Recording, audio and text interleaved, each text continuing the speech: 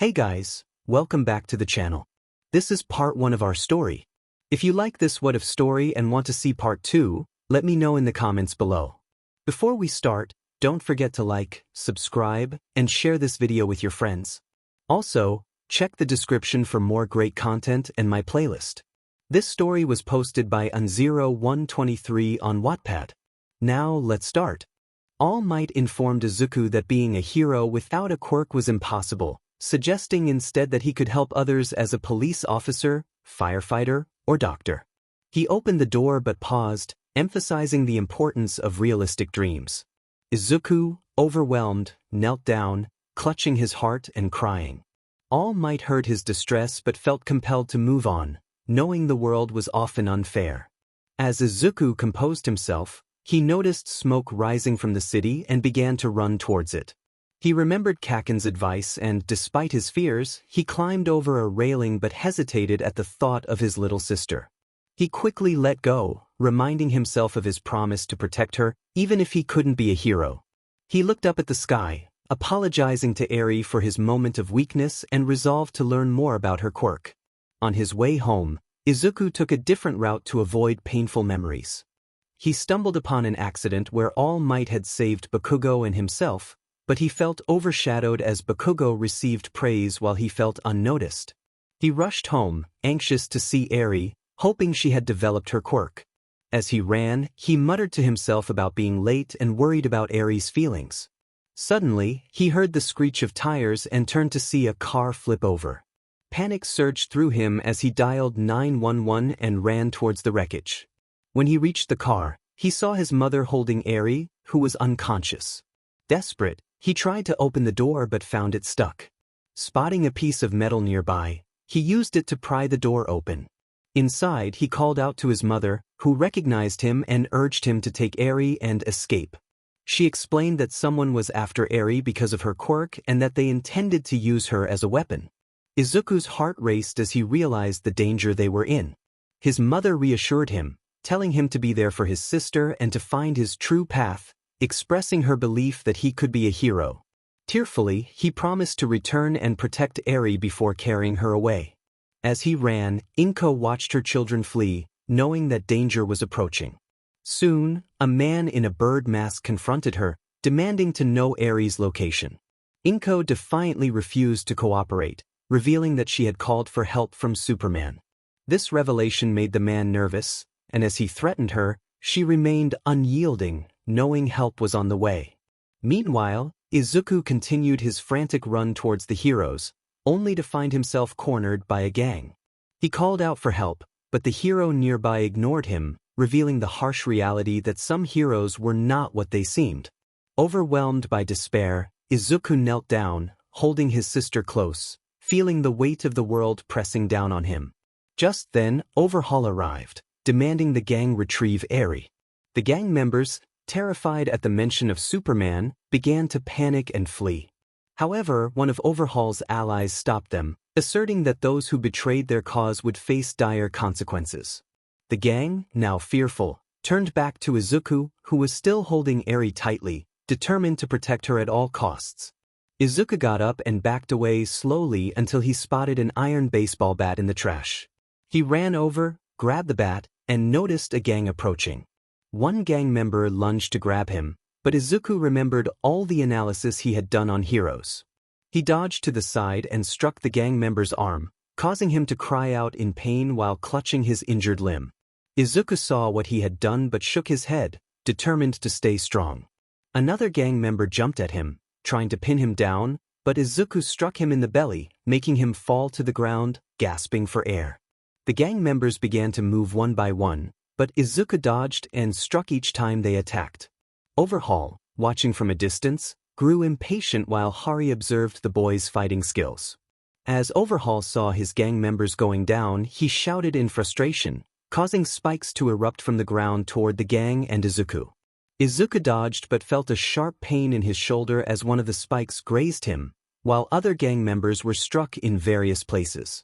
𝗧𝗵𝗲 approached Izuku with Hari, who was impressed by the boy's resilience. Izuku, feeling the weight of the situation, gently placed Eri on the ground behind him and grit his teeth, pulling the spike from his shoulder. He breathed heavily, standing firm in front of them. Despite his weakened state, he warned them not to take another step. 𝗏𝗏 taunted him, comparing him to his mother, who had been just as stubborn. Izuku's eyes widened as 𝗏𝗏 revealed more about his plans, mentioning 𝗬𝗏's quirk and how it could erase others' abilities. Anger surged within Izuku, and he declared that he would never allow 𝗏𝗏 to take his sister for his own twisted ambitions. 𝗏𝗏 dismissed Izuku's defiance, and in a moment of distraction, Izuku turned to see Eri in Hari's arms. He shouted for them to give her back, but was suddenly struck by a spike in his chest. As he looked down at the wound, 𝗏𝗏 walked past him, declaring his victory and comparing Izuku's losses to those of his mother and sister. Izuku's vision began to blur, and he felt himself slipping away as memories of Eri flooded his mind. He recalled the day she was born in the hospital, the joy of holding her for the first time, and his promise to protect her, even as a quirkless hero. With renewed determination, Izuku's eyes shot back open. He would protect Eri, no matter what. He grabbed a spike, broke off the tip, and turned it into a weapon. As he stood up, a brilliant light enveloped him, and he shouted for his sister to be returned. 12 white wings sprouted from his back, illuminating the area around him. 𝗏𝗏 and Hari turned in shock at the sight of Izuku, now surrounded by 4 archangels representing hope, wisdom, fate, and justice. One by one, the archangels merged with Izuku, causing more wings to emerge. As he fainted from the overwhelming power, the feathers from his wings transformed into sharp projectiles, launching toward 𝗏𝗏 and Hari. 𝗏𝗏 quickly created a barrier, but the feathers pierced through effortlessly, targeting Hari. Despite his attempts to defend himself, some feathers struck him, causing him to drop Eri. However, the feathers gently cradled Eri and carried her back to Izuku. 𝗏𝗏, furious, sent more spikes toward Izuku and Eri, but they were halted by the protective feathers. As he saw Eri nearing Izuku, he rushed forward, shouting that if he couldn't have her, no one could. Just inches away, he was suddenly struck in the face by 6 wings, sending him crashing into a wall. Izuku and Eri were now enveloped in a cocoon of wings, making it difficult for anyone to see them. 𝗏𝗏 growled and was about to walk over to them, but something sent him back against the wall in an instant. A voice declared that 𝗏𝗏's game was over. Dazed, he looked up and recognized Superman, who was filled with anger and regret, wishing he had ended 𝗏𝗏's life. Batman reminded Superman that if he had done so, the country would have been thrown into war, and everything would be lost. Superman's fists tightened as he expressed his frustration about how the kid's mother had died. Batman acknowledged this and placed a quirk-canceling handcuff on 𝗏𝗏's wrist, emphasizing the need to gain the trust of the Japanese president quickly to avoid losing more lives. Superman sighed, agreeing with Batman. Batman then asked how. Superman knew the woman who had died. Superman nervously laughed, explaining that she was one of the few who knew his identity after he accidentally revealed himself in a changing room, but she had kept her promise to him. Batman, with a serious expression, understood the situation. They both turned to look at the cocooned wings above them when All Might burst in, announcing his arrival with enthusiasm. Batman sighed while Superman patted his back, and they turned to greet All Might warmly. All Might then asked what had brought them there. Superman explained that he was there to help a friend. All Might inquired if the friend was okay, to which Superman shook his head, revealing that she was gone by the time they arrived and that 𝗏𝗏 was responsible. All Might was shocked to learn that 𝗏𝗏 was present. Superman asked if All Might knew him, and All Might responded that his former sidekick had been trying to find a way to charge 𝗏𝗏 but had no luck. Batman pointed out that 𝗏𝗏 relied too much on his foresight quirk, neglecting the essence of being human. All Might looked down, apologizing for the situation. Superman reassured him not to worry about 𝗏𝗏's words, attributing his bad mood to the recent events with 𝐻𝗧𝗵𝗲. Batman then called both All Might and Superman over to show them his device, which was a quirk-checking tool. All Might asked what it was, and Batman explained that it could identify different quirks. Superman noted that it was showing rewind quirks and quirkless individuals. All Might was surprised to hear the term quirkless, but Batman interrupted, questioning whether the device was malfunctioning or if there were truly no quirks present. Suddenly, someone tossed a USB stick to Batman, claiming it contained CCTV footage. Batman thanked Eraser, who had just arrived. All Might exclaimed Eraser's name, and Eraser grumbled about the noise. After a brief moment, they all watched the footage, stunned by what Izuku had done during the fight. Superman was amazed by Izuku's actions, seeing him as a true hero. The footage ended abruptly when Izuku's light glowed, leaving them in darkness. Batman noted that they would need to ask Izuku what had happened afterward, glancing at Overhaul, who was still unconscious.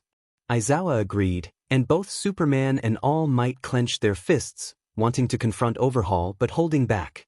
Batman informed them that he had already called the Justice League for assistance and needed Eraser's authority as a ground hero to help with the case. Aizawa confirmed he had already contacted Nizu, who would be arriving with the police and an ambulance. All Might expressed concern for how Izuku was doing, moving toward the scene. Aizawa cautioned against getting too close when Batman suddenly shouted for All Might to look out. He threw a smoke bomb at the wings, which were about to strike All Might, allowing him to jump back just in time. Batman explained that the wings were a defense mechanism, similar to a mother's instinct to protect her child. They observed that the wings appeared to be as strong as high-carbon steel or Damascus steel. Superman asked what they should do in the meantime, and Batman suggested they wait. He then walked away, prompting Superman to ask where he was going. Batman replied that he needed to check the child's records and requested Aizawa's help in this case. Aizawa agreed, and they both headed to Batman's car. Superman remarked on how similar the two were, while All Might noted that Eraser seemed to have a strong connection with Batman.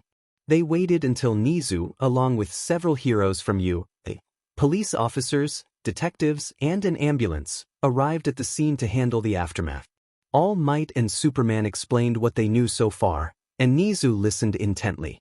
He asked about Batman and Eraser's whereabouts, to which Superman replied that they had gone to find the family records. Nizu expressed hope that they would uncover something useful or find someone who knew the family. All Might inquired about 𝐻𝗂𝐵, and Nizu sighed, admitting they had tried to keep them in the dark, but they would undoubtedly come. Superman sighed, sensing that things were about to get complicated.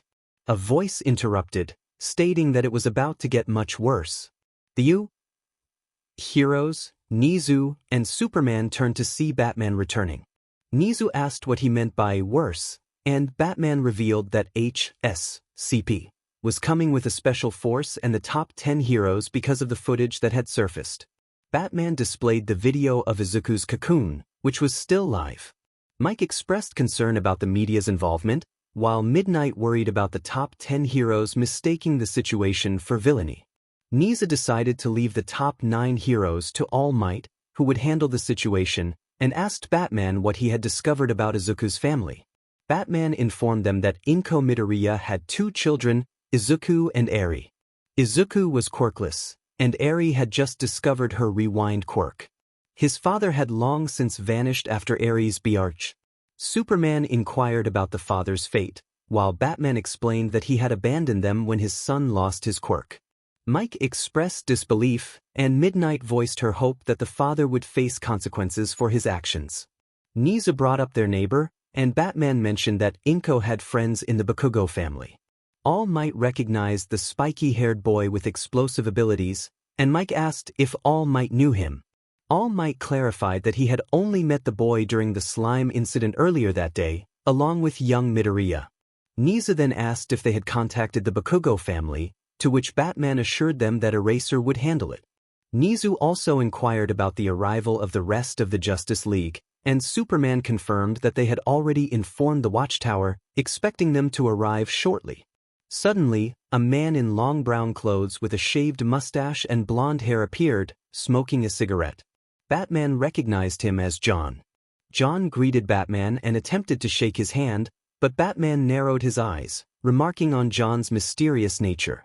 Midnight, curious, asked who he was, and John introduced himself, kissing her hand and charmingly asking for her name. Blushing, Midnight introduced herself as Midnight. Batman interrupted, reminding John of their purpose. John then approached the cocoon, and All Might asked Superman if John was a hero like him. Superman explained that John was more of a detective and a warlock who helped when needed. All Might expressed curiosity about John's approach, while Batman and Superman reassured the others that it was fine for John to proceed. As John stepped closer, he paused, sensing something. Feathers emerged in front of him, pointing threateningly. John reassured the entity within the cocoon that he meant no harm, but suddenly, he was interrupted by a presence in his mind. Those watching saw John's eyes glow and wings illuminate as if responding to a heartbeat. Midnight wondered if they should assist him, but Batman insisted that this was typical for John. Mike was intrigued by the glowing eyes, and All Might noted that he couldn't get close to the wings. Superman, however, stepped past the warning line without issue, prompting Mike to follow suit, albeit hesitantly. Mike crossed the line and found that the wings did not react, confirming Superman's earlier assertion. Superman explained that the wings were a territorial defense mechanism, similar to animals, protecting their space. 𝗫𝗎 interjected, suggesting that the child had trust issues. All Might, feeling the pressure, stammered in response. Just then, Batman laid John down on the ground as he finished his mental conversation. John groaned, complaining about the headache he had received. Midnight checked on him, and John assured her he was fine, aside from the discomfort. Batman pressed for information, and John suggested bringing Green Lantern to the watchtower for further discussions, as the cocoon's occupant was unwilling to communicate in their current location. Suddenly, the wings expanded, creating a powerful gust that extinguished nearby flames. 𝗕𝗏𝗏, spotting All Might, descended and questioned his presence, demanding to know why he wasn't stopping the supposed villain. Superman asked which villain 𝗕𝗏𝗏 was referring to, and Hawks intervened, explaining that they were there for a reason and wouldn't have approached otherwise. 𝗕𝗏𝗏 was confused but was reminded by Hawks that they were all part of the situation. Superman advised 𝗕𝗏𝗏 to remain calm, and Hawks discreetly called for the top 7 heroes to arrive peacefully. As the heroes approached, the media attempted to follow, but the police held them back. The heroes crossed the warning line, believing it was safe due to Superman's presence, but feathers appeared one by one, warning them to stop. 𝗕𝗏𝗏, undeterred, boasted about not fearing the feathers, but was abruptly silenced as a feather pierced his shoulder, causing him to cry out in pain. More feathers were sent forth, but All Might intervened with a powerful gust, sending some feathers flying away. John shouted for everyone to stop, warning that their actions would only lead to more harm for the child inside the cocoon. He pointed at 𝗕𝗏𝗏, demanding he take a step back due to his reckless behavior. 𝗕𝗏𝗏 growled but hesitated as a figure emerged behind him. The 𝗕𝗶𝗍𝗵𝗲 vice president, along with special forces, arrived on the scene, commanding the heroes to take down the monster and help the child within. All Might protested, but the 𝗵𝗲𝗵 insisted that if they left the situation unresolved, the public would lose trust in the heroes. Superman intervened, explaining that they were there to assist the child's mother. The 𝗵𝗲𝗵 recognized him but remained firm, asserting that this was a problem for Japan to resolve. John then warned that if they attempted to approach the cocoon, they would face consequences. Superman touched John's shoulder, whispering concern about exhausting the child's powers, but John reassured him that the child was still in a coma and that the wings were merely a defense mechanism. The Justice League heroes and 𝗫𝗎𝗏 stepped back, leaving only 3 heroes, myheroacademia, Crust, and 𝗕𝗏𝗏, prepared to confront the cocoon. All Might was still uncertain about his choice. 𝗵𝗏𝗏 looked at the heroes and declared that she would deal with them later. Mirko responded with confidence, stating that they were not afraid of her threats and would gladly accept any consequences. Ryuko emphasized that they had become heroes to protect children, not to harm them. Wash made a noise of agreement, and Edgeshot added that they would always help, even in dark times. Best Jeanist nodded in support. 𝗵𝗏𝗏 then turned her attention to Hawks, reminding him of what they had done for him. Hawks expressed his gratitude but pointed out that he already had someone watching his back, gesturing towards the Justice League and 𝗫𝗎𝗏. 𝗵𝗏𝗏 clicked her tongue in frustration and instructed the 3 heroes to take down the monster and free the child. The heroes nodded and activated their quirks. Crust formed a shield while myheroacademia created swords. 𝗕𝗏𝗏 ignited his flames and launched a spear of fire at the cocoon, but it was halted by feathers in defense, which burned away. 𝗕𝗏𝗏 smirked, realizing the cocoon had a weakness, and intensified his flames. 𝗏𝗏 declared that he would shield them, covering his hands with his quirk, while 𝗎𝗏𝗏 prepared to deflect some feathers with his swords. 𝗕𝗏𝗏 urged them to move forward and took to the sky. He unleashed a barrage of flame spears at the cocoon's wings, but the feathers consistently protected it from every attack. 𝗏𝗏 threw his shield to 𝗕𝗏𝗏 for protection, while 𝗎𝗏𝗏 fought valiantly to deflect the feathers, though it was challenging due to their composition. Despite their efforts, the three heroes struggled to inflict damage on the cocoon, and the watching heroes were astonished to see 𝗕𝗏𝗏's flames could indeed destroy some of the feathers. As fatigue set in from overusing their quirks, the feathers continued to assault them. 𝗕𝗏𝗏 gritted his teeth, preparing for another attack when suddenly a green barrier appeared, halting all the feathers. They looked up to see a man in black with green eyes and black hair, his body glowing with green light, Green Lantern, also known as Jon Stewart. He announced that he had arrived just in time and instructed the heroes to take care of themselves before returning to confront the cocoon. Superman appeared in front of him, clarifying that there had been a misunderstanding. Jon then asked the heroes to put on sunglasses he provided, warning them that they would soon witness something extraordinary. As the cocoon's wings lit up, a blinding light enveloped Japan, and when it faded, everyone except the heroes, the Justice League, Midnight, Mike, Eraser, and Nezu had vanished. Eraser was bewildered, questioning how he had arrived and noticing that all the damage was gone. Jon explained that the villains had used their powers to erase all memories of Izuku, including his record, 𝗵𝗃𝗏, and family, leaving only those they trusted. Midnight asked for clarification about who they were, and Jon informed everyone that they would receive further explanations at 𝗎𝗏, and instructed them to wait for a call from the Watchtower, requesting no questions until then. The heroes nodded, and they headed to 𝗎𝗏, while Batman and Jon traveled to the Watchtower, with Superman and Green Lantern flying into space alongside the cocoon. Superman reassured the cocoon that they would save him and his sister.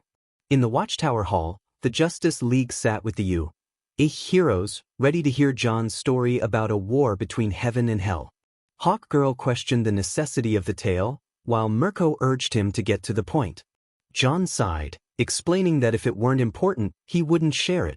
Flash eagerly encouraged him to continue, and Wonder Woman expressed her interest as well. Martian Manhunter joined in, and the others nodded, eager to listen. Jon began by describing a world filled with magic, mystical creatures, elves, dwarves, humans, demons, and angels, conjuring images of these beings in the room. He then introduced 4 archangels who appeared behind him, startling everyone except for Flash, Hawks, and Wash, who jumped in surprise. 𝗕𝗏𝗏 spoke, assuring the humans that they came in peace and had no intention of attacking. Superman inquired about their purpose. Tyrell explained that they wanted the Justice League to train the boy. Batman questioned their reasoning, and 𝗕𝗏𝗏 warned that the world was becoming increasingly dangerous. Rio added that some threats could be stopped in time, but the loss of life was so great that even heaven could not keep count. Tyrell warned that demons and angels might come to Earth to either destroy or save, just as they did in their own realm. Jon urged them to show the Justice League what was happening in the underworld. The 4 archangels exchanged glances and nodded, preparing to reveal the truth. Together, they recited, "Mirror of life, mirror so sure, in your reflection all is pure." Behind the glass, nothing was hidden. The truth that lurked inside this world was revealed, and suddenly, the room began to crack like a mirror, transforming into a hellish landscape. The Justice League tensed up, suspended in midair, not falling but aware of the danger surrounding them. In this hellish world, demons roamed, shouting into the sky and moving about chaotically. The scene shifted to a hellish castle, where a group of demons were engaged in conversation. The atmosphere grew tense as the Justice League recognized the demons, all of whom were discussing something significant. The heroes wanted to understand what was being said, but one demon lord looked up and unleashed a massive fireball toward them, causing the scene to revert back to normal. Flash stood up, bewildered, and exclaimed about the shocking encounter. 𝗏𝗧𝗏𝗏, filled with concern, noted that these were real demons. Superman questioned their intentions, while 𝗬𝗏 revealed that they were preparing for war. Rio added that they were allied with both their world and the hero's world. Wonder Woman expressed her disbelief, recalling how they had previously defeated some of these demons. 𝗵𝗲 explained that some had escaped through ancient magic, and 𝗕𝗏𝗏 added that the cost of that magic was their lives. Green Lantern acknowledged the potential trouble they faced if the demons invaded their world and inquired about their waiting strategy. 𝗕𝗏𝗏 explained that demons needed a portal to enter the realm of the living. Rio continued that to create this portal, they required assistance from humans, or in some cases, sacrifices. Superman pressed for a timeline, asking when this would occur, while Flash echoed the urgency to stop it in time. 𝗕𝗏𝗏 regrettably admitted they did not know when it would happen. Green Lantern questioned their certainty about the impending threat. John, puffing out a cloud of smoke, revealed that he had glimpsed the future through the boy's powers. The Justice League and the Japanese heroes reacted in shock. John clarified that the boy was half-human but possessed extraordinary abilities. Aizawa interjected, explaining that Nightie's quirk allowed him to see the future, but not the specifics of when events would transpire. Wonder Woman agreed to train the boy but questioned why the others were present. John reminded them of the sunglasses he had asked them to wear, which protected them from memory-wiping powers related to the earlier incident. Mirko realized that all might and endeavor would not remember anything. John reiterated that only those present could know what had happened to the boy, warning against spreading the information, as it could attract those seeking to exploit the boy and his sister's powers. Batman acknowledged the situation, while Green Lantern asked what would happen to the boy after training. 𝗬𝗏 assured them that they would handle it. Rio explained that after training, they would reappear before him to present a task. Superman inquired about the nature of this task, but 𝗵𝗲 stated that it would be revealed later. Flash raised a concern about how they would help the boy and his sister manage their powers, prompting Batman to seek clarity on that matter. 𝗕𝗏𝗏 indicated that the one who would assist them was 𝗏𝗧𝗏𝗏, who was taken aback by the sudden attention. She demanded to know why it had to be her, but the archangels remained silent. 𝗕𝗏𝗏 reminded her of the lullaby her mother sang when she was a baby. Frustrated, 𝗏𝗧𝗏𝗏 insisted on an explanation. 𝗵𝗲 stated that this would be discussed at another time before fading away with the other archangels. 𝗏𝗧𝗏𝗏 sighed in exasperation, while Flash asked how they could help. She inquired who could play the guitar, and Flash raised his hand, boasting about his experience. With determination, 𝗏𝗧𝗏𝗏 pulled Flash along, followed by the others. Batman informed Nizu that they would keep him updated on the situation, and they all returned to their tasks. In the facility room, the Justice League observed the cocoon behind the large glass. Batman emphasized the importance of precautions. 𝗏𝗧𝗏𝗏 asked where she should sing, and John directed her to the cocoon. Flash hesitated, expressing his concern about entering, but John reassured him that it would be safe. 𝗏𝗧𝗏𝗏, undeterred by the risk, encouraged Flash to grab his guitar. Although he grumbled, he complied, and Wonder Woman cheered her on.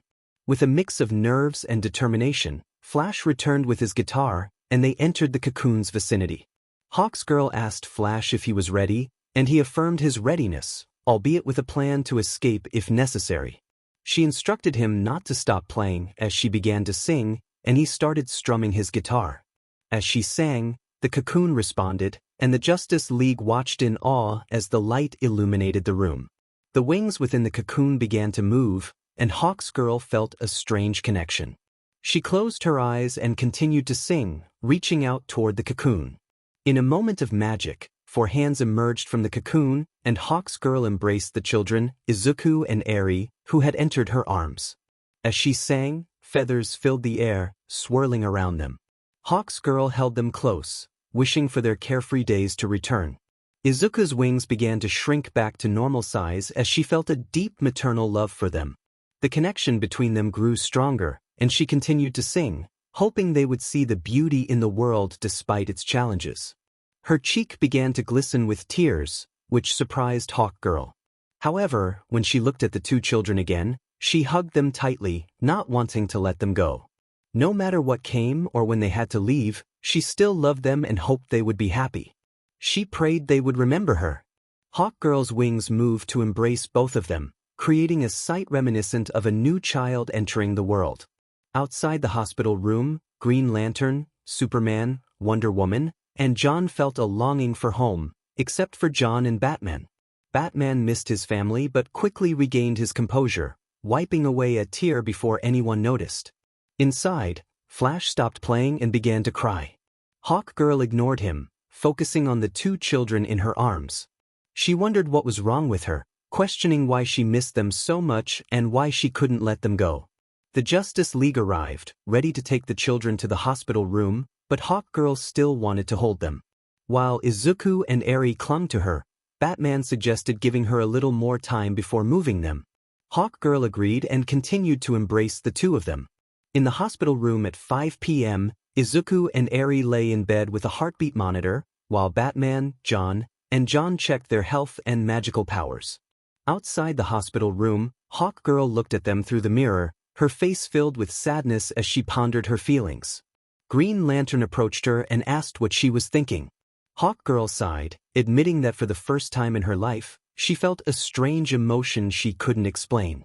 Green Lantern suggested that it felt like a longing to protect them, akin to a superhero's duty. Hawkgirl agreed but questioned why she felt this way when she had not given 𝗵𝗲𝗍𝗔 to them or been their mother.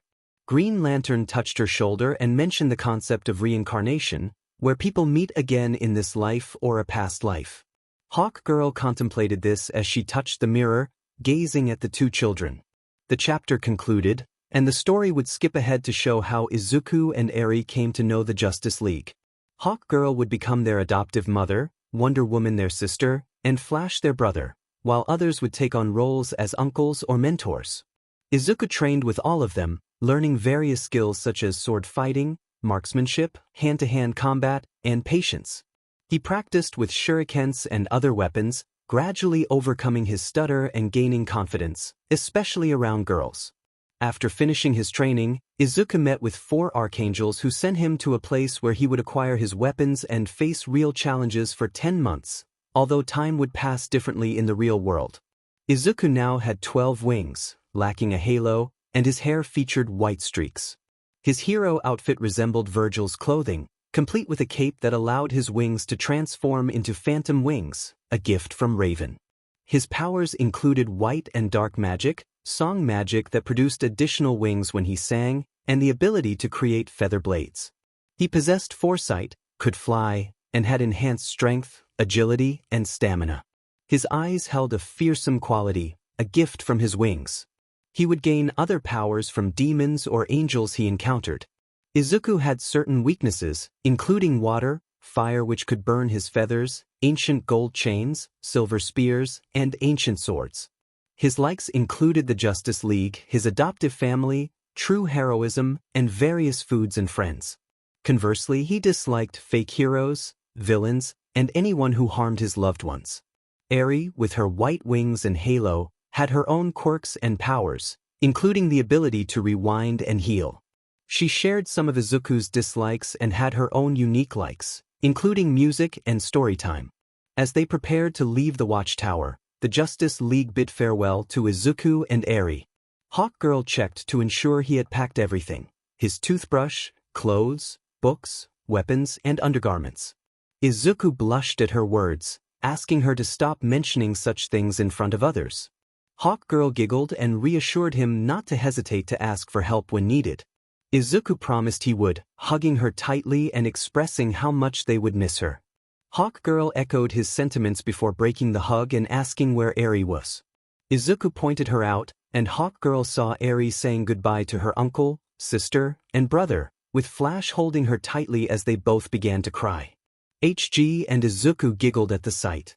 Batman called Izuku over, asking if he needed something.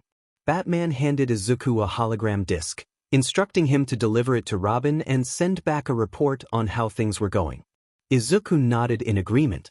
After a final group hug, except for John, both Izuku and 𝗕𝗏 entered a javelin with John, who would transport them to Earth, flying toward Jump City. In the sky above America, Izuku and 𝗕𝗏 said goodbye to John with a big hug before jumping out of the javelin. John took one last look at them before returning to the watchtower. Izuku asked Eri if she was ready to see a new city, and she eagerly suggested they race. Izuku chuckled, offering to carry her if she got tired. Eri confidently declared she would never tire, raising her arm in determination. Izuku smirked and challenged her, counting down to 3. As he zipped away, Eri called out that it wasn't fair and flew after him, both laughing as they soared toward Jump City. In the evening, Izuku arrived at the Teen Titans' place with Eri, who was sleeping in his arms like a cocoon of wings.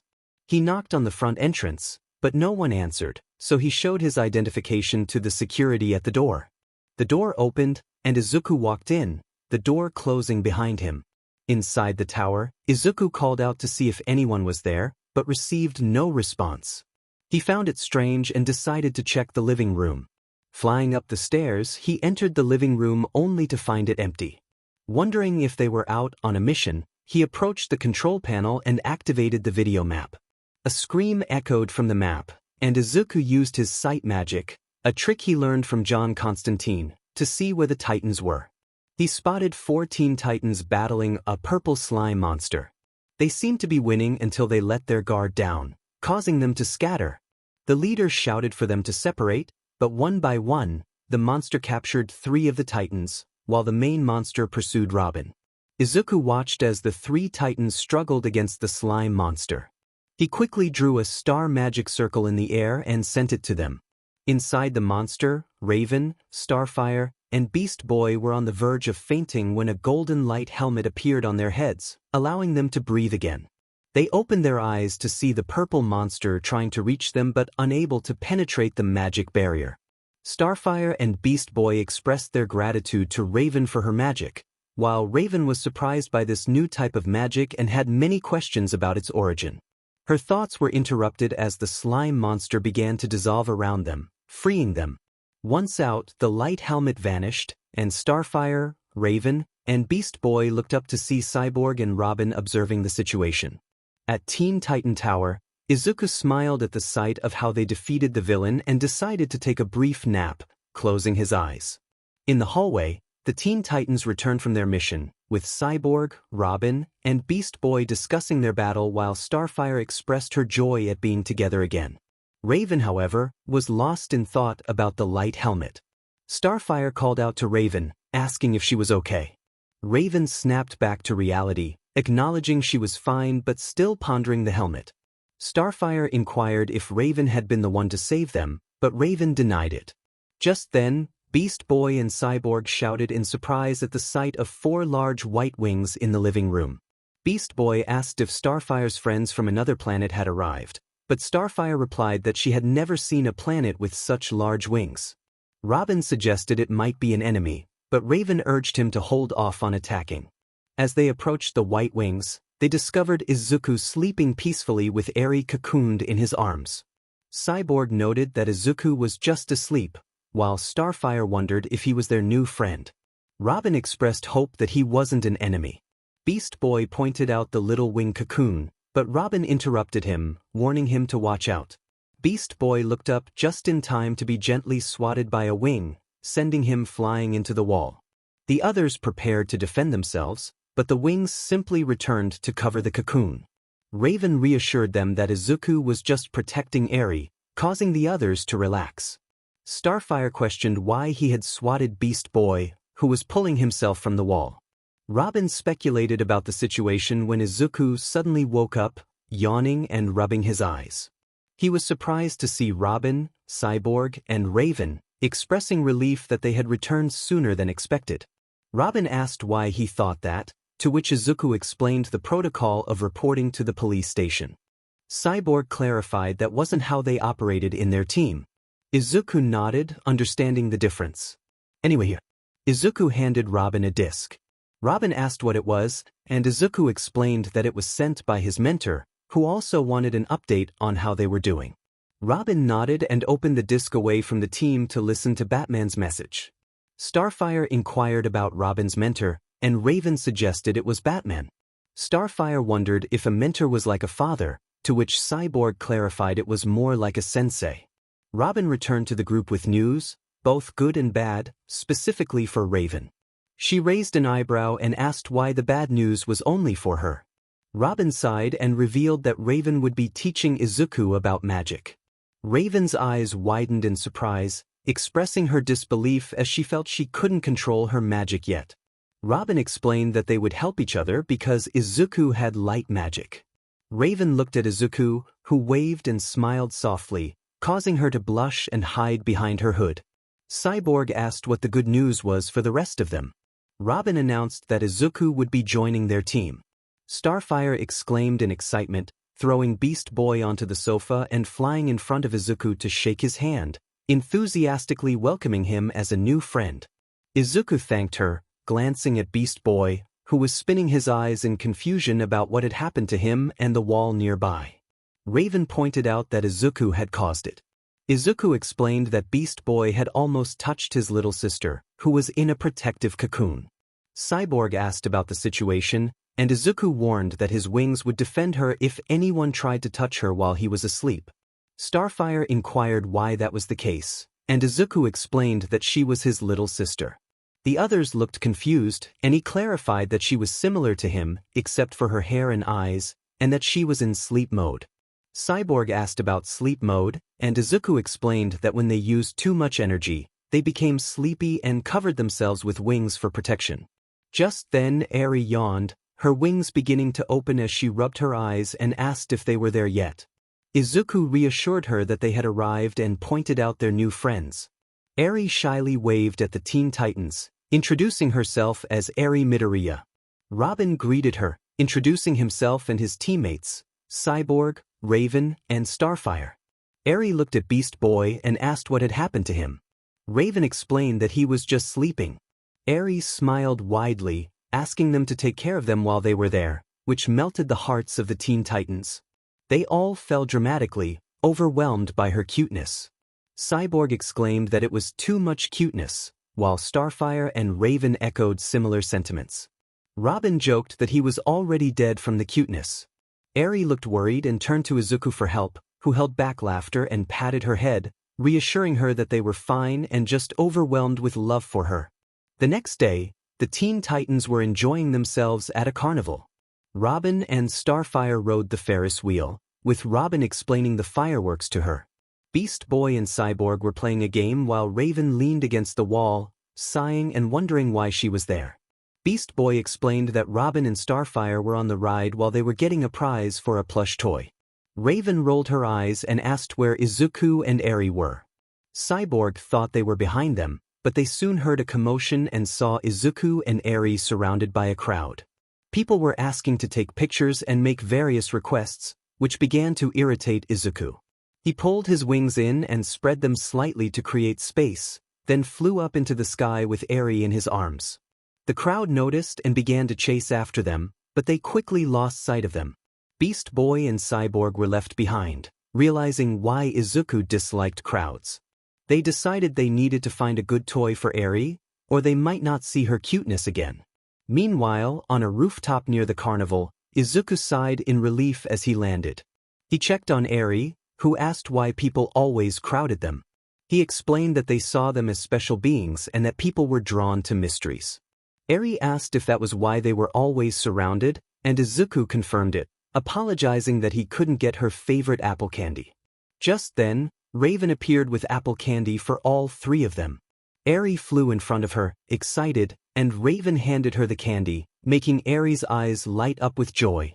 Izuku thanked Raven for the candy, noting that he thought things would be different but they were still the same. Raven reassured him, giving him an apple candy as well.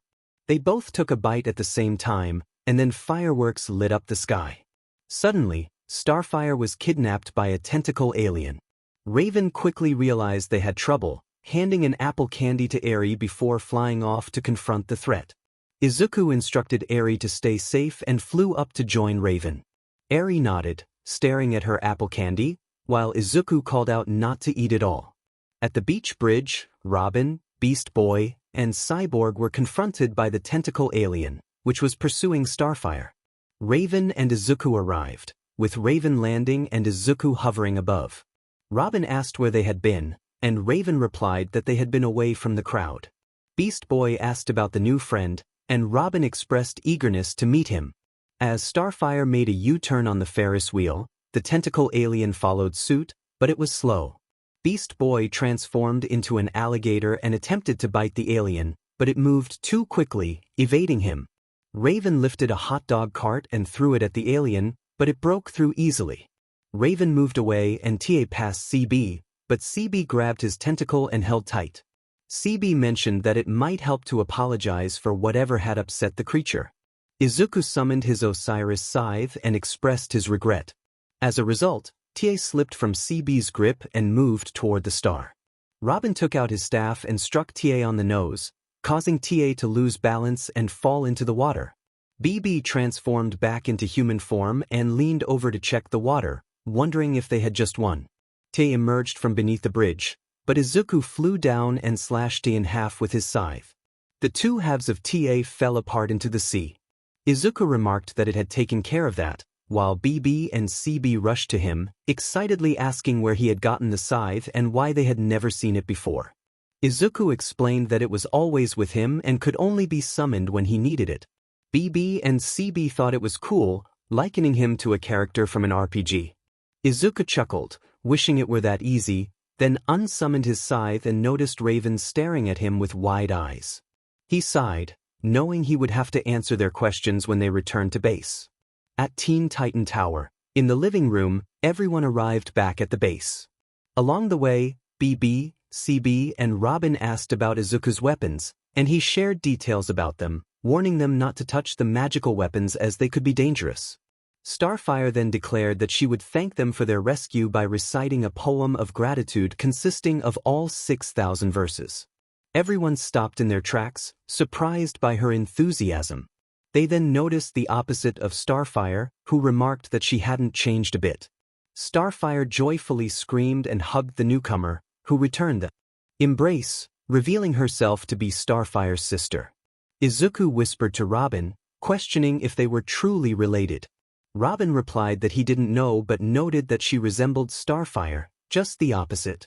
They watched as Blackfire presented Starfire with a green gemstone, and Izuku felt uneasy about Blackfire's eyes and smile, deciding to keep a watchful eye on her since she had entered the tower without proper security clearance. Starfire introduced Blackfire to the group, and Blackfire greeted them, pointing out Cyborg, who introduced himself politely. Blackfire playfully crushed Cyborg's hand in a firm handshake, then moved on to Raven, complimenting her gemstone. Raven smirked, surprised that Blackfire knew about chakra. Blackfire explained her interest in meditation on Altara Prime. Next, Blackfire approached Beast Boy, who jokingly pointed out that there was nothing but the ceiling above them. Blackfire laughed at his humor, and Raven commented that statistically, someone had to find him funny, causing Beast Boy to deflate in defeat. Blackfire then turned her attention to Izuku, tilting her head as she admitted she didn't recall hearing about him from Starfire. Izuku introduced himself as a new member of the team, along with his sister, who was there for training. Eri shyly greeted Blackfire from behind Izuku's leg. Blackfire cooed at Eri, attempting to touch her, but Eri yelped and hid behind Raven's clothes. Izuku apologized, explaining that Eri was shy around strangers. Blackfire expressed her apologies to Eri, who remained hidden. Blackfire then moved to Robin, admiring his cape and expressing her love for it. Robin explained that it was made of a high-density polymerized titanium, much stronger than steel, which earned him a jealous glance from Starfire. Blackfire complimented Robin's mask, calling it mysterious, and Starfire nervously asked what had brought Blackfire to Earth. Blackfire casually mentioned that she was in the quadrant and thought she would check if Earthlings liked to party, flopping onto the couch and mentioning her near encounter with a black hole on her way. Robin, Cyborg, and Beast Boy quickly gathered around her, intrigued by her story. Blackfire began to recount her adventure through the Draconis Nebula, but Starfire interrupted, warning her that traveling there was forbidden due to the presence of black holes.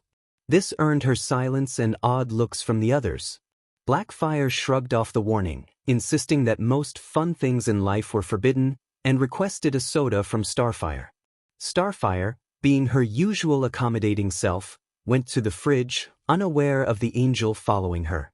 Izuku observed the interaction and noted to Starfire that he sensed she didn't quite trust her sister. Starfire, surprised, acknowledged Izuku's presence and thanked him for his understanding. Izuku advised her to keep an eye on Blackfire, as he didn't fully trust her due to her unauthorized entry into the base. Starfire agreed, expressing gratitude for Izuku's concern. As Izuku walked down the hallway toward his room, he spotted Raven holding Eri, who was sleeping peacefully. He smiled and approached them, thanking Raven for looking after his sister. Raven asked why Eri had run and hidden behind her, and Izuku explained that Eri trusted Raven more than anyone, even knowing about her father. Raven's eyes widened in surprise, and Izuku reassured her that he had shared that information. As Raven backed away, Izuku gently pulled her back with his wings, encouraging her not to run away and inviting her to his room to discuss everything. Raven hesitated but felt compelled to follow her heart and joined him. In Izuku and Eri's room, which resembled Terra's but featured a bookshelf, wardrobe, large bed for three, a desk, and a game shelf for Eri, as well as Izuku's weapons displayed in glass cases, Raven expressed surprise at his love for reading.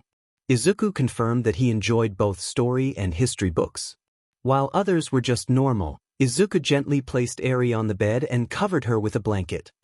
He kissed her forehead and wished her good night before turning his attention to Raven, who was about to reach for two blades. Izuku flapped his wings once and quickly moved to stop her hand, surprising Raven. He warned her not to touch the weapon, explaining that it would not end well for her or anyone else present. When he released her hand, Raven asked why she felt so drawn to it. Izuku inquired if she sensed anything from the weapon he had used. Raven nodded, admitting she felt the soul within it. He sighed, realizing he couldn't hide the truth from her. He explained that the weapons were all demons and angels he had prevented from entering their world. Raven's eyes widened as she processed this information. He continued, revealing that the souls belonged to those he had defeated, who had deemed him worthy of their power. However, he pointed out that the Devil Sword and Yamato were different. He had found them in ruins and struggled to control them. Curious, Raven asked why he possessed uncontrollable weapons. Izuku chuckled nervously, recalling how he had been attracted to them just like she was. He had taken the swords home but found that using them did not go well. The next day, he returned them to where he found them, only for them to come back to him again. Raven expressed disbelief, and he reassured her that he had tried many ways to rid himself of them, but they always returned. Raven then asked how he knew her father. Izuku casually mentioned that one of the demons liked to brag about him, and he had only stopped talking when he defeated it. Raven blushed and hid her face with her hood, but Izuku noticed her reaction and chuckled, commenting on how he had never seen an appealing goth girl blush in front of him. They exchanged glances, both blinking in surprise, until they both turned red and looked away. Feeling flustered, Raven stammered that she had to go and would see him in the morning before leaving the room. Izuku, feeling embarrassed, thought to himself about how he couldn't believe he had said that, especially since they had only known each other for a day. He wished he could ask someone for advice about his feelings. Meanwhile, outside Izuku's room, Raven was deep in thought, reflecting on how he had called her appealing and why she couldn't stop thinking about him. She arrived at her own room, took off her robe and got into bed, trying to convince herself to stop thinking about him, knowing he likely didn't feel the same way. The next day, Starfire was wandering around the tower looking for her sister, still wearing the necklace Blackfire had given her. She called out for her sister, seeking companionship. As she searched, she came across Cyborg and Beast Boy on the couch, engrossed in a racing game. Cyborg was confidently leading, teasing Beast Boy until he was overtaken by him. Starfire approached, asking if they had seen Blackfire. Beast Boy mentioned that she had just been there, but Cyborg quickly celebrated regaining the lead. Starfire, feeling hopeful, asked if she could join their game, but Cyborg explained that the winner would get to play with Blackfire. Beast Boy, smitten, agreed that she was great at the game. Feeling dejected, Starfire walked away and knocked on a door, which opened slightly to reveal Raven. When she inquired if her sister was inside, Raven denied it and attempted to close the door. Starfire optimistically suggested they hang out at her favorite cafe, but Raven mentioned she had already been there with Blackfire, who had shared some surprisingly dark poetry. Sighing, Starfire walked away, only to find a sign on Izuku's door that read, "Don't come in, Izuku and 𝗬𝗏 out." Respecting their privacy, she continued down the hall, feeling a heavy weight on her heart. As she passed the gym, she caught a glimpse of Blackfire and Robin in a rather close position, causing her to gasp in surprise. Blackfire confidently explained a martial arts move to Robin, claiming she had learned it from a 𝗬𝗏. Starfire, feeling left out, stood there with a sad expression. Seeking fresh air, Starfire made her way to the rooftop, where she heard laughter coming from the sky. Looking up, she saw Izuku and 𝗬𝗏 playing among the clouds. Curiosity piqued, she flew up to join them. Izuku affectionately called 𝗬𝗏 his little snowflake, rubbing her cheek against his. 𝗬𝗏 giggled and called out to her sister, escaping Izuku's grip to fly into Starfire's arms. Starfire greeted her warmly and asked what they were playing. Izuku explained they were playing hide and seek in the clouds and invited Starfire to join.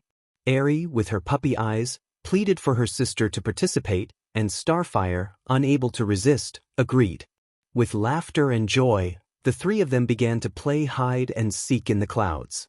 At first, Starfire struggled to understand the game, but as Izuku and 𝗬𝗏 patiently explained it to her, she gradually began to enjoy herself.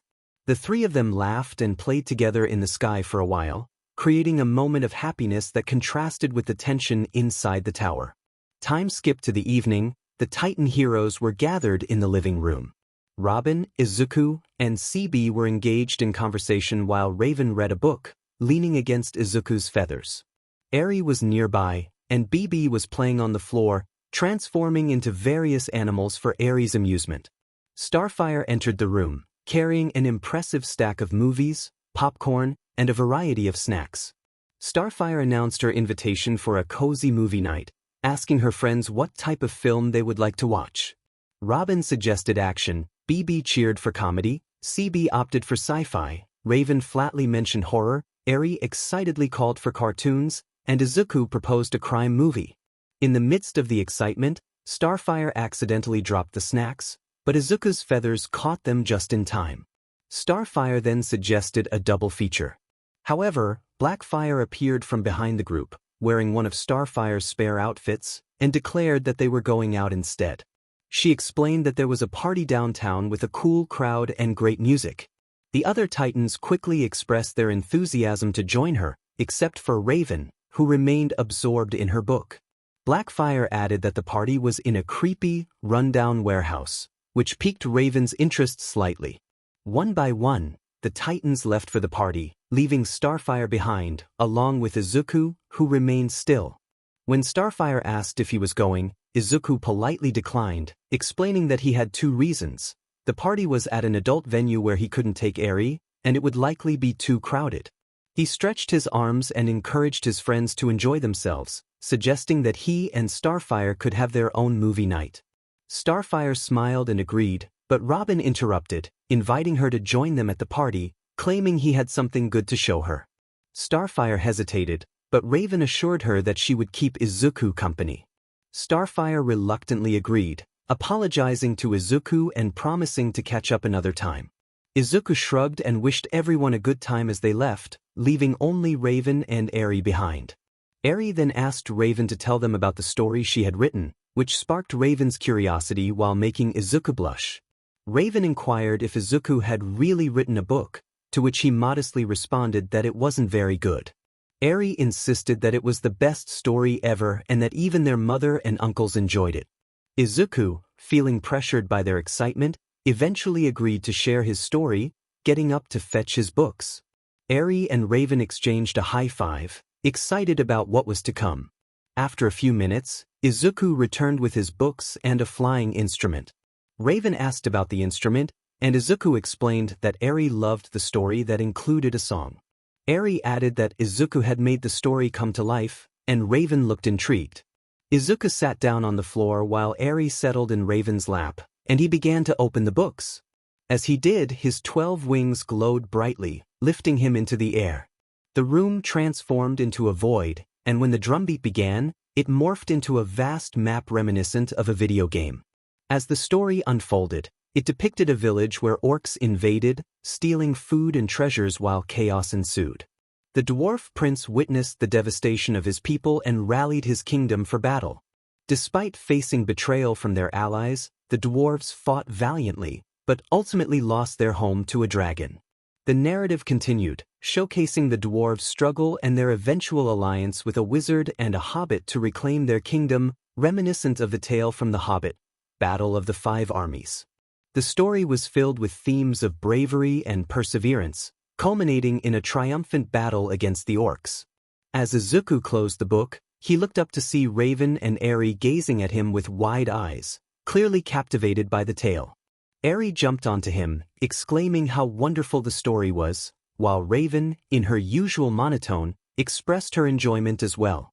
Izuku smiled at their reactions and handed Raven a book, explaining the deeper elements of the story. To his surprise, Raven kissed him on the cheek in gratitude before walking away, leaving Izuku momentarily frozen in place while Eri cheered for them. A short time later, the rest of the team returned, sharing their experiences from the party and wondering why they hadn't been called. They all shrugged it off, understanding that it had slipped their minds. Izuku noticed Starfire looking a bit down and asked if she was okay. She replied that she was fine but walked away, prompting Izuku to signal Robin about her mood. Robin nodded, waiting for the right moment to approach her. Later that night on the TTT roof, Starfire was packing her things to head home when Robin arrived just in time to speak with her. Before she could explain, an alien from another galaxy appeared, knocking Robin out and abducting Starfire. Izuku and the others rushed in to help, and the adventure continued from there. Eri was at the back, enthusiastically urging Robin and Starfire to share a kiss. Robin was a flustered mess, while Starfire, unaware of the deeper meaning behind Eri's words, agreed to the request. Before Robin could protest, Starfire leaned in and kissed him, leaving him momentarily stunned. Eri cheered happily at the sight. In the living room of Titan's Tower, Cyborg was rummaging through a pile of clutter, searching for the remote control. He lifted the sofa and looked underneath, accompanied by Beast Boy, who was sniffing around the trash-filled room. Cyborg expressed his disbelief at losing the remote, while Beast Boy, now in human form, searched under the CD desk. Their bickering continued, with Raven sitting on the couch, trying to read her book but growing increasingly annoyed by their antics. Cyborg pointed out Beast Boy's history of losing things, which prompted Raven to lower her book and give him an irritated look. Cyborg lamented about not being able to watch TV without the remote, leading Raven to suggest he simply get up and change the channel. The suggestion shocked the two boys, and Cyborg insisted it wasn't a joke. He urged Raven to either help them find the remote or return to her book, which she deemed a pointless argument over a useless device. With that, she walked away, trying to maintain her composure. As the argument escalated, Starfire and Robin entered, with Starfire excitedly discussing the secret to traveling faster than light. Beast Boy pointed an accusatory finger at Cyborg, which made Starfire gasp. Robin attempted to calm everyone down, reminding them about their upcoming combat practice. Starfire, oblivious to the chaos, opened the fridge and was horrified to find it in disarray, with moldy leftovers. When a piece of cheese began to move, she panicked and blasted the fridge with a starbolt, leaving the others covered in blue mold and shocked by the explosion. Afterward, Robin suggested they go out for pizza. As they left, two people returned from the watchtower and entered the living room, stopping short at the mess. Izuku's eye twitched in annoyance while Eri held her nose, commenting on the unpleasant smell. Izuku asked Eri to play in her room while he cleaned up, and she agreed, flying off. Izuku opened the Teen Titan communicator to contact Robin, who answered cheerfully. Izuku, with a hint of mischief, inquired about the mess, and Robin informed him it was Starfire, Cyborg, and Beast Boy's doing. After thanking Robin, Izuku ended the call, puzzled by the conversation.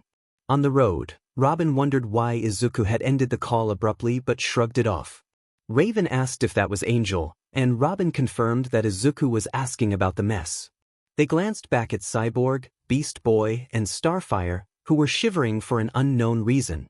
Cyborg expressed a feeling of disturbance, and Beast Boy agreed, while Starfire commented on the unusual chill.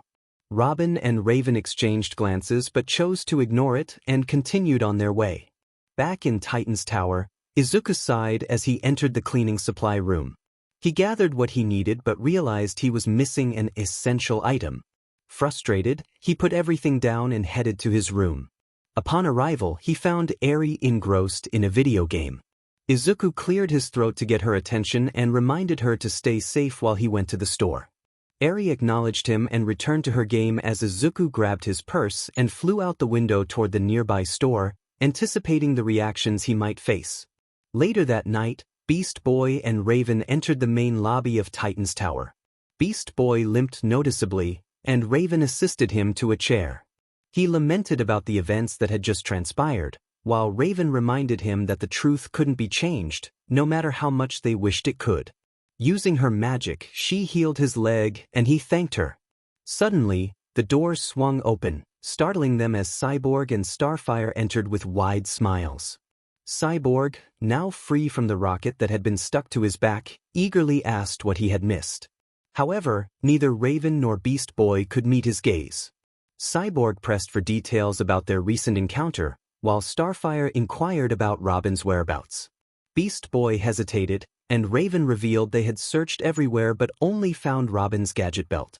Starfire gasped in horror, and Cyborg lamented that he should have been there, feeling guilty for not recognizing the trap. He sank into the couch, overwhelmed by the situation. Starfire expressed her confusion, not understanding the gravity of the circumstances.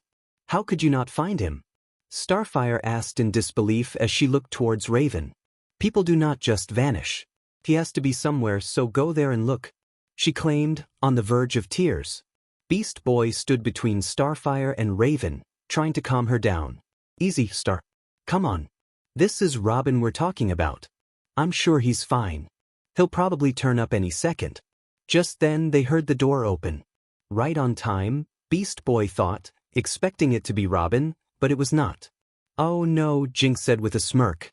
Meanwhile, Izuku was heading back to TTT, sighing about what had happened back at the store. As he descended, people began to crowd around him, making it difficult to enter. "I really need something to hide my wings, so people can't crowd me," he thought. He remembered the Raven cape and decided he should ask her if it was possible. Izuku flew back until he saw someone emerge from the sewers, heavily wounded. He quickly descended, surprised to see Robin in such a state. Robin managed a weak greeting, "Angel, good to see you," before fainting and nearly falling. Izuku caught him just in time and laid him down near the clean beach. He began to chant his healing magic words, and a magic circle appeared beneath Robin, lighting up his body. All of Robin's wounds, including scratches and dislocated fingers, began to heal. After a minute, the light faded, and Izuku sighed in relief as Robin woke up, astonished to find all his injuries gone. "How are you feeling?" Izuku asked.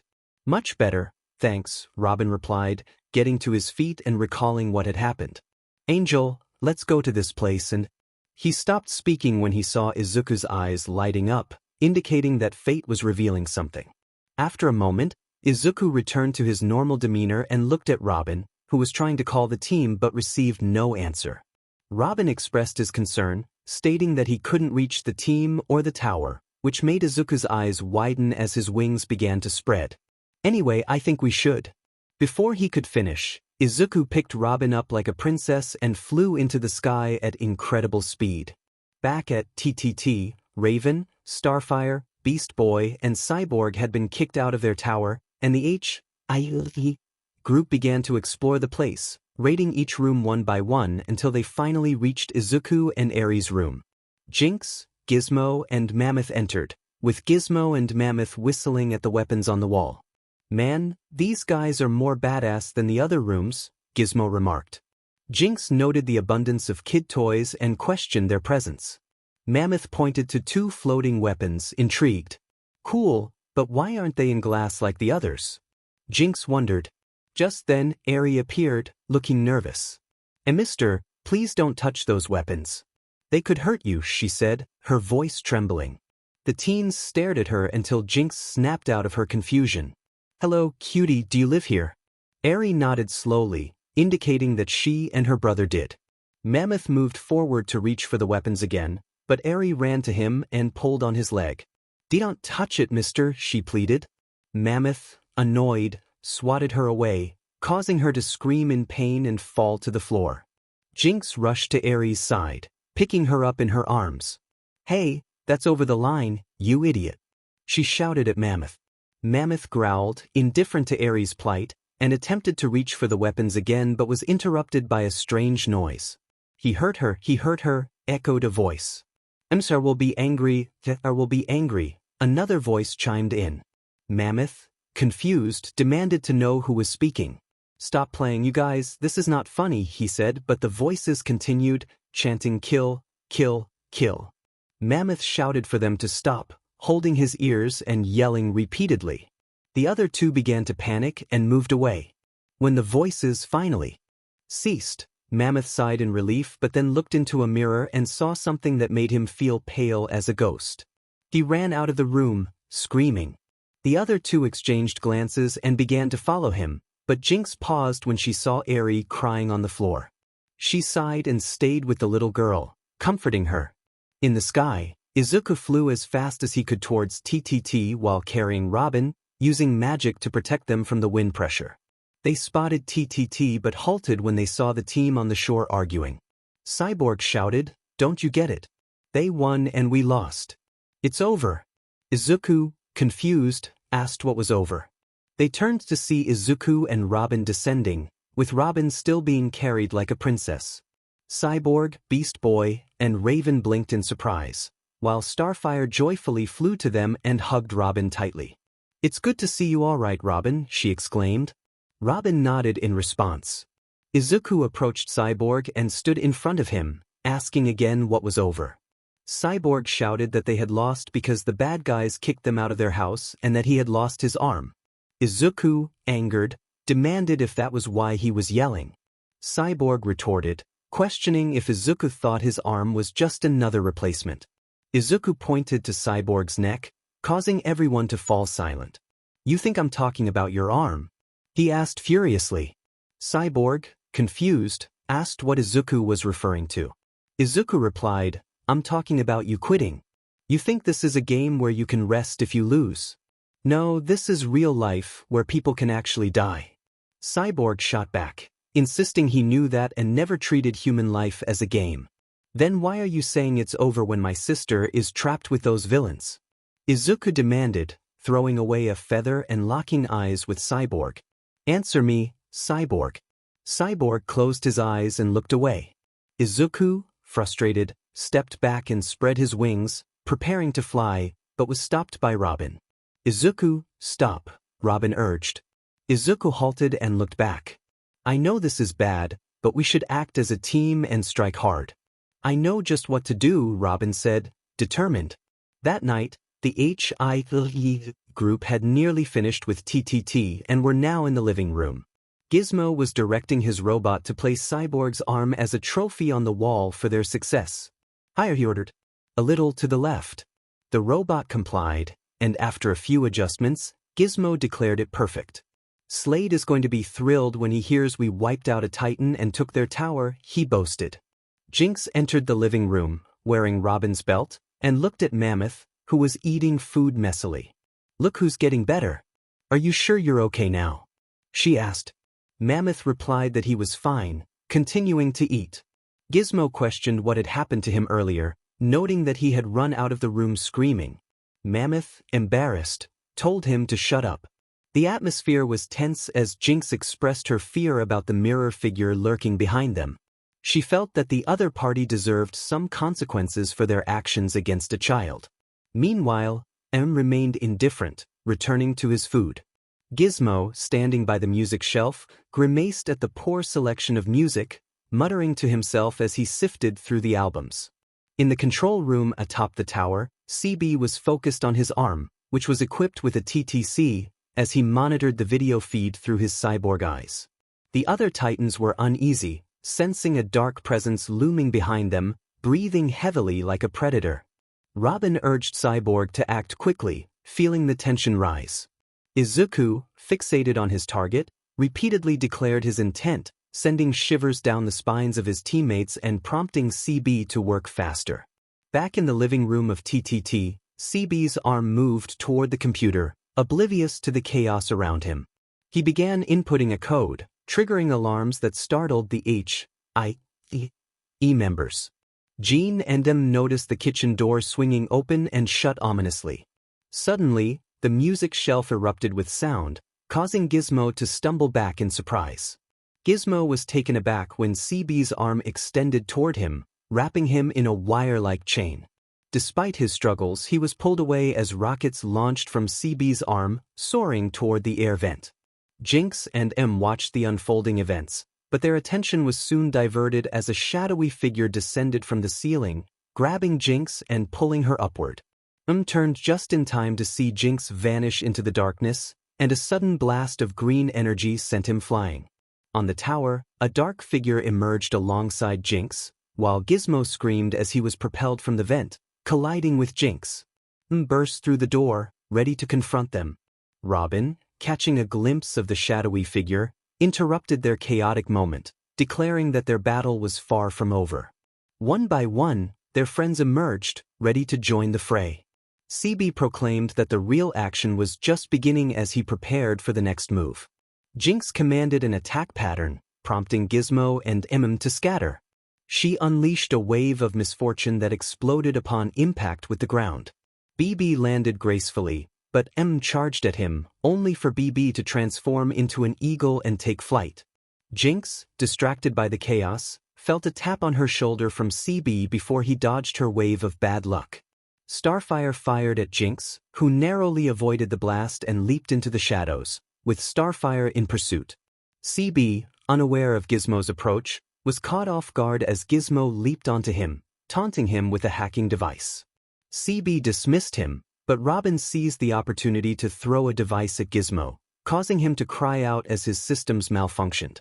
Jinx fled from Starfire's blasts, running into a steel pipe, unaware of Starfire's plan. 𝗵𝗃, waiting for the signal, transformed into a monkey mid-air, startling Jinx and causing her to unleash her bad luck wave. She quickly regained her composure, tossing the monkey aside, which transformed back into 𝗵𝗃 upon landing. 𝗵𝗃 declared that Jinx's luck had run out as he walked away, transforming into an eagle and soaring into the sky. Jinx, confused, barely had time to react as the steel structure began to collapse around her. Just as she braced for impact, a figure swooped in to save her, delivering a swift strike that knocked her out of harm's way. 𝗵 charged at Raven, but she countered with her powers, causing him to brace himself against the blast. When he opened his eyes, Raven had vanished, and 𝗂𝗵𝗲 stood before him, delivering a punch that sent him reeling. 𝗵 fell at Izuku's feet, who seized the opportunity to throw him into the air. Izuku followed, delivering a series of powerful kicks that left 𝗵 gasping for breath. As 𝗵 crashed to the ground, Gizmo managed to slip free from his restraints, leaning against 𝗵 for support. He looked around, noticing the titans surrounding them. Searching for Jinx, he spotted her leaning against a wall, unconscious. Gizmo, in a moment of desperation, attempted to call for Slade, but was interrupted by Izuku, who grabbed him by the collar, demanding answers. In Slade's hideout, the 𝗕𝗗𝗄 woman discussed her plans for 𝗕𝗫𝗄𝗏, but Slade dismissed her concerns, revealing that he had already achieved his goals. He pressed a button, causing videos of Robin to appear, each one echoing the question, "Who is Slade?" Back at TTT, Jinx, Gizmo, and 𝗵 were handcuffed and surrounded by police. As Gizmo boarded the prison bus, Jinx was about to follow when a voice called out to her. Izuku descended, accompanied by 𝗬𝗏, who held a book.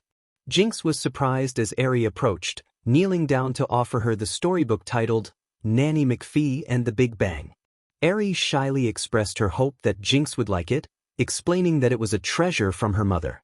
Jinx's eyes widened with joy as she accepted the book, promising to treasure it just as 𝗬𝗏 did. 𝗬𝗏 smiled brightly before running back to Izuku's side, leaving Jinx with a newfound sense of hope. Izuku picked up and whispered into her ear as she flew toward Raven's arm. He looked at Jinx and bowed, expressing gratitude for her support, despite her villainous nature. Jinx replied that she didn't need his thanks, She simply didn't like seeing children cry. Izuku acknowledged her sentiment but still thanked her. Jinx blushed and dismissed him, walking away to get into her car. Was about to enter but Izuku grabbed him by his shirt, causing him to fall. Exclaimed in surprise, but Izuku held his face firmly, threatening him with a gift. An officer nearby urged Izuku not to hurt him, to which Izuku assured that he wouldn't harm just instill a little fear. Izuku's wings began to move forward, enveloping both him and scoffed, dismissing Izuku as a mere bird. Izuku warned him that he should be scared, as his wings opened to reveal eyes that mirrored his own. Began to panic, calling for help, but no one could hear him. Izuku told him not to bother, claiming he had placed a silent magic around them. He then instructed him to look into his eyes and see the horrors he had witnessed. In his mind, was confronted with visions of torment and chaos, a manifestation of his deepest fears. In reality, was left in a shattered state of mind. Izuku tossed him into a car cell and walked away without informing the police of what had transpired. The next night in the TTT living room, BB lamented the chaos that had unfolded, particularly the disarray of his CDs. He was frustrated that they had been alphabetized and began to throw them around, wondering how he would find anything. Raven entered, holding 2 capes, expressing her displeasure that someone had invaded her room. Starfire gasped at the news that their blueberry food had been disposed of, causing Izuku's eyes to twitch with anger. CB, searching for a remote, was interrupted by Robin, who pointed out the remote on the table, unaware of Izuku's growing frustration. TT and Eri sat down, while Izuku remained standing, visibly upset. CB suggested they should focus on training and tracking down clues about Slade. Robin expressed his happiness at being part of the team and opened a channel for TT and Eri to watch. Izuku coughed loudly, drawing their attention. He commended CB for learning from his mistakes and apologized for his earlier outburst. CB responded with a smirk, acknowledging it was a lesson for him as well. Izuku then declared he would give them 3 lessons on how not to trash the place and how to put away clean food, pulling them away from the TV. BB protested, and Starfire, CB, and BB all begged for help, fearing what Izuku had in store for them. Raven and Robin exchanged glances, with Robin bowing and Raven promising to send flowers to their graves if they didn't return. Meanwhile, in the watchtower control room, HG sneezed, prompting GL to bless her. She smiled for an unknown reason, explaining that she felt proud of the housework she had taught Izuku. GL muttered that it sounded more like torture, but HG dismissed it. As the chapter ended, BB attempted to prank Starfire and Eri but stopped when he saw Eri on the floor, gulping nervously. Raven flew beside Eri, checking on her, while Starfire asked if this was punishment for something she had done. Raven clarified that it was BB's fault, and everyone turned to him as he laughed nervously. Eri began to cry, believing her brother BB hated her, prompting Raven and Starfire to comfort her. CB remarked that BB would be mad when he found out about this, to which BB replied that he wasn't helping. He approached Eri, pretending to be a monkey to cheer her up, but it only made her cry more. Suddenly, a loud thunderclap echoed outside the tower, and Robin alerted everyone that they had trouble. In the living room, Izuku was monitoring the situation when the team entered, except for Raven and Starfire.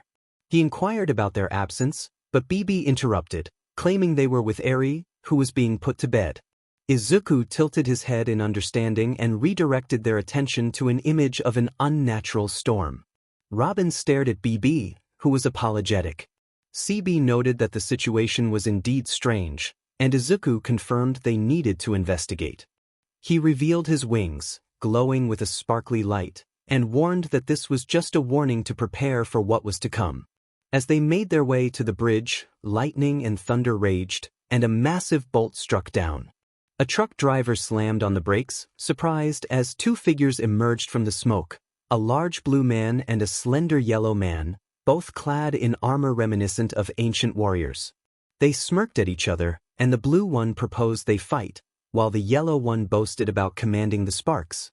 They unleashed their powers, causing chaos and fear among the onlookers. The brothers laughed at the mayhem they created, clearly enjoying the havoc they were wreaking.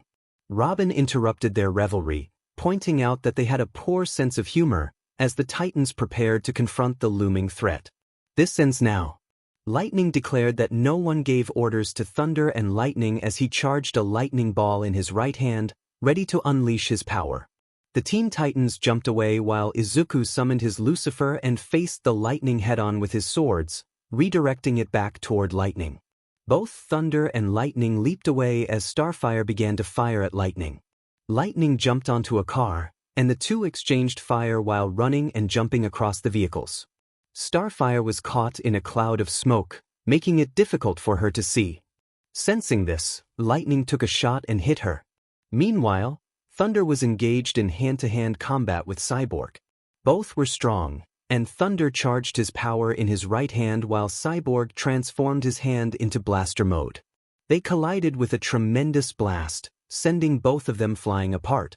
Cyborg fell to the ground while Thunder performed a backflip and summoned his cloud to land safely. Thunder charged his power again and flew in front of Robin, firing at him. Robin dodged the attack, and Thunder yelled in frustration as he chased Robin, who easily evaded him. Robin jumped onto Thunder's shoulder, grabbed his back clothes, and threw him away. Back with Lightning, he fired at Raven in the sky, but she dodged effortlessly. Raven flew down and began to kick rapidly at Lightning, who guarded his face while stepping back. Raven attempted a sideways attack, but Lightning grabbed her foot and spun her into the sky, sending a bolt of lightning after her. However, Izuku pulled her away just in time and spun her back toward Lightning with a kick to his face. Lightning was sent flying toward Beast Boy, who caught him in a bear hug, but Lightning retaliated with a shockwave, forcing Beast Boy to let go and revert to his human form. Lightning boasted that their powers were strong, but his were stronger. Beast Boy, still recovering, looked up to see Thunder in front of him. Thunder acknowledged Beast Boy's impressive animal powers and charged both hands with electricity, inviting him to rise for battle.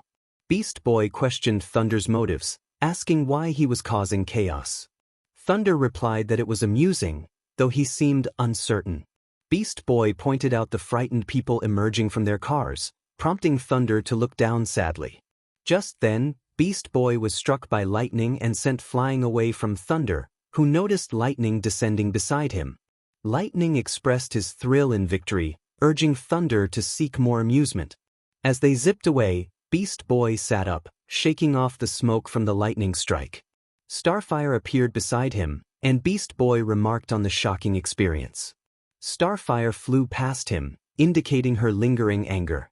The Teen Titans regrouped, and Robin took charge, stating they needed to find Thunder and Lightning before they caused any further damage. He assigned Cyborg to search the west side, while Raven and Angel would check the east. The three nodded in agreement, and Robin decided to head downtown, instructing Beast Boy and Starfire to scan from the sky. Beast Boy hesitated, suggesting that Cyborg should accompany him instead. Robin reminded him that Cyborg couldn't fly, but Raven interjected, insisting that they should go together, as she had something to discuss with Angel. As they flew silently in the sky, Angel and Raven landed on top of a building. Angel noted that they weren't in the east side, and Raven agreed, deep in thought. Angel suggested they return to meet up with the others, but Raven seemed distracted. Sensing something was wrong, Angel approached her and asked what was troubling her. Raven sighed and admitted she wanted to talk about something but found it difficult to express. She clenched her left arm, shaking slightly in fear. Angel noticed her distress and gently lifted her chin, encouraging her to look into his eyes. He reassured her that no matter what she saw in her dreams or visions, he would always find a way back home and would never give up. Raven asked him to promise not to use Yamato for a while, to which Angel smiled and agreed. They shared a moment, lost in each other's gaze, their lips almost touching when Raven suddenly noticed Angel's wings glowing brightly. Alarmed, she called out to him, and he quickly realized he needed to find the source of the disturbance. He took to the sky, urging Raven to call the team and trace him. Meanwhile, Thunder and Lightning were having fun destroying dummies, unaware of the consequences of their actions. Lightning asked for more targets, and Thunder agreed. An old man approached them, telling them they had done enough. Confused, They watched as the old man threw a disc inscribed with a fire symbol into the sky. The disc stopped midair, absorbing the lightning and thunder around them, spinning rapidly. A bright light shone down on the dummies, connecting them with fire and forming a humanoid shape that began to burn brightly. The old man raised his staff and commanded the creature to rise. From the flames emerged a lava-like monster, its body engulfed in fire with the fire symbol on its forehead. The old man shouted for it to burn everything. As the fire demon turned to face the titans below, Robin quipped about the dangers of playing with fire. The fire demon prepared to unleash its flames, but before it could strike, its arm was severed by a swift attack. The creature screamed in pain and looked up to see Angel, who taunted it, ready for battle. Angel looked confused until he saw a lot of fire. Tiny fire demon monsters emerged from the ground, each about human-sized. He thought to himself that this was not good. The tiny fire demons started to launch fireballs at him. Angel jumped and sucked his weapon to 𝐒𝐭𝐴, a cyclone blade. He sent the blades toward the tiny fire demons one by one while dodging their attacks. As he got closer to one of the tiny fire demons, he slashed at it. Another one jumped behind him, but without looking back, Angel threw a cyclone blade. Looking up, he noticed a line of tiny fire demons. A smirk crossed his face as he flew quickly toward them, spinning in the air. He transformed into a tornado that swept through the line of tiny fire demons. When he stopped at the end, all the tiny fire demons exploded. However, he was unaware of a giant hand that slapped him away. Angel crashed into a tree and slid down to the ground. Izuku growled while shaking his head. Angel looked up to see the fire demon getting back up and healing, accompanied by new tiny fire demons. He called out to his team, asking them to send 2 or 3 people to assist against a tiny fire demon. He got a response from Robin, who confirmed that he would send Raven, Starfire, and Cyborg. As blue beams and green blasts flew past him, destroying a few tiny fire demons, Angel expressed his gratitude for their arrival. He turned back to see Raven, Starfire, and Cyborg joining him. Cyborg remarked that it was no trouble, while Raven noted that the tiny fire demons were also demons. Angel confirmed this and warned them to watch out for fireballs. One fireball came toward them, but Raven used her shield to protect them. Unexpectedly, her shield bounced back the fireball, hitting them instead. Their eyes widened in surprise. Starfire commented that she didn't think Raven's magic could do that. Raven looked at her hands, bewildered, and Cyborg suggested they should kick some demon, but Angel interrupted, urging them to dodge as he grabbed Raven, Starfire, and Cyborg, pulling them out of the way of the fire demon's breath of fire. They landed a little distance away. Angel suggested they think about Raven's magic later and instructed them to handle the tiny fire demons while he focused on the larger one. They agreed and prepared for battle. Angel flew toward the fire demon and attacked with a tornado spin aimed at its face, causing the fire demon to stagger back, holding its face in pain. Starfire and Cyborg questioned whether they should call for Titan support, to which Raven responded that it was catchy. They began to fight the tiny fire demons. Meanwhile, Robin and Beast Boy were engaged in a battle with an old man while 2 brothers stood by, watching. The old man glanced at his fire demon, noticing it was losing. He threw a smoke bomb at Robin and Beast Boy, catching them off guard. The old man then tried to convince the brothers that their creation was being stopped by the Titans. Lightning was convinced, but Thunder hesitated, trying to reason with Lightning.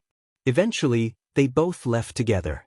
Robin noticed the brothers had disappeared and instructed Beast Boy to pursue them while he dealt with the old man. Beast Boy transformed into an eagle and took off after them. Back with Angel, he had already severed the fire demon's 2 arms and was about to deliver a finishing blow when he was interrupted by a lightning strike that slammed into him. Angel was thrown against a rock and slid down. Growling, he looked up to see lightning coming down for a punch. Angel rolled away just in time, avoiding the strike that cracked the earth. Lightning laughed, complimenting Angel on his dodge.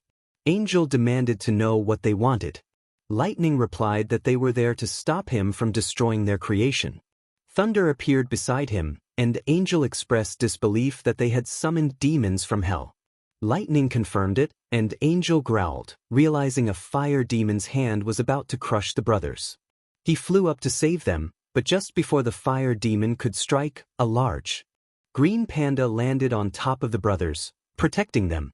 Angel sighed in relief and turned back to the fire demon, ready to fight again. Beast Boy transformed back into a human and asked the brothers if they were okay. Thunder rubbed his head, claiming he had never felt better, while Lightning questioned why Beast Boy had saved them. Beast Boy explained that helping people was what they did.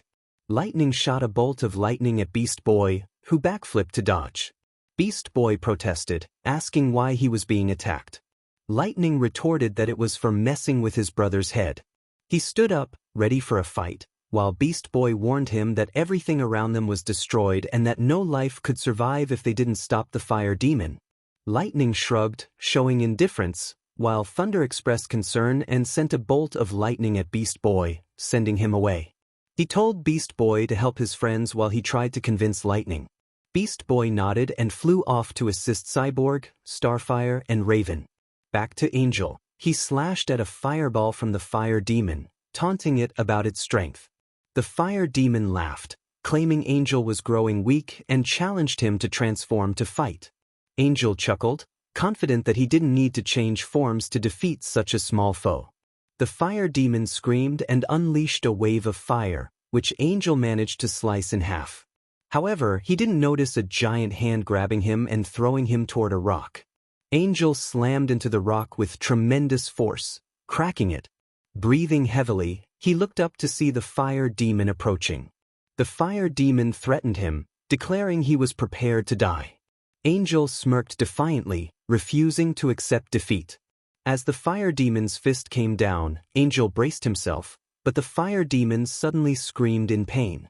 Looking up, Angel saw rain falling and the two brothers in the clouds. With a victorious smirk, Angel took to the sky, diving down toward the fire demon with his scythe. He shouted in triumph as he slashed down, cleaving the fire demon in half while it screamed in defeat, turning to sparkling dust. Kneeling down, Angel unsummoned his weapon, feeling exhausted. He noted that he needed to practice more and looked at his wet wings, expressing his dislike for water. Hearing his name called, he looked toward the tree and saw the Teen Titans approaching. Angel smirked, greeting them and asking how their first fight with demons had gone. Cyborg replied that if it meant fighting an endless army like that again, he would pass. Beast Boy agreed, feeling a bit worn out. Starfire teased them, calling them wimps, while Raven claimed it wasn't that bad. Cyborg and Beast Boy muttered their discontent, prompting Starfire and Raven to ask if they had said something. They quickly denied it. Robin then pointed out a red light ball floating in the air, prompting their curiosity. Angel smirked, eager to see what it would bring, and stood up, extending his hand toward the mysterious light. The red light ball flew into the Angel's hand, giving him one in each hand, but no wings beside it, just a vibrant red instead of yellow. The Teen Titans admired the new weapons, and the Angel smirked, prompting them to clap their hands in excitement. The Angel then soared into the clouds, creating a loud rumble of thunder and flashes of lightning. He glanced back at the Teen Titans who were in awe, their jaws dropped at the display. Afterward, the thunder and lightning apologized for the trouble they caused the Teen Titans, and everyone forgave them. Robin handed each of them a Teen Titans communicator, offering help if needed. After an hour, the rain stopped, and Izuku's wings dried. They all stood at the edge, gazing at the clear sky adorned with a rainbow. Robin presented CB with a disc inscribed with the Chinese character for fire, and CB examined it closely, realizing that Slade intended to destroy a city. He passed the disc to Izuku, who could prevent it from happening again with his feathered wings. CB pondered the reason behind Slade's actions, while Robin vowed to uncover the truth and ensure Slade wouldn't get away with it. BB approached Starfire, seeking her forgiveness for the trouble he caused. Starfire considered for a moment before agreeing. BB began to dance, but Starfire innocently mentioned that she had informed Izuku about what happened to Eri, making BB freeze mid-dance and glance nervously at Izuku, who grinned at him. BB hesitantly asked if they could discuss it, but the Angel interjected, playfully pulling BB's ear and leading him toward the tower. He announced that 𝗵𝗃's punishment would be cleaning his room and memorizing 100 digits of pi. 𝗵𝗃 protested dramatically, lamenting the fate of having to memorize pi. In hell, an imp demon rushed into the throne room and knelt before its ruler.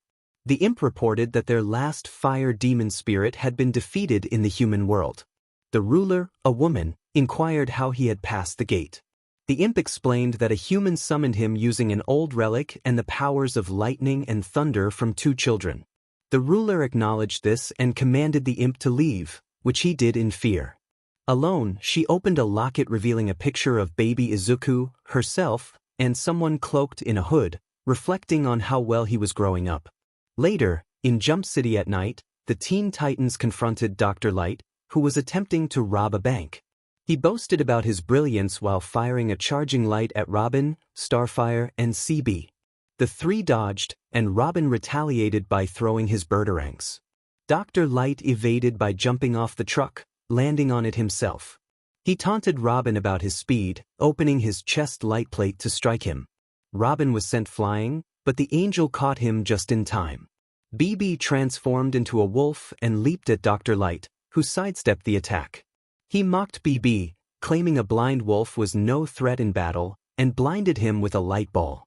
Starfire launched an energy ball at Dr. Light, who created a shield to deflect it. He powered down his shield and threw a disc to the ground, trapping Starfire in an energy field. CB warned Dr. Light that things were about to get heavy and swung a car tire hammer at him, causing Dr. Light to stumble. Dr. Light retaliated with a beam aimed at CB, breaking his hammer in half. He laughed and fired a red light towards CB, who was engulfed in smoke. When the smoke cleared, CB found himself buried under a pile of sand. Dr. Light declared his intention to take the gold, but Raven and the angel intervened, charging their powers and striking him with a combination of light and dark magic. Dr. Light countered with beams of light, and the angel took the hit with his wings while Raven jumped to avoid it. When Dr. Light approached Raven, she warned him not to come any closer. He taunted her about being afraid of the light, but Raven transformed, her eyes glowing red and a dark cape billowing around her. Dr. Light was taken aback, and as black tendrils emerged from her cape, he panicked and pleaded for mercy. Raven, in her half-demon voice, questioned him about his fear of the dark. The tendrils began to engulf him, but the angel rushed in, hugging Raven and urging her to stop. She gasped and released Dr. Light, who fell back to the ground, shaken. Robin and Starfire arrived, concerned for Dr. Light's well-being. He trembled, expressing his fear of the darkness he had encountered. The angel comforted Raven, helping her regain control of her emotions. 𝗵𝗃, curious about what had transpired, asked Raven what she had done. She growled at him, her red eyes causing him to back away slightly, but the angel called out to her, reminding her to calm down. Raven returned to her normal self, and the angel offered to take her home, carrying her in a bridal style as the team nodded in agreement. At the Teen Titans Tower, Izuku entered Raven's room with her still in his arms. He gently encouraged her to let go, but she nuzzled closer to him. After several attempts to set her down, he decided to take her into his and Eri's room. Upon entering, he found Eri peacefully asleep in the middle of the bed. Izuku smiled and attempted to place Raven beside Eri, hoping it would work. Surprisingly, Raven released her grip and pulled Eri close, falling asleep together. Izuku blinked in disbelief and chuckled at the sight. He removed his long coat and hung it on a chair before lying down beside them, wrapping his wings around both girls. He gazed at their peaceful faces, a smile spreading across his own as he drifted off to sleep. The next morning, sunlight streamed into the room, waking Raven first. She blinked awake and yawned, feeling a weight in her arms. Looking down, she saw Eri sleeping soundly against her. Raven then glanced up and found Izuku's face close to hers. She began to feel warmth on her cheek. Looking down, she tried to recall what had happened before. After a moment of thought, memories flooded back, causing her face to flush a deep red. Raven looked up and saw Izuku sleeping peacefully. She playfully tapped his nose, and he twitched like a rabbit. Raven giggled and finally managed to free herself from Eri and Izuku's wings after several attempts. She stretched her arms and walked into the living room. In the living room, 𝗵𝗃 was preparing breakfast for the team. He greeted everyone cheerfully, announcing that breakfast was served. At the table sat Robin, Starfire, and Cyborg, who were all curious about the meal.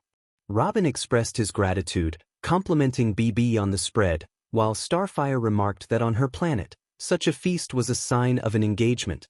Robin smirked at 𝗵𝗃, teasing him about who he might be engaged to, causing 𝗵𝗃 to jump back in surprise. Cyborg took a bite of 𝗵𝗃's food but quickly spat it out, exclaiming that it wasn't eggs but tofu.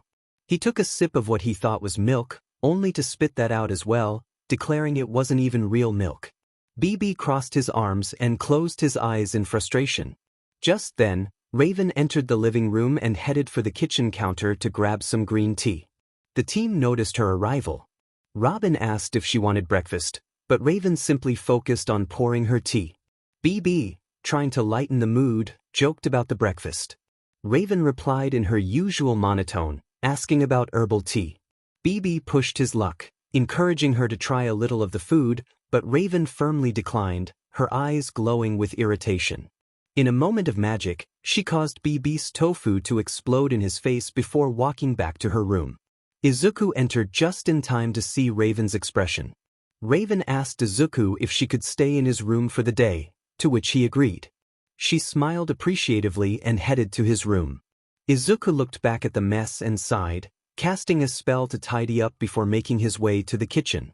𝗵𝗃 wondered aloud why Raven treated Izuku like a friend while he felt like a mere tofu egg. Izuku chuckled, teasing 𝗵𝗃 about his jealousy. 𝗵𝗃 insisted he was just trying to be nice, but no matter how hard he tried, Raven still treated him differently. Cyborg reminded 𝗵𝗃 that he shouldn't push the wrong buttons, especially when Raven was having a tough time. Starfire added that Raven was complicated, and there was much about her that they might not understand.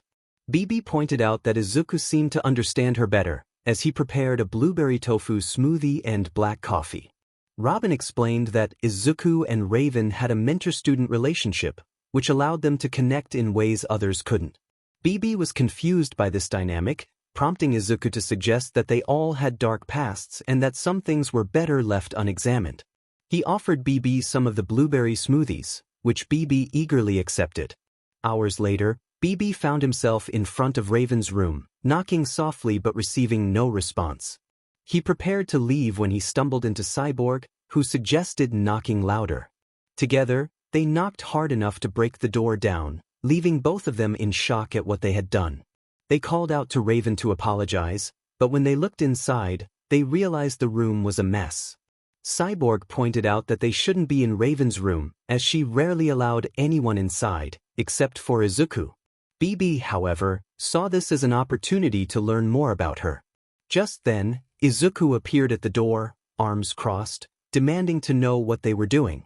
Cyborg nervously explained their intentions, but 𝗵𝗃 interrupted, questioning why Izuku was acting like the authority on the matter. He picked up a mirror, curious about it, when suddenly Raven's black and red striped feet emerged from the mirror and grabbed 𝗵𝗃. Cyborg held onto 𝗵𝗃's foot while Izuku tried to pull them back, but all three were pulled into the mirror. Inside the mirror, they found themselves spinning in a vortex before landing in Raven's mind. As they got up, they noticed the vortex closing behind them, and they realized they were in a different world. Cyborg expressed disbelief, while 𝗵𝗃 sarcastically remarked that they shouldn't have entered her room. Izuku, annoyed, pulled 𝗵𝗃's ear, reminding him that he had ignored everyone's warnings. 𝗵𝗃 winced and called for mercy. Cyborg pressed a button, trying to figure out their location, and discovered they were in Titan Tower. Izuku explained that they were inside Raven's mind. 𝗵𝗃 was astonished, looking around at their surroundings. Cyborg asked how they could escape, and Izuku mentioned they needed to find a forbidden door hidden somewhere. As they approached the edge, rocks began to form a path in front of them, leading Izuku forward, with 𝗵𝗃 and Cyborg following closely behind. 𝗵𝗃 asked Izuku how he knew all this, eager for answers. They trained each other to understand the kind of magic they needed. 𝗬𝗵 acknowledged that Izuku was aware of the situation. Izuku explained that he had only entered the area with Raven when she fully trusted him. 𝗵𝗃 remarked that it seemed Raven didn't trust them. Izuku clarified that she trusted them with her life, but there was more to it, glancing at 𝗵𝗃 and 𝗕𝗵, who were both staring at him. 𝗵𝗃 asked what he meant, and Izuku indicated that 𝗕𝗵 understood. 𝗕𝗵 confirmed that he did. 𝗵𝗃 protested, expressing his longing to help. 𝗕𝗵 advised him that he would be more helpful if he didn't do something reckless. The three of them continued walking when baby ravens with big red eyes suddenly appeared. One of the baby ravens urged them to turn back, repeating the phrase. As they walked, 𝗵𝗃 suggested that the baby birds might guide them home. Izuku sighed and asked 𝗕𝗵 to pick up 𝗵𝗃, unsure of how to handle him. 𝗕𝗵 complied, placing 𝗵𝗃 on his shoulder. 𝗵𝗃 complained about being left behind, but 𝗕𝗵 reminded him to avoid acting foolishly. As they moved forward, the baby ravens appeared in front of them again. 𝗕𝗵 prepared to use his sonic beam, but Izuku stopped him, warning that it would attract more ravens. He pointed to a tree where the birds were watching them with 4 eyes. 𝗕𝗵 shivered while 𝗵𝗃 remained grumpy, feeling frustrated that Izuku seemed to know everything about ravens. They continued walking until someone jumped into Izuku's arms. It was a small raven who hugged him tightly, calling him Zuzu. Izuku greeted the little raven and asked how she was doing. She expressed her happiness and asked if they were there to play. Izuku explained that they had arrived by accident. The little raven looked behind them at 𝗵𝗃 and 𝗕𝗵, who were astonished. She then warned them not to go to the forbidden door, indicating that it wasn't a good idea. Izuku inquired if something was wrong there, and the little raven leaned in to whisper in his ear. 𝗕𝗵 noted that he had never heard a raven call Izuku by a nickname before. 𝗵𝗃 yelled, questioning why she hadn't called them by a nickname. 𝗕𝗵 raised an eyebrow, teasing 𝗵𝗃 about being jealous of Izuku. 𝗵𝗃 denied it, but 𝗕𝗵 insisted he was. Izuku reassured the little raven that they would be careful. She shrugged and reminded them not to say she hadn't warned them before disappearing into the direction of the forbidden door. 𝗕𝗵 and 𝗵𝗃 approached Izuku, eager to know what the little raven had told him. Izuku replied that he couldn't share the details, as only the raven could. 𝗵𝗃 expressed frustration at being left in the dark, prompting him to run after them. They all passed through the forbidden door and entered a new landscape filled with cherry blossoms and sunshine. 𝗕𝗵 exclaimed in surprise, while 𝗵𝗃 speculated that it must be a place of fresh air. The little raven laughed at their reactions, confirming that she found it amusing. 𝗕𝗵 and 𝗵𝗃 were astonished that she was laughing at one of 𝗵𝗃's jokes. The little raven explained that she always thought 𝗵𝗃 was funny, but appearances weren't everything. Izuku explained that this was a different side of Raven's personality. She was happy, and he called her Little Raven because she liked it. The little raven then got close to Izuku's face, expressing her fondness for the nickname because it was from him. She playfully liked his cheek, causing him to blush while 𝗵𝗃 and 𝗕𝗵 looked on in shock. The little raven laughed and ran away, leaving 𝗕𝗵 and 𝗵𝗃 to glance at Izuku, who was hiding his face with his wings as they continued walking. Meanwhile, Raven was meditating until Robin and Starfire approached her, expressing concern about her well-being after finding her door knocked down. Raven's eyes widened, and she burst into laughter, her face turning red. Robin and Starfire were taken aback, and Raven quickly covered her mouth, realizing her reaction. She stated that she needed to be alone before getting up and walking downstairs. Starfire remarked on the strangeness of Earth customs, while Robin looked perplexed. Back in Raven's mind, Izuku walked a little further away from 𝗵𝗃 and 𝗕𝗵, who were following him. 𝗕𝗵 wondered if they should talk to Izuku, but 𝗵𝗃 interrupted, questioning if they should ask him if he and Raven were dating. 𝗕𝗵 pointed out that 𝗵𝗃 was clearly jealous of Izuku. 𝗵𝗃 denied it, but 𝗕𝗵 insisted otherwise.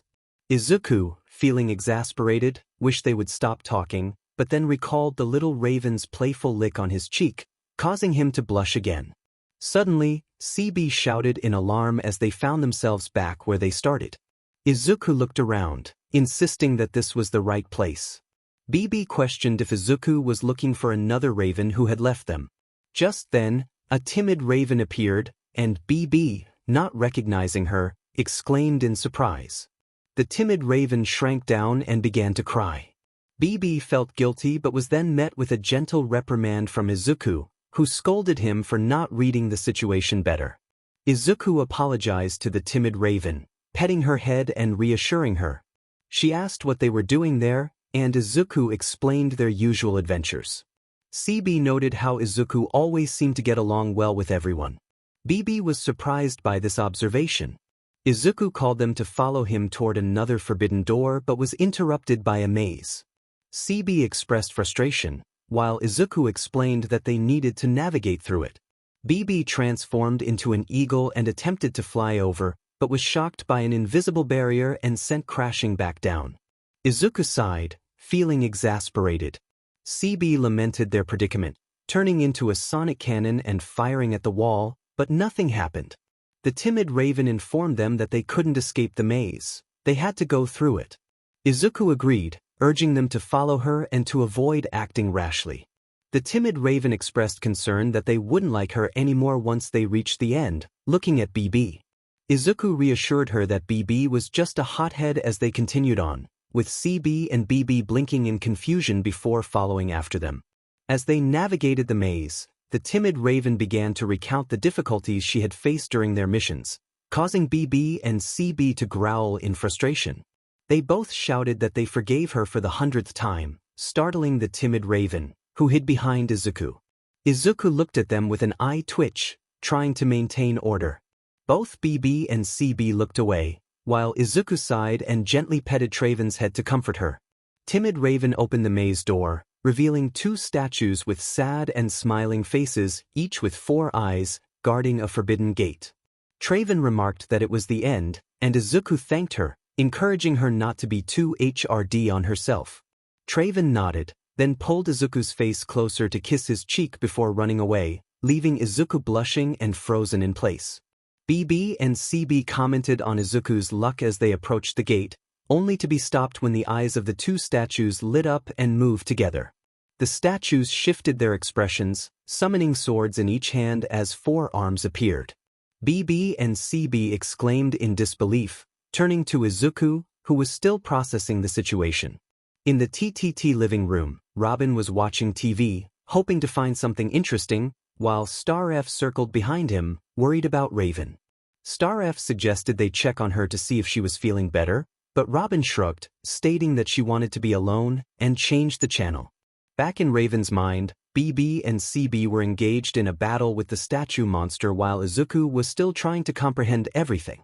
The statue monster approached them, prompting 𝗵𝗃 to transform into an eagle and fly up, while 𝗬𝗵𝗲 fired his sonic cannon at the statue but fell back. The statue absorbed 𝗬𝗵𝗲's attack without harm and swung its sword at him, which he narrowly dodged. 𝗵𝗃 flew back down, but the statue grabbed him with its free arm. 𝗵𝗃 struggled as he transformed back into a human. 𝗵𝗃 questioned what kind of raven this was, and 𝗬𝗵𝗲 suggested it might be a brave raven. They looked around for their expert, and 𝗬𝗵𝗲 pointed out brave ravens sneaking up behind Izuku, attempting to strike him. However, Izuku reacted quickly, grabbing her and pulling her close, placing a feather knife under her throat. Brave Raven laughed, calling him the best fighter, but Izuku blinked in surprise, realizing their position. He let go and stepped back, apologizing. 𝗵𝗃 expressed his confusion about the situation, while 𝗬𝗵𝗲 lamented missing the old raven. Suddenly, a voice interrupted them, claiming they had gotten their wish. Both 𝗵𝗃 and 𝗬𝗵𝗲 looked up in shock, recognizing Raven, who scolded them for entering her room and warned Best Boy not to touch anything. 𝗵𝗃 nervously apologized, and Raven asked if they were the only ones who had come in. They glanced at Izuku and all 3 blushed at the sight of brave Raven perched on Izuku, looking down at him like prey. A loud cough from the real Raven broke the moment, causing brave Raven to look back, disapproving of the scene. Brave Raven sighed and kissed Izuku on the cheek before disappearing. The real Raven glared at Izuku, frustration evident on her face as he continued to process everything. 𝗵𝗃 asked a quick question, but was interrupted by the cawing of bird ravens that surrounded them. Raven insisted they had to leave immediately. 𝗬𝗵𝗲 questioned what was happening, and Raven explained that something had escaped last night, something dangerous. 𝗵𝗃 reacted with concern, and Raven revealed she had an issue with her father. The 3 of them slowly backed away as a terrifying figure appeared. Trigon declared that hatred would rule, and 𝗵𝗶𝗶𝗵𝐶𝗵's eyes widened in fear. Raven explained her complicated relationship with her father, and as they retreated, 𝗓𝗏 screamed, prompting 𝗵𝗶𝗵𝐶𝗵 to run. 𝗓𝗏 fired laser beams at Raven, who dodged by leaping into the sky. He advanced, targeting 𝗵𝗶𝗵𝐶𝗵 with his lasers, but Izuku intervened, punching 𝗓𝗏 and causing him to miss. 𝗓𝗏 shook his head and focused on Izuku, recognizing him as a Nephilim. Izuku taunted 𝗓𝗏, challenging him to round 2, and the battle resumed. As Izuku fought 𝗓𝗏, Raven turned to 𝗵𝗶𝗵𝐶𝗵, insisting they leave her mind. 𝗵𝗶 questioned leaving her alone with 𝗓𝗏, while 𝗬𝐵 agreed it wasn't an option. Raven insisted it was her problem, stating that if she lost, they would all be trapped forever. Just then, Izuku fell near them, and they all called out to him. Izuku growled as he got up, commenting that the punch felt like a train. Raven urged him to take 𝗵𝗶𝗵𝐶𝗵 away, but Izuku hesitated until Raven insisted firmly. She pushed them away and flew up to confront 𝗓𝗏, unleashing her magic and distracting him as she flew around him. Meanwhile, Izuku, 𝗵𝗶, and 𝗬𝗵 exchanged determined glances. Raven continued to evade 𝗓𝗏's attacks until he struck her with a laser, capturing her as she fainted. 𝗓𝗏 proclaimed that rage would consume her. 𝗬𝗶 shouted at 𝗓𝗏, drawing his attention, and fired at 𝗓𝗏's hands, then at his chest. 𝗓𝗏 roared in anger and released Raven, who fell, but Izuku caught her just in time. 𝗵𝗶 transformed into a T-Rex and headbutt 𝗓𝗏, causing him to stumble off the cliff. Raven opened her eyes to see Izuku's face, and he greeted her, asking if she was awake. Raven was confused, questioning what was happening. 𝗬𝗶 chimed in, stating they couldn't leave a friend in need, while 𝗵𝗶 added that they had already defeated 𝗓𝗏.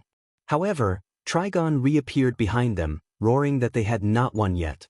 He fired a laser at them, and they all dodged, preparing for another round of battle, but 𝗓𝗏 remained a formidable opponent. Now hiding behind a rock, Raven expressed her concern that 𝗓𝗏 was too strong, even with their help. She removed her hood, and 𝗬𝗶 suggested calling for backup, mentioning the green one who could fight well. Raven lamented that it still wouldn't be enough, as none of her other sides had the power they needed. 𝗬𝗶 asked what they should do, and the three of them looked down in contemplation. Izuku then declared he had a plan that would work.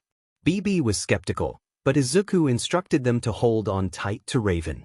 They complied, and Izuku told them to stay put as he flew out from their hiding place. 𝗵𝗶 questioned if Izuku had just abandoned them, but 𝗬𝗶 reassured him that Izuku wouldn't leave them during a battle. Raven suddenly realized what Izuku was planning and shouted for him to wait, but 𝗬𝗶 and 𝗵𝗶 held her back, asking what was wrong. Raven insisted they had to stop him, fearing he would hurt himself.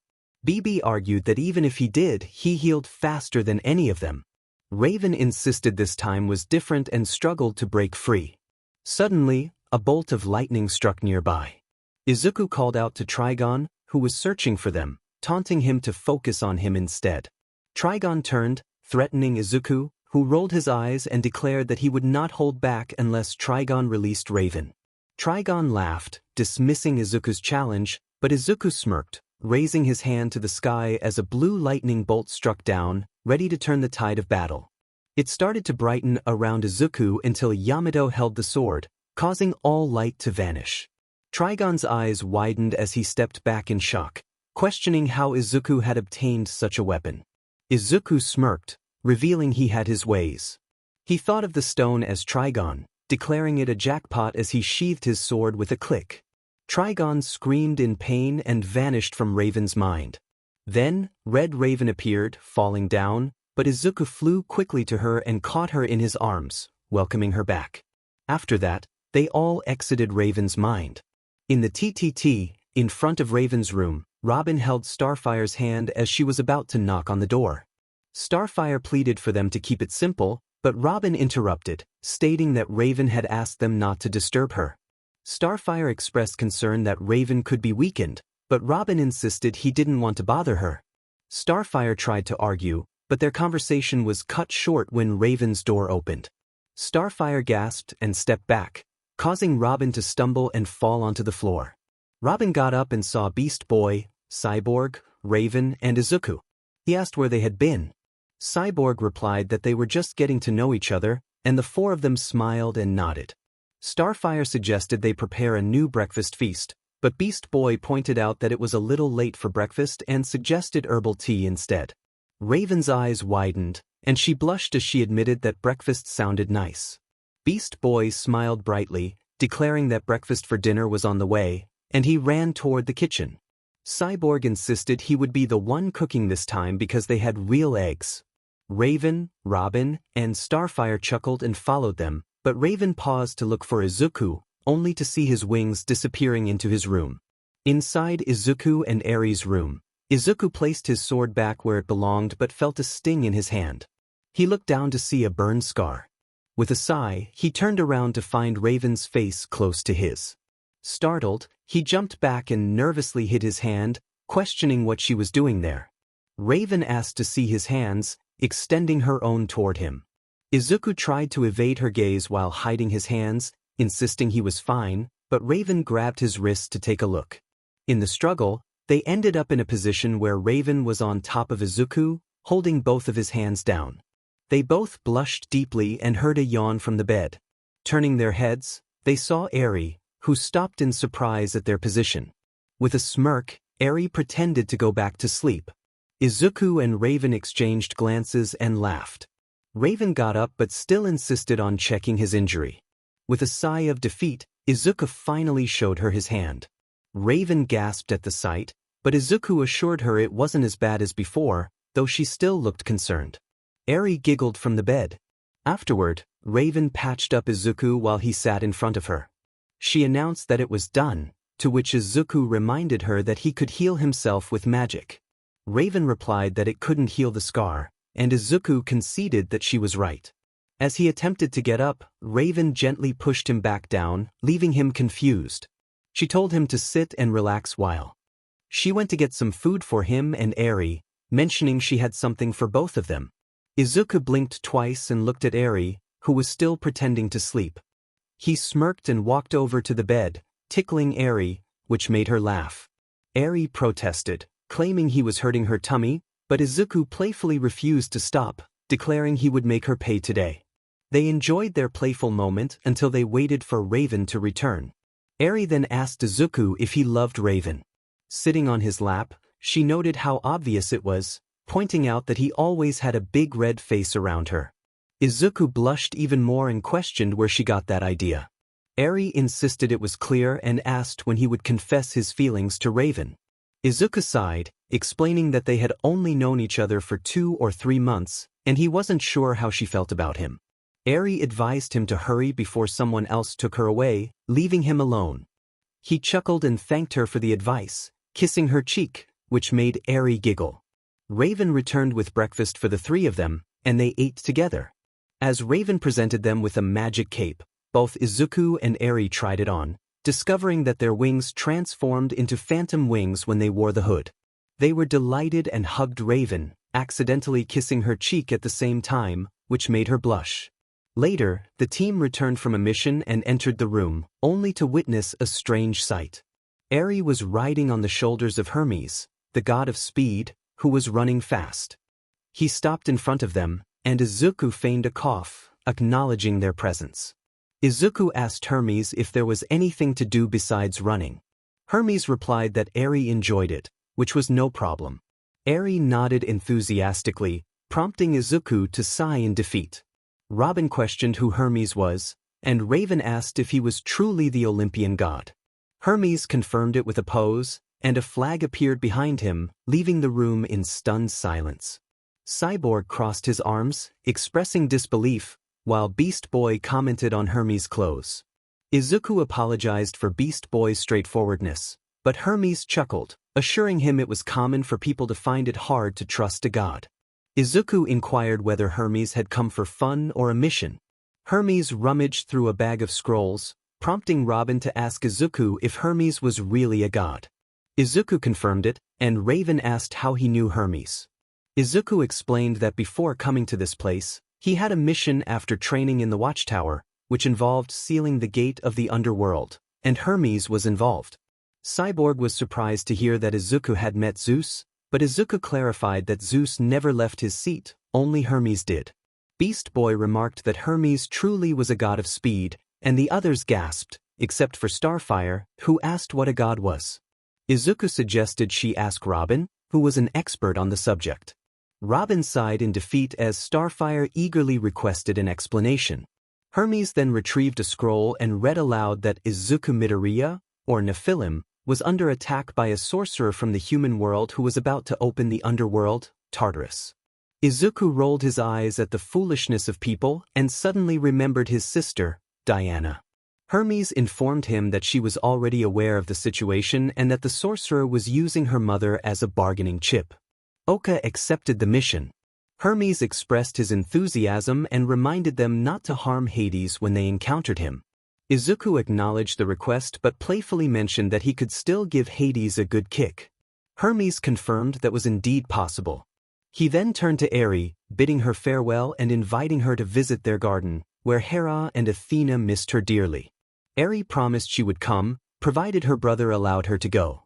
Hermes chuckled and said goodbye to everyone before disappearing, leaving everyone in a moment of surprise, except for Izuku.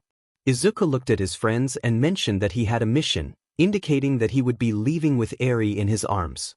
Robin quickly urged him to let them help, and the team decided to follow after him.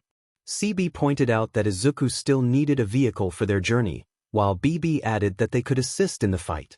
Starfire enthusiastically agreed, expressing her longing to help their friend Izuku.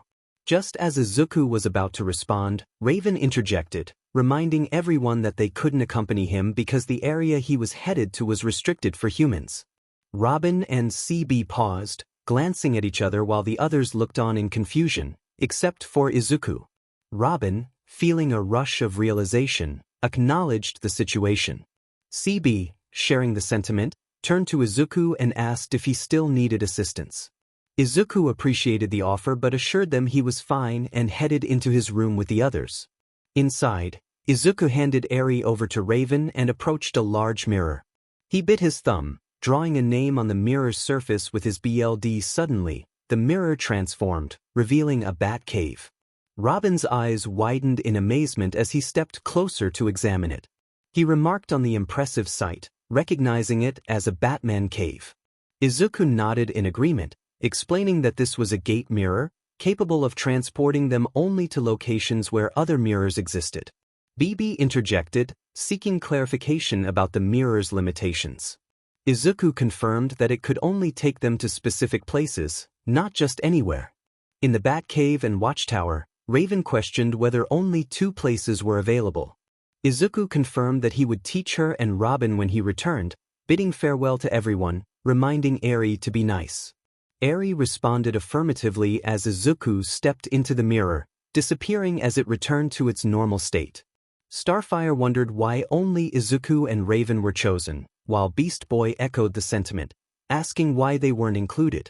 Raven explained that they would use it for fun, noting that Starfire and Cyborg couldn't participate because it required BLD to function. She then walked to the bed with Eri. Cyborg inquired how Raven knew this, and she raised an eyebrow, revealing that she had figured it out. In the Batcave, Izuku approached Batman's computer to make a call. Meanwhile, Batman was piloting the Batmobile, tracking Felix Faust, who had attacked Diana's hometown. He received the call on his plane's computer and answered. Izuku introduced himself and asked about Batman's location. Batman informed him he was tracking Faust and inquired about Izuku's presence. Izuku explained he was there for the same reason, intending to stop Faust from opening the gate to Tartarus. Batman instructed him to meet at a specific location and mentioned he would contact the rest of the team. After a time skip, Izuku admired Raven's cape upon arriving at Felix Faust's home. Batman called the team, informing Diana that he had uncovered something regarding her friend Faust. Diana asked for details, and Batman suggested she see it for herself, mentioning that someone else was also present. Angel then greeted her sister, and both Wonder Woman and Superman acknowledged Izuku's presence. Angel assured them she would explain everything once they arrived. Diana agreed, and soon the rest of the team arrived at Faust's home, surprised to see Izuku. He explained why he had come, and they began to explore Faust's residence. John remarked on Faust's evident passion for learning, while Flash picked up a staff, jokingly questioning its origin. Batman observed the scene, taking in the peculiarities of Faust's collection. An eye opened on the staff, and a warning was issued not to touch it. A laser shot from the staff, narrowly missing Batman as he dodged. The Flash realized he had been holding a weapon and expressed his surprise. Batman approached and took the staff away, emphasizing the importance of caution since they were unsure of the powers involved. The team complied, setting down whatever they had been examining to avoid further mishaps. Superman examined the crater left in the wall and inquired about Faust. Batman explained that Felix Faust had once been a respected professor of archaeology. However, his fascination with the mystic arts led to his expulsion from the university due to his controversial ideas. He vowed revenge on those who ridiculed him, and several individuals had mysteriously vanished thereafter. Wonder Woman gazed at 3 lifelike masks hanging on the wall, suspecting their grim fate. The Flash reacted with disgust at the thought of being trapped in such a manner. Izuku, feeling unsettled by the idea, began searching for clues about why Faust sought to open a portal to the underworld but stumbled upon something intriguing. Superman, disturbed by the implications, remarked on Faust's madness. Batman revealed that he had discovered Faust's journal, with the last entries referencing Tartarus, a pit of lost souls. Wonder Woman expressed her concern, acknowledging the mythological nature of such a place. Batman assembled 3 pieces to form a key, declaring that Faust intended to use it. Superman asked where the gateway to the underworld was located, and Wonder Woman confirmed it was beneath Themyscira. Superman turned to Diana, urging her not to give Faust the key. Diana, however, felt compelled to act, knowing her mother and sisters would remain petrified forever if she did not. Batman warned her that giving the key to Faust could lead to catastrophic consequences. The group turned their attention to Izuku, who was curiously examining an old digger until he felt their gazes upon him. He looked up, puzzled by their scrutiny. Batman reassured him that there was nothing to worry about but reminded him not to touch anything. Izuku sheepishly apologized, expressing his opinion that Faust was foolish for leaving such a powerful weapon behind. The others were taken aback, staring at the old digger in his hands. Izuku assured Wonder Woman that he could take care of himself and stepped closer to her. Wonder Woman, feeling uncertain, expressed her dilemma. Izuku smiled and hugged her, recalling her words of encouragement. Never give up hope and find a way, even in a dark and cruel world. Wonder Woman smiled back, grateful for his support, and felt reassured about her decision. Later, at Themyscira, Faust expressed gratitude for raising such a devoted daughter, petting the petrified face of Hippolyta and noting her eagerness to cooperate. Suddenly, Diana burst through the door, calling out to Faust. He acknowledged her return, conjuring an hourglass that appeared and vanished, impressed by her timely arrival. Diana revealed the key she had been carrying, demanding that he free her mother. Faust feigned compliance, summoning an amulet to release Hippolyta from her stone prison. As Hippolyta groaned upon being freed, Diana rushed to her side, ready to support her. Faust exclaimed with excitement, holding up a key, declaring that after 3,000 years, it was finally complete. Hippolyta looked at Diana in disbelief, realizing the implications of Faust's actions. Faust thanked her for her assistance but noted that her usefulness had come to an end. Suddenly, Flash dashed past him, snatching the amulet and declaring that he had a trick of his own. Faust was taken aback, and just then, Batman swung in from above, knocking Faust to the ground. Hippolyta expressed her disgust, questioning Batman's decision to bring men to Themyscira. Batman retorted, pointing out that it was foolish to trust someone like Faust. Superman and Martian Manhunter landed beside Batman, with Angel hovering above them. Superman declared that it was over for Faust and urged him to surrender. Faust defiantly refused, launching an energy sphere at the ceiling to create chaos, followed by 2 more aimed at Superman, one of which sent him staggering back. Flash, with his usual bravado, taunted Faust as he darted around, evading the sorcerer's attacks. Faust attempted to spike the ground in front of him, causing Flash to trip and fall. John tackled Faust down a small staircase, sending him sprawling. Faust retaliated by firing a sphere that passed through John, causing an explosion that damaged the ceiling. The sorcerer then charged a larger sphere and hurled it at the heroes, forcing them to scatter to avoid the blast. Batman was caught off guard by the explosion, and a falling pillar required Superman's intervention to catch it. As Faust tried to escape, Batman ensnared him with his grapple line, with Diana assisting using her lasso. However, they were suddenly struck by a lightning spell when Faust grabbed the ropes. The sorcerer attempted to flee with the key, but John blocked his path, commanding him to stop. Faust tried to change direction, but Flash and Superman intercepted him, and Angel used his wings to snatch the key away. Faust growled in frustration, seeing the key now in Angel's possession. In a desperate move, he threw seeds to the ground, which rapidly grew into massive, spiked vines that ensnared the heroes. Flash joked about needing weed killer as Batman and Diana struggled to free themselves from the magical plants. Grabbing the key, Faust approached 𝗵𝗂𝗲, urging her to join him so they wouldn't be late for the grand opening. 𝗵𝗂𝗲 drew a dagger and attempted to strike, but Faust swiftly disarmed her and rendered her unconscious with a spell. Diana, still trying to break free, called out for her mother. Izuku summoned his 𝗓𝗑𝗓 and threw it at Faust, but the sorcerer teleported away just in time. 𝗓𝗓𝗓 returned, slashing through the vines and freeing the heroes. Wonder Woman looked around for her mother, realizing that Faust had taken her along with the others. Flash lamented that it was too late, while Superman noted that the key was also gone. Wonder Woman refused to accept defeat and insisted they follow her. Diana led the group to a door, pressing a button that revealed a long staircase. As they descended, Flash remarked on a strange smell, to which Diana advised him not to ask. Izuku held his nose, complaining about the odor. They soon arrived at a massive underground chamber filled with ruins, with a gigantic gateway at the far end. 𝗵𝗂𝗲 struggled against her chains as Faust approached the mechanism to open the door. She pleaded with him to stop, warning that he didn't understand the consequences of his actions. Faust confidently declared that he knew exactly what he was doing, revealing that he had dreamed of this moment for his entire life. He inserted the key into the mechanism, causing the gateway to tremble ominously. 𝗵𝗂𝗲 gasped in horror as the gates of Tartarus began to open. As the gates swung wide, a tall armored figure emerged from the flames, proclaiming his freedom. Faust welcomed Lord Hades, bowing before him and presenting 𝗵𝗂𝗲 as an offering. Hades, surprised, approached 𝗵𝗂𝗲, recognizing her as his former lover. 𝗵𝗂𝗲 looked down, reminding him of his betrayal.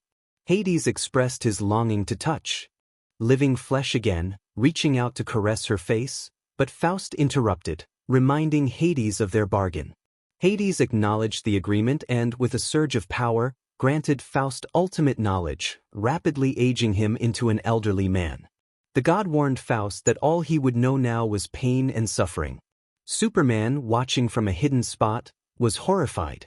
Diana seized a sword and broke 𝗵𝗂𝗲's chains, urging her to hurry. Hades, amused, noted that he had not been informed of 𝗵𝗂𝗲's daughter. As Hades prepared to unleash his fiery breath, Angel intervened, striking him with Gilgamesh. Hades was momentarily pushed back, coughing as he recognized the Nephilim's interference. Angel warned Hades to return to his realm or face consequences. Hades chuckled, dismissing the threat, and unleashed a fireball from his mouth. Angel shielded himself with his wings but was caught off guard by Hades' punch, sending him flying. Hades then turned his attention back to 𝗵𝗂𝗲, but Superman swooped in, delivering a powerful punch that only moved the god a few feet. Hades retaliated, backhanding Superman into rubble. He caught a batarang thrown by Batman, but it exploded without significant effect. Flash rushed in, delivering a flurry of punches, but Hades remained unfazed. Annoyed, Hades unleashed a torrent of fire at Flash, who narrowly escaped, commenting on the god's breath. Flash skillfully dodged the flames, running along walls as pillars crumbled behind him. John descended from above, but Hades retaliated with fire, sending him crashing away. Diana helped 𝗵𝗂𝗲 to her feet, asking if she was all right as they took cover behind a rock. 𝗵𝗂𝗲 affirmed her readiness, determined to stop Hades. The god challenged them, causing the ground to tremble and rise beneath him. Flash, sensing danger, looked around as arms emerged from the ground, revealing the skeletons of fallen warriors rising to life. Hades proclaimed the fate of all heroes as his skeletal army assembled. Flash struggled against the undead, calling for help. Superman responded by using his heat vision to cut down several skeletons before flying to assist Flash. Superman swiftly grabbed Flash and soared into the sky with him. Flash managed to free an arm and expressed his disgust. Batman, using his grappling hook, ascended to the ceiling and shattered a skeleton's head into dust, which then crumbled to the ground below. One of the enemies hurled an axe, slicing through the air and causing Batman to tumble down. In retaliation, Batman launched a batarang that embedded itself in a skeleton's chest before exploding, taking out several of them in the process. A group of skeletons attempted to surround John, but he became intangible, allowing them to collide with one another before delivering a powerful punch to the last one standing. Diana and Hippolyta fought back-to-back, skillfully slicing through their foes with their blades. Diana questioned how they could possibly overcome the endless waves of enemies, while her mother remained grim, declaring that they could not. Hades, observing Batman and John's progress, unleashed a torrent of fire at them, forcing them to retreat and be knocked down by the blast. He then took down Flash and Superman, reveling in his apparent victory and demanding the heroes to bow before him. The heroes found themselves pinned down by the skeleton army until Angel arrived, slamming the ground with a new sword that transformed the area into an icy battlefield. However, the heroes remained unaffected due to the glowing feathers from their wings. Hades retaliated by breathing fire, attempting to stop the ice from encroaching on him. As the smoke cleared, he discovered that all of his skeleton army was frozen in ice, which fueled his anger. He shouted in fury, calling out to Nephilim. Izuku proudly introduced his new weapon, the Void Sword, resting it on his shoulder. Faust, astonished, questioned how he had awakened such power. Angel rolled his eyes and dodged a fireball, slashing it apart before evading Hades' punch and countering with a kick. Hades, frustrated, attempted to breathe fire again, but Wonder Woman and Hippolyta shield bashed him in the belly, sending him crashing into a rock. Angel checked on his sister, who assured him she was fine but wondered where he had learned to insult someone. He speculated that it must have come from the two swords he wielded. Hippolyta praised his newfound skills, but Hades, now furious, declared that he would not tolerate being insulted by mortals. Angel stuck out his tongue defiantly, claiming he insulted every demon he fought, which made Wonder Woman and Hippolyta stifle their laughter. Hades, growing angrier, failed to notice Faust casting a spell behind him, which struck him in the back. Wonder Woman gasped as Hades writhed in pain, revealing his true face. Hippolyta pointed out the grotesque nature of his form, and Angel remarked that it was far worse than a fish with a mustache. Hades retaliated by unleashing fire at Faust, sending him reeling before turning his attention back to the two women. He backhanded Diana away and seized Hippolyta by the arm, but Izuku intervened, punching Hades in the face and catching Hippolyta as she fell. Hades roared in anger, demanding to know who dared to touch his wife. He unleashed a blast of fire at Angel, who skillfully slashed it apart, allowing Hippolyta to strike him with her shield. Hades staggered back, and Diana seized the opportunity to leap and kick him in the face. Hades stumbled further back, and Angel followed up with a powerful kick to his belly, sending him flying toward a portal. Hades threatened revenge, but Angel and the others were relentless, launching a series of coordinated attacks that left him weakened. As Hades struggled to rise, he questioned whether they dared to send him back into the pit. Hippolyta affirmed that they would do so for the sake of their people and the world. Hades roared in defiance, but Angel charged forward, landing a decisive blow. Hippolyta joined in, and together they sent Hades tumbling into the portal. Diana and Angel quickly grabbed the key to close the gate, but it shocked them both as they struggled to turn it. Hades emerged from the portal, attempting to stop them, but Angel let go of the key and pushed him back. Diana called out to Izuku, urging him to destroy the key. Hades fought against Angel's grip, but Angel shouted for his sister to break it. Diana pulled the key with all her strength, shattering it. Hades screamed in disbelief as Diana declared that he would return to the pit. She threw the remnants of the key to the ground, causing a massive eruption of fire that engulfed the gateway. The portal began to pull everything in, including Hades and his frozen skeleton army.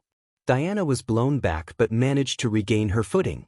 Hippolyta grabbed a nearby rock as Faust disintegrated into dust, pulled into Tartarus along with the undead warriors. Batman secured himself to a stable pillar, pulling away from the gateway, while Flash sprinted for safety as debris was swept away by the powerful winds. Angel soared upward, but Hades grabbed his leg, threatening to drag him down with him. Angel, unfazed, looked back at Hades with newfound confidence and prepared to unleash a powerful electric attack. Hades shouted in anger, but Angel smirked, declaring it was time for his victory. He unleashed a bolt of lightning that struck Hades, forcing him to release his grip. With a final cry, Hades fell into Tartarus, where he belonged.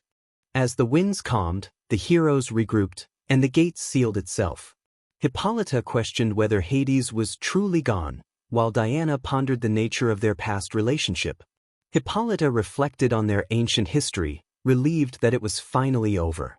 Diana, however, expressed concern for their Amazon sister, as they emerged to find the Amazons still petrified, standing like statues of warriors. John surveyed the scene, asking what had happened. Is there nothing they can do for them? Izuku responded affirmatively to his mentor, looking at Flash. He asked if Flash still had the amulet. Flash retrieved it from his pocket and handed it to Izuku, curious about his plan. Izuku explained that he would use a little magic. As the sun rose, he threw the amulet into the air, and it glowed brightly, reversing the spell. One by one, all of the Amazons returned to normal as if nothing had happened. Flash, astonished, asked how Izuku knew. Izuku caught the amulet as it returned to him and explained that it was like a coin, one side for a curse and the other for a cure. He then handed it to Batman, suggesting it might help with some night creatures. Batman accepted it, placing it in his pocket, but reminded Izuku not to expect him to use it all the time. Izuku shrugged and was embraced by Diana, who thanked him for stopping Hades and saving the Amazons. After breaking the hug, he turned to his mother, expressing that it was a miracle. Hippolyta praised Athena for their efforts and addressed the Justice League, while Izuku smiled nervously, feeling uncomfortable in the crowd, especially around the women. He hid his face with his cape and stepped behind Superman. Later, Hippolyta held a ceremony to honor the heroes for their efforts in stopping Hades from destroying the world. She expressed her eternal gratitude for their brave assistance against the sorcerer Faust and the mad god Hades. Flash, noticing one of the Amazons, smiled and suggested a private tour of paradise after receiving their medals, but the woman remained unfazed and ignored him.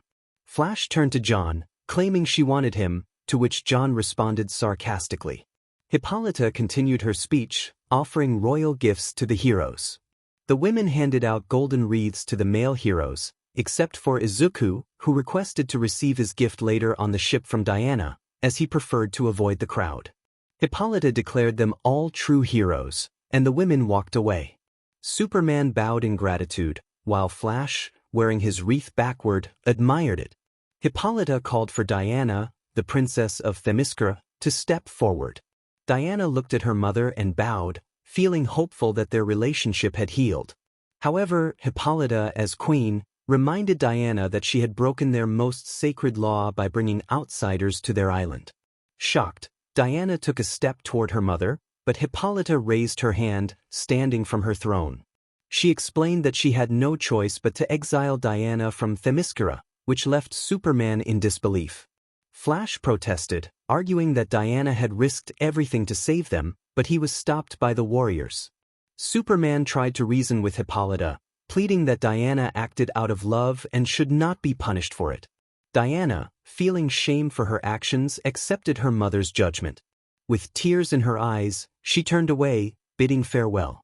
A warrior signaled for everyone to raise their spears in honor of Diana as she left the island. The other heroes intended to follow her, but Flash felt that this was unjust. He exclaimed that they were just going to walk away, expressing his frustration. Batman cautioned him not to make the situation harder than it already was. As they approached the javelin, Izuku jumped down and wrapped his arm around Diana to comfort her. She looked down and smiled, appreciating his support. After breaking the hug, Izuku took a few steps back and softly flapped his wings, ascending into the sky. Everyone watched in confusion as feathers descended from the sky, landing gently on the ground. The scene transformed into an appealing melody reminiscent of a piano, revealing the past of Diana, Hippolyta, and the sisters they had lost, appearing like a nostalgic video of their joyful past. They all gazed at the sight, and Diana and her mother shared a moment of connection, smiling at each other before boarding the javelin. Hippolyta looked back at the javelin one last time, wishing for Hera to watch over her little sun and star, as Izuku flew back inside. Izuku began writing in his book, marking the end of the chapter. Later, he joined his friends, asking Raven, Starfire, Aerie, and Cyborg about which movie they should watch. Raven sarcastically mentioned two good options, but Cyborg insisted they should watch both, which annoyed Raven. Aerie giggled at Raven's reaction, while Starfire inquired about Robin's whereabouts. Beast Boy informed them that Robin was still in his room, searching for traces of Slade. Starfire got up to check on Robin, but Izuku returned from his mission that day. He greeted everyone, and Aerie joyfully flew into his arms. Cyborg welcomed him back, as did Beast Boy and Starfire, who expressed their happiness to see him again. Raven simply waved. Izuku asked where Robin was, and Starfire informed him that he was in his room, thinking about their upcoming mission. Izuku requested that they say hello to Robin for him, and Starfire agreed before flying off to check on him. Izuku settled onto the sofa beside Raven, who magically laid on his wings, which he always opened for her. He asked what he missed regarding the mission, and his friends took turns recounting their experiences, making Izuku think until he was interrupted by Beast Boy asking which movies they should watch. At the facilities that night, 2 guards were on duty, monitoring the chip when the alarm rang. They cautiously approached the front, but saw no one. One guard expressed his unease, and as they waited, the door of the chip closed suddenly. The guards yelled, but it was too late. Nearby, a figure appeared, Red X. He grabbed the chip and looked around, but the guards, having closed the door, shot at him. One guard shouted that he had the chip, and both guards began firing, but Red X vanished into the air. Confused, the guards looked at each other, wondering where he had gone. On the rooftop, the team awaited the intruder's arrival. Cyborg answered a video call from Robin, who was tracking a lead on Slade from afar. Robin asked if they could handle things without him, and Cyborg confidently assured him that they could. Robin nodded and ended the call. Then a figure emerged from the air vents, ready for a confrontation. Red X declared that he worked alone and launched explosive shurikens at CB. The team quickly spread out as CB fired a beam that exploded in the air, narrowly missing Red X, who skillfully dodged the attack. CB continued to fire at him, but Red X evaded each shot. He then sent an explosive shuriken towards CB, who dashed in the opposite direction. BB leaped into the air, transforming into a lion to pounce on Red X. However, Red X fired a shuriken that turned into a sticky substance mid-flight, ensnaring BB and bringing him crashing to the ground. BB struggled against the sticky trap, attempting to change into another animal but finding no escape. Starfire and Raven arrived together, with Starfire launching a star blast while Raven prepared a trap. Red X dodged Starfire's attack and evaded Raven's trap as well. He retaliated by firing shurikens at both Starfire and Raven. Starfire found herself wrapped in shuriken restraints, while Raven was silenced by the same sticky substance. Despite her efforts to break free, Raven was unable to escape. Red X took a step back, but CB yelled out and attempted to jump on him. Red X sidestepped, and when CB tried to punch him, Red X leaped onto CB's back. With a swift motion, he disabled CB, shutting down all his systems except for his brain, and then pushed him down. Just then, Angel swooped in, launching an attack with his feathers. Red X and Angel locked eyes before Red X fired an explosive shuriken at him. Angel dodged and retaliated with a strike from his wings, but Red X evaded each of Angel's attacks. 𝗏𝗂𝐻 then fired a sticky shuriken at Angel, who managed to dodge some of the attacks. However, 𝗏𝗂𝐻 quickly moved behind him and launched another sticky shuriken. Angel folded his wings to spin around and strike with his feathers, but 𝗏𝗂𝐻 caught them, leaving Angel wide-eyed in surprise. 𝗏𝗂𝐻 delivered a swift kick to Angel's midsection, sending him back slightly. As Angel looked up, still stunned, 𝗏𝗂𝐻 took the opportunity to retreat. 𝐶𝐵 shouted that 𝗏𝗂𝐻 better run, and with a leap, he vanished from sight. The team was left to ponder the encounter. 𝗵𝗃 pointed out that 𝗏𝗂𝐻 had caused chaos, especially with his hair, which Starfire had accidentally cut. Raven, still with tape over her mouth, was pointed out by 𝗵𝗃, who jokingly remarked that it suited her. Izuku, trying to help, pulled the tape off, causing a commotion as Starfire and 𝗵𝗃 screamed. Raven's face bore a mark of X, and she glared at Izuku, who offered an apologetic look. Raven returned to her usual monotone demeanor, stating that even if Robin had been there, it wouldn't have changed anything. 𝗬𝗵 noted that 𝗏𝗂𝐻 seemed to know exactly how to take each of them down, except for Izuku, who had frozen up during the fight. Starfire reassured the team that they were mostly undamaged, while 𝗵𝗃 grumpily pointed to his hair. The team was eager to learn what Robin had discovered about Slade, but Robin admitted that his lead had been a dead end and decided to return to work. As he left the room, the others exchanged worried glances about his obsession with Slade. The team dispersed to handle their tasks, but Izuku lingered, sighing before walking out of the living room.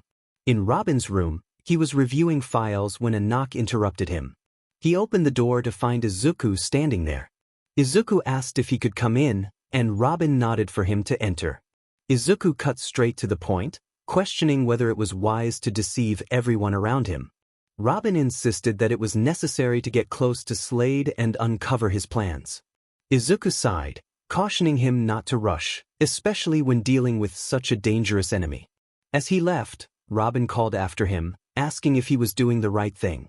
Izuku looked back over his shoulder, expressing uncertainty but reminding Robin that sometimes they had to act for the greater good. Robin gazed up at the ceiling, reflecting on Izuku's words, acknowledging that sometimes his mentor was right. Izuku chuckled, advising Robin not to let his mentor's shadow loom over him, emphasizing that this was Robin's path, not his mentor's. Robin smirked, thanking Izuku and asking him to keep up the act for now. Izuku waved goodbye as he exited the room. In the middle of the night, Robin summoned the team to the living room. 𝗬𝗵 entered, questioning what was going on, only to find no one there. Starfire called out for Robin, and they approached the computer, still searching for him. 𝗵𝗃, still groggy, jokingly referred to Robin as Captain Research. 𝗵𝗃 yawned, suggesting that Robin was likely filling out notes at the public library. Suddenly, Robin appeared on the main TV screen, informing the team that he had spotted 𝗏𝗂𝐻 involved in a robbery. He urged them to get to his location as soon as possible. 𝗵𝗃, still half asleep, agreed to join the mission, but dozed off again until 𝗬𝗵 pulled him by the clothes, waking him up. The team arrived at the location, searching for Robin. Izuku spotted him and pointed towards Robin and 𝗏𝗂𝐻, who was fleeing. As Robin pursued 𝗏𝗂𝐻, the latter threw a net, tangling Robin in it. 𝗬𝗶 shouted for Robin, who reassured them to focus on capturing 𝗏𝗂𝐻. The team followed 𝗏𝗂𝐻 to an underground train station. Angel decided to keep an eye on things from above while the others chased after 𝗏𝗂𝐻. Back in the TTT living room, the team studied a map of the city, noting where 𝗏𝗂𝐻 had been. 𝗬𝗵 pointed out the location, and Raven began to track 𝗏𝗂𝐻's movements. 𝗵𝗃 expressed his frustration about Robin's absence, suggesting that if Robin had been present, they would have already captured 𝗏𝗂𝐻. Starfire defended Robin, insisting that he was working hard to stop Slade and save them all. 𝗬𝗵 and 𝗵𝗃 were skeptical, while Raven and Izuku looked at Starfire with concern. 𝗵𝗃 lamented that Robin always seemed to disappear when they needed him. Starfire turned to Izuku, asking if he felt the same way. Izuku expressed his worries about Robin's obsession with Slade but refrained from passing judgment. He left the room, stating that whatever Robin was doing, he had his reasons. Raven decided to check on Robin and followed Izuku. That night, Starfire entered Robin's room, searching for him but finding it empty. As she looked around, She remembered Robin's words. She accidentally activated a holographic Robin, which confused her until she realized who 𝗏𝗧 truly was. In a hidden facility, 𝗏𝗧 collected the last green chip when 𝗧𝗏 appeared behind him, praising his work. They discussed their partnership, and 𝗏𝗧 inquired about their plans. 𝗧𝗏, however, was not ready to share sensitive information just yet. Just then Robin, who had been hiding, was caught off guard as 𝗧𝗏's minions surrounded him.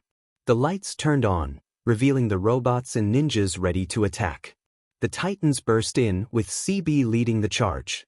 𝗵𝗃 transformed into an octopus to tangle the robots, while Raven used her magic to throw them aside. Angel swooped down to slash at the remaining robots. 𝗏𝗧 attempted to flee, but 𝗬𝗵 caught his cape, preventing his escape. As 𝗧𝗏 tried to run away, Robin revealed himself, shocking everyone. Angel urged Robin to catch 𝗧𝗏, and he took off after him. 𝗬𝗵 and the others were stunned to learn that 𝗏𝗧 was actually Robin. The battle continued, with the Titans fighting off the robots and ninjas. On the rooftop, Robin chased 𝗧𝗏, leaping from building to building. He threw a 𝗕𝗲𝗢𝗡 at 𝗧𝗏, who effortlessly destroyed it. As they continued their chase, 𝗧𝗏 taunted Robin, but Robin remained determined to stop him. They circled each other, with Robin refusing to hand over any technology to someone like 𝗧𝗏. The situation escalated, and Robin declared that 𝗧𝗏's plans were over. 𝗧𝗏, however, insisted that this was just the beginning. 3 days later, Robin awoke, trapped in a chair alongside the other Titans, except for Angel, who was missing. They were all chained to their seats, confused and surprised. 𝗵𝗃 asked Raven if anyone knew where they were. A voice responded, revealing 𝗵𝗲, who announced that they were at his institution for troublesome teens. He gleefully stated that it was time to teach them a lesson. As he approached, Robin struggled against his restraints, calling for the Titans to move.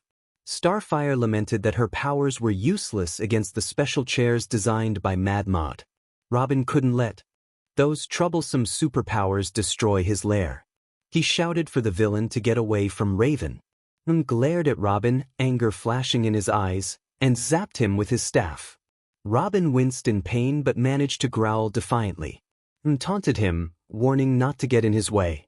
He had gone through a lot to build his school and infiltrate their tower with knockout gas, and he wasn't about to finish Robin off easily. Standing in front of Raven, leaned in closer, making her jump. He claimed he wanted to teach them all a lesson, revealing that he had been watching their misbehavior. He expressed his disdain for unruly children, showing them pictures on the wall depicting their past adventures. He pointed at each of them with his staff, emphasizing that they would soon learn their place. 𝗬𝗵 stared at in disbelief, questioning his intentions, but was abruptly interrupted when struck him lightly with the staff. Declared that they were in his world now and would not escape until they learned proper respect. When Raven asked about Angel, grinned, saying he was in a better place because he was special. Robin vowed they would escape, but their conversation was cut short by the ringing of the school bell. Mockingly saluted them as they all fell, screaming.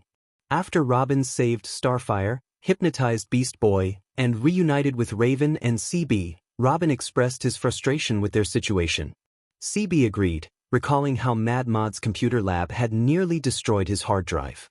Starfire asked Raven where she had been captured, and Raven revealed it was the gym. They wondered about Beast Boy and Angel's whereabouts, and Robin admitted he had tried calling Angel without success. Beast Boy, still under hypnosis, crawled in like a worm, confused about how he had ended up there. 𝗬𝗶 suggested they find an exit or blast their way out, but Robin warned that the place was likely filled with traps. Raven pointed out that they might not escape at all, but Robin countered that they needed to mess with 𝗵𝗲. He proposed taking control of the cane that controlled everything in the room, and they all agreed to work together to take him down. As they ventured deeper, Robin narrowed his eyes, demanding to know where Angel was. Led them further into an underground chamber, and Robin questioned if he was truly taking them to Angel. Confirmed, but when 𝗬𝗶 asked why Angel wasn't with them, revealed that someone had asked him to find Angel's weakness. Raven shivered at the thought of where they were being taken. Upon arriving at a large door, 𝗬𝗶 and Beast Boy pushed it open, revealing a dark room. Starfire illuminated the space, revealing a long hall. As they walked, Raven felt an increasing sense of dread. When they reached the center, they were horrified to see Angel chained up, struggling against the golden chains and silver spear that pierced his wings. Robin, CB, Beast Boy, and Starfire glared at who was grinning at their distress. CB and Robin wanted to confront him, but Beast Boy and Starfire held them back. Raven's eyes widened as she approached Angel, feeling a surge of anger that overwhelmed her. Her dark magic activated, pulling the chains away from Angel, and she caught him in her arms, beginning to heal him. Robin called Batman from the watchtower for assistance. After a time skip, Green Lantern carried Izuku back to the Teen Titans Tower. Upon their arrival, Robin explained the mission to Batman and Green Lantern, who nodded in understanding. Batman comforted Robin and his team, encouraging them not to blame themselves but to learn and grow stronger from the experience. Inside the cocoon, Raven, Izuku, and Eri embraced one another. Eri, seeing her brother in his cocoon state, stood in front of the wings, which moved aside to let her in, surprising everyone except Batman and Green Lantern. The next day, Izuku awoke from his cocoon, and the Teen Titans were relieved to see him healthy. However, Eri and Raven were reluctant to let him go. Izuku sighed in defeat, wishing them good night as he took both of them to their rooms for a sleepover, just for that night. The chapter ended with the Teen Titans stopping 2 Hive members from robbing a bank in Jump City. 2 members of the Hive, Gizmo and Billy Numerous, were on the run. Gizmo was fleeing with a spider claw while being pursued by Cyborg, Beast Boy, and Robin, who were in Cyborg's car, with Beast Boy soaring overhead as an eagle. Meanwhile, Billy was confronted by Angel, Raven, and Starfire. Angel landed a punch on one of the Billis and grabbed another by the foot, spinning and tossing him toward a different Billy. Raven ensnared one Billy in her magic, but he began to multiply, causing her spell to burst and sending all the Billis crashing down. Starfire knocked one Billy out with her Star Blast, but another Billy leaped from behind her, only to be kicked away by Angel. Angel wondered how many of these guys there were, throwing punches and kicks at the Billis. Starfire was unsure if Robin, Cyborg, and Beast Boy had finished capturing Gizmo yet, firing a Star Blast at a Billy in midair. Raven joined them, questioning if they were still trying to catch Gizmo, but the multiplying Billis broke free from her magic. As Angel looked around and saw the Billis surrounding them, she realized the situation was dire, especially when she spotted more on the roof. Raven proposed a plan, blasting a Billy with her magic. Angel hesitated, asking if Raven was sure, but Raven affirmed her confidence. With determination, Angel declared they were going to take to the sky. The Billis, noticing the retreat, speculated about what the Titans were preparing for, rallying together to form a tower. Raven instructed Starfire to keep the Billis at bay while they prepared a spell. Starfire complied, breaking down one of the Billy towers with a light punch. Raven looked to Angel, ready to proceed. Angel smirked, feeling prepared as they began to chant their spell together, combining their magic. As they completed the incantation, chains erupted from the ground, wrapping around the Billis. One of the Billis exclaimed in surprise as the chains pulled him and the others into the sky, where a brilliant light enveloped them. When the light faded, Raven and Angel descended alongside Starfire, observing the Billis bound by chains on the ground. Billy growled and sat up, seeing the Titans surrounding him. Billy attempted to command his minions, but they did not respond. Raven pointed out that their spell had rendered him unable to multiply, as the chains would pull him back together whenever he tried. Billy was incredulous, realizing the extent of their magic. Just then, Robin, Cyborg, and Beast Boy returned with Gizmo over Cyborg's shoulder. The Titans handed both Gizmo and Billy over to the police, who took them away. As the Titans prepared to leave, Angel noticed one of the Hive's phones. She grabbed it, her eyes widening as she glimpsed a troubling future. Robin touched Angel's shoulder, snapping her back to reality. Concerned, he asked if she was all right. Angel reassured him, though she felt the weight of what she had seen. She sighed, knowing she needed to share what she had learned back at the TTT. In the TTT living room, Titan expressed disbelief at the news. Izuku asked him to keep his voice down, while Cyborg emphasized the seriousness of the situation. Izuku tried to calm everyone, explaining that the future was not set in stone. Beast Boy reminded them of the dire predictions they had received, and Starfire agreed that the situation was serious. Izuku sighed, feeling defeated as he prepared to explain. Robin inquired when the event would occur, and Izuku revealed it could be today or the next day. The urgency was clear, and Robin insisted they needed to act. Izuku assured the team he knew what to do, but he needed one person to accompany him to the watchtower. Cyborg eagerly volunteered, but Beast Boy and Robin argued over who would go. Raven asked who would join Izuku, and he nervously suggested her. The others were surprised, and Starfire congratulated Raven, who felt a blush at the thought of traveling with Izuku. Beast Boy jokingly questioned why it had to be Raven, and Izuku explained they needed her magic for the mission. Robin suggested they all go, but Izuku pointed out that it would leave the city unprotected. The team nodded in agreement, and Izuku and Raven prepared to leave, putting on their hoods as they exited the living room. Meanwhile, at an abandoned picture store in Metropolis, a creature crawled into the building before standing on two legs. Cheetah spotted the figure and prepared to attack, thinking it was a trap. The figure, Copperhead, defended himself, introducing himself and suggesting they might work together. Cheetah relaxed her stance, curious about his intentions.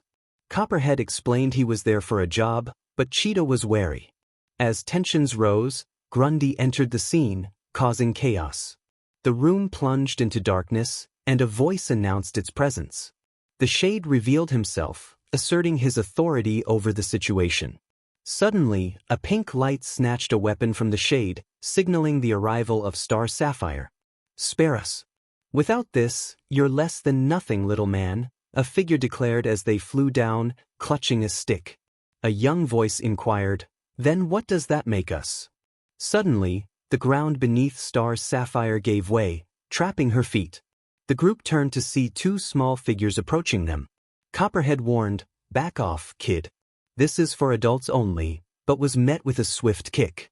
Kid 𝗬𝗖𝐾YD challenged him, asking if he would care to repeat that.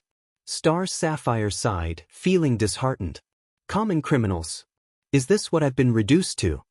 Lex Luthor, descending in an elevator with Humanite, remarked, "Criminals, yes. But common? Most certainly not." Shade retrieved his stick from Sapphire, recognizing Lex. "Lex Luthor. Well, the plot thickens." Lex introduced the rest of the team: Cheetah, Sapphire, Grundy, Jinx, Seymour, Kid. "Glad you could make it. And of course, you all know the Ultra Humanite." Humanite responded, "Charmed, I'm sure." Copperhead interjected, "Cut the courtesy, Luthor. What do you want?" Lex explained that each of them was the best in the world at what they did and that he needed their unique services. Cheetah stated, "My talents don't come cheaply." Jinx crossed her arms, adding, "Neither do talents from 𝐻𝗍, so your pay better be worth the job." Lex assured them they would be compensated handsomely for one simple task. "What kind of job?" Shade asked. Lex revealed their mission: destroy Superman and the Justice League. Meanwhile, in the Watchtower, Batman observed as Hawkgirl and Flash engaged in light banter. Flash boasted about extinguishing flames before the firemen arrived, to which Hawkgirl responded sarcastically, "That's fast." Flash, puffing out his chest, declared himself the fastest man alive. Hawkgirl smirked, teasing him about his dating life. Izuku arrived with Raven, greeting Hawkgirl with a hug. "Good to see you, Mom," he said. Hawkgirl returned the sentiment, then turned to Raven asking, "And who is the girl?" Izuku introduced Raven as his teammate from the Teen Titans. They exchanged pleasantries, with Raven acknowledging Hawkgirl respectfully. Hawkgirl insisted, "Please, just call me Hawk or Mom." Both Izuku and Raven blushed at the informal title. Flash and Hawkgirl shared a laugh until Batman interrupted, demanding silence. The news broadcast interrupted their moment as Snapper Carl reported on a dangerous hostage situation at the federal building. The Ultra Humanite has refused to speak with negotiators. A freak of science, the Ultra Humanite is reportedly dangerous. Batman stood up, countering Flash's earlier comment. "No biggie, right?" At the Metropolis Federal Building, the police called out to 𝗕𝗏𝗍, urging him to release the hostage in exchange for one of their officers. 𝗕𝗏𝗍, holding a gun and the hostage, scoffed at the suggestion. Just as he prepared to fire, Green Lantern intervened, disarming him. Superman flew in, pushing 𝗕𝗏𝗍 into the building and freeing the hostage. Batman instructed the hostage to stay safe while he and Green Lantern searched for others. Just then, the hostage revealed herself to be Cheetah, clawing Batman's face. Green Lantern turned to help but was ambushed by Grundy, who burst through the walls. Superman slammed 𝗕𝗏𝗍's face into a pillar, but the chaos escalated as Green Lantern crashed through the floor, Grundy following suit. A laser struck Superman from behind, revealing 𝗧𝗏𝗪's ambush. Surprised, she taunted, enjoying Superman's predicament. Cheetah continued her assault on Batman, who narrowly dodged her attacks, his cape getting torn in the process. He managed to throw Copperhead aside, but Cheetah evaded him, leaving Batman to face both villains. Grundy charged at Superman, landing several powerful blows. From above, Lex watched the unfolding battle with a smirk. Grundy knocked Superman into a screen, then slammed him into the ground, pummeling him further. Hawkgirl burst through a window, knocking Grundy into a pillar, causing it to collapse on him. Cheetah attempted another attack, but Batman countered, tossing her over his shoulder just as Flash arrived to knock Copperhead back, exclaiming, "Down, boy." Cheetah leaped at Batman again, only to be ensnared by Wonder Woman's lasso of truth. As Flash sped off to search the building, he unknowingly passed Shade, who smirked and ensnared him in shadows, crashing him into a wall and knocking him out. Hawkgirl engaged 𝗧𝗏𝗪, deflecting her shots with her mace before landing solid hits. Shade attempted to trap Hawkgirl in shadows, but Raven intervened with her magic, stopping him. Batman arrived just in time to kick Shade away. Meanwhile, Seymour and Kid descended from above, disoriented. "Did he hit us that hard?" Seymour asked, holding his head. Kid urged, "Less talking, more stopping him." As an angel flew down to confront them, Jinx appeared, ready for round 2. Raven prepared to protect herself with magic while Kid attempted to punch her, but the angel intervened, throwing him towards Seymour, who missed his shot. "Raven, take care of Jinx while I handle them," the angel instructed. The Titans fought their own group while the Justice League faced off against theirs. 𝗧𝗏𝗪 fired at Batman, who skillfully threw a batarang at her gem, interrupting her shot and causing it to hit a pipeline above Wonder Woman. Wonder Woman quickly broke the pipeline before it could harm her, then found herself blocking shots from 𝗧𝗏𝗪 as Batman observed Lex watching the battle unfold between Superman and 𝗕𝗏𝗪. Lex shouted from his vantage point, eager to see how the conflict would play out. 𝗕𝗏𝗪 pushed Superman against a wall before tossing him aside. Batman charged at Lex, who was drawing a weapon, tackling him and grabbing him by the chest. Lex retaliated with a headbutt and landed several punches, seizing Batman's gun and aiming it at him. However, a stray shot deflected by Diana caused the level Lex was on to crumble, sending him plummeting. 𝗕𝗏𝗪 caught Lex mid-fall and gently set him down, expressing his disdain for seeing anything happen to him.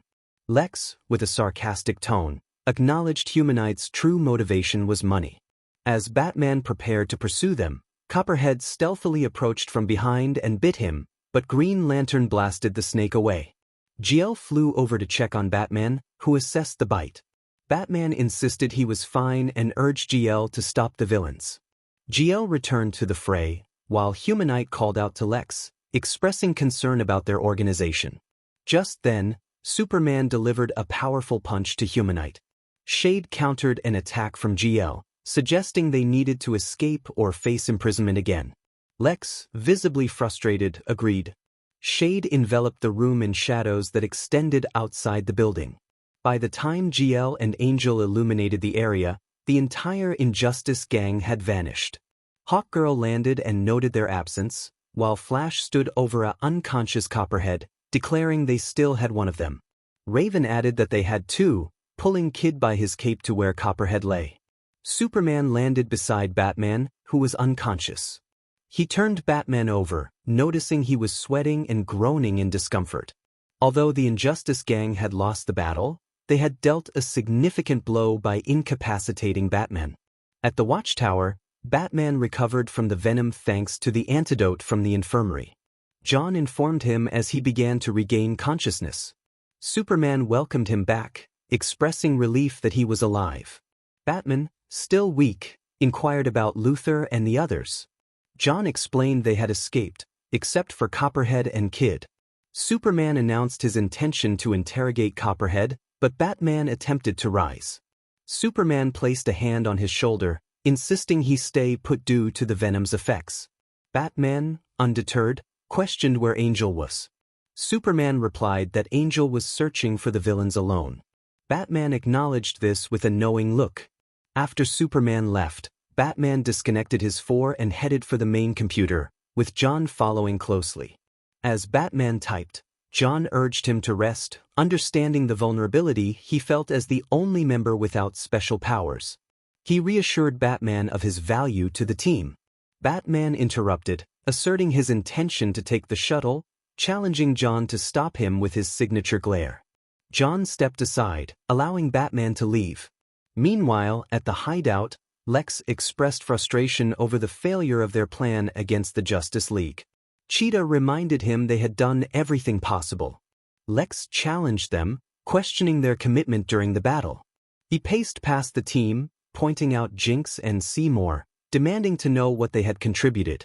Jinx defended herself, explaining how she had manipulated the battlefield to their advantage, while Seymour echoed her sentiments about their struggles. Shade chimed in, suggesting Lex was getting what he paid for. Lex scowled, accusing them of wanting rewards for failure. Grundy intervened, grabbing Lex by the throat and challenging him. Lex, gasping for air, bluffed about the consequences of Grundy's actions, claiming it would ensure they received nothing from him. Grundy released Lex, calling him crazy. Suddenly, the door burst open, and Joker entered, mocking Lex for not inviting him to the party. Lex, annoyed, ordered Grundy to remove him. Grundy attempted to grab Joker, but the clown sprayed him with gas, knocking him out. Jinx questioned Joker about the spray, to which he replied with a smirk that it was a family secret. Joker then insisted that Lex needed him, but Lex dismissed him, uninterested in working with the clown. Joker, undeterred, revealed a tiny bat-shaped object with a glowing red circle, indicating Batman had placed a tracker on him. Later, Batman arrived at the hideout, calling out for Angel. Angel emerged from the shadows, reminding Batman he didn't need to shout in his head. Batman asked what Angel had discovered, and Angel replied he had just located their hideout. Batman instructed him to follow, and they tracked the villains to a lower level where they were playing cards. Grundy asked how long they would wait, to which Lex replied they needed patience. Grundy expressed his dislike for waiting. Unbeknownst to Batman and Angel, Joker had quietly approached from behind. He struck Batman on the back of the head with a bag of rocks, causing him to crash onto the poker table. Joker attempted to hit Angel, but Angel dodged quickly and flew away. Joker laughed maniacally as he dumped the rocks onto Batman. Later, Batman slowly regained consciousness, only to be slapped by someone who cheerfully greeted him, urging him to wake up. The Dark Knight responded with a tone of mild annoyance, accustomed to such antics. Joker feigned surprise, his hands on his face, and remarked that he must be falling into a rut. He then approached Lex, questioning whether he intended to leave Batman in his current state. Lex, unamused, responded that Batman would remain as he was until he deemed otherwise. Joker urged Lex to act quickly, whispering as he traced a finger along the pistol in Luthor's holster. Lex, irritated by Joker's interference, told him to leave. As Joker walked away, he muttered about being labeled as crazy. Luthor turned to them, asserting that the restraints were made of pure titanium and that Batman would not escape, thanks to the stasis field preventing the Martian from locating him. He then approached Batman, demanding to know if he had a pass key or access code to use against his friends. Batman smirked, enjoying the challenge of keeping Lex guessing. Lex ordered Grundy to search Batman's utility belt, but Grundy was met with a jolt of electricity that knocked him down. Joker taunted Grundy, but Lex silenced him as he left the room, instructing his henchmen to guard Batman. Meanwhile, Angel was outside the hideout, waiting for Batman's signal. Batman instructed him to remain outside and gather information about Joker's plans. Later, in another room, Lex attempted to force open the pockets of Batman's utility belt using a machine. The device malfunctioned, causing a small explosion that startled Jinx and Seymour. Star Sapphire warned Lex to be cautious, reminding him that not everyone shared his disregard for safety. A loud noise interrupted them, prompting Lex to investigate. He soon realized that Grundy and Humanite were fighting in the room where Batman was held. Annoyed, Lex yelled at them to stop, claiming they were causing more trouble than Kryptonite ever could. Both villains apologized, and Lex confronted Batman, accusing him of instigating the chaos. Batman remained silent, refusing to give Lex the satisfaction of a response. Lex ordered Cheetah to take over guarding Batman, threatening to GG him if he caused any more trouble. As the villains gathered in another room, Lex began to feel the effects of BLD poisoning again. Humanite offered assistance while Star Sapphire expressed concern for Lex's well-being. Grundy commented that Lex didn't look good, and Shade suggested they should get paid. Lex dismissed their worries, insisting he was fine and demanding they leave him to work. Meanwhile, Angel listened to their conversation from his hiding spot, contemplating his next move. At Stryker Prison, Copperhead was being interrogated by Superman, Flash, and Raven, but he was uncooperative. Copperhead insisted he knew nothing, prompting Flash to interrupt with sarcasm. Superman, losing patience, pinned Copperhead against the wall, demanding to know Luthor's whereabouts. Copperhead mocked him, but Superman warned him to cooperate. Raven offered to use her abilities to persuade Copperhead to talk. After a brief exchange, Copperhead, feigning fear, agreed to provide information. Once they learned about the villain's hideout, the Justice League rushed to the location, only to find that Copperhead had misled them. Later, Star Sapphire flew to the Watchtower with Grundy and Shade in an energy bubble. Lex had managed to open Batman's utility belt and discovered a transmitter that would allow them to plant a bomb inside the Watchtower. Grundy expressed his discomfort with heights as they approached the station. Star Sapphire reassured him that they were almost there, and Shade used the transmitter to open the hangar door. Martian Manhunter spotted them entering and activated the alarm, but as he searched the hangar, he was ambushed by Grundy, who knocked him out. Shade prepared to use his magic as they set to work. Back with Batman, Joker wheeled in a small television, announcing that it was showtime for the end of the Justice League. Batman, unimpressed, responded with sarcasm. Joker chuckled and turned on the screen, revealing the Watchtower and the impending explosion. He offered Batman popcorn, but when he received no response, he shrugged and continued to enjoy his snack. Humanite, disgusted, left the room, while Joker remained eagerly anticipating the chaos to come. What sequel? Joker thought to himself, chuckling as he imagined the fun he would have after the bomb took out Batman's friends. Batman called out for Izuku, who responded affirmatively. Batman warned him about the bomb on the Watchtower and instructed him to find the others.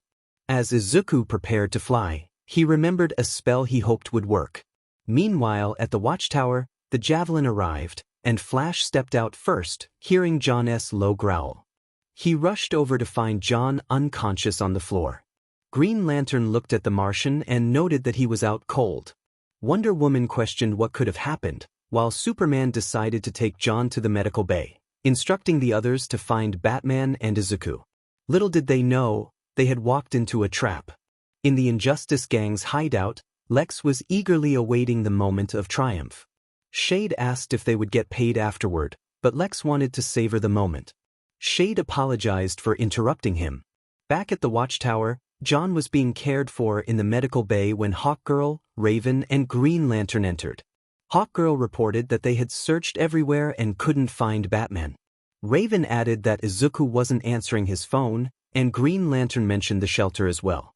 Diana then received a phone call and answered it, only to hear someone mention a bomb. She relayed the message to Superman, who realized it was serious since it was a secure line. Green Lantern activated his ring, urging everyone to spread out and find the bomb. Raven suddenly declared that she knew where to find it and flew out of the room, leading the Justice League with her. Upon arriving at the hangar, Raven instructed everyone to search for anything suspicious. Hawkgirl questioned how Raven knew it would be there, to which Raven explained that Izuku had used magic to show her the location. Just then, Green Lantern shouted that he had found it, and Flash sprang into action, grabbing the bomb and racing toward the hangar door. Superman opened the door just in time for Flash to throw the bomb out. In the Injustice Gang's hideout, Lex watched in frustration as the bomb failed to detonate. He yelled in disbelief, throwing his chair at the screen. Cheetah urged him to calm down, but Lex lashed out at the team, calling them incompetent. Star Sapphire decided she was leaving, and Cheetah agreed, both of them walking away with small smiles. Jinx taunted Lex before following the others, leaving him behind. Back at the Watchtower, Hawkgirl reported that Batman still wasn't answering. Raven mentioned that Izuku was also unresponsive. John eventually regained consciousness and explained that Star Sapphire, Grundy, and Shade had attacked him. Diana pondered how they had infiltrated the Watchtower, and Green Lantern concluded that it must have been through Batman's transmitter. Superman asked John if he could sense Batman or Izuku, but John revealed that he had lost contact hours ago and couldn't penetrate Izuku's mind due to his powers. Hawkgirl suggested that Raven try again with her magic. Raven focused and managed to hear a location, which Flash recognized. They confirmed it was the right place, and Superman declared they needed to go.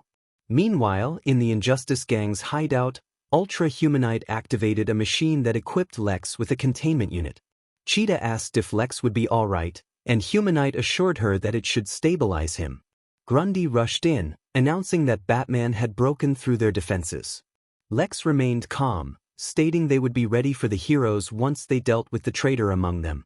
Cheetah was confused by his accusation, but Lex pointed out that the only way the heroes could have found the bomb was if someone had informed them.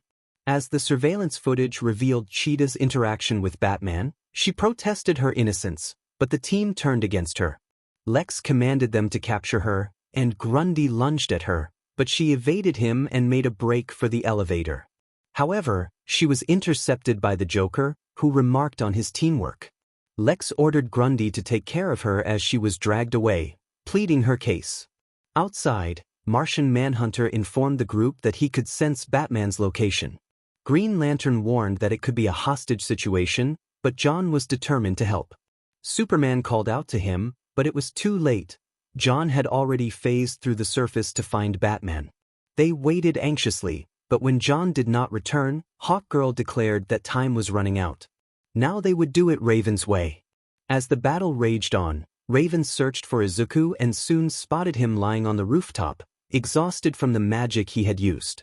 She called out to him, flying down to his side and lifting him into her arms. Concern filled her voice as she asked if he was okay. Izuku responded weakly, admitting he was just a little tired.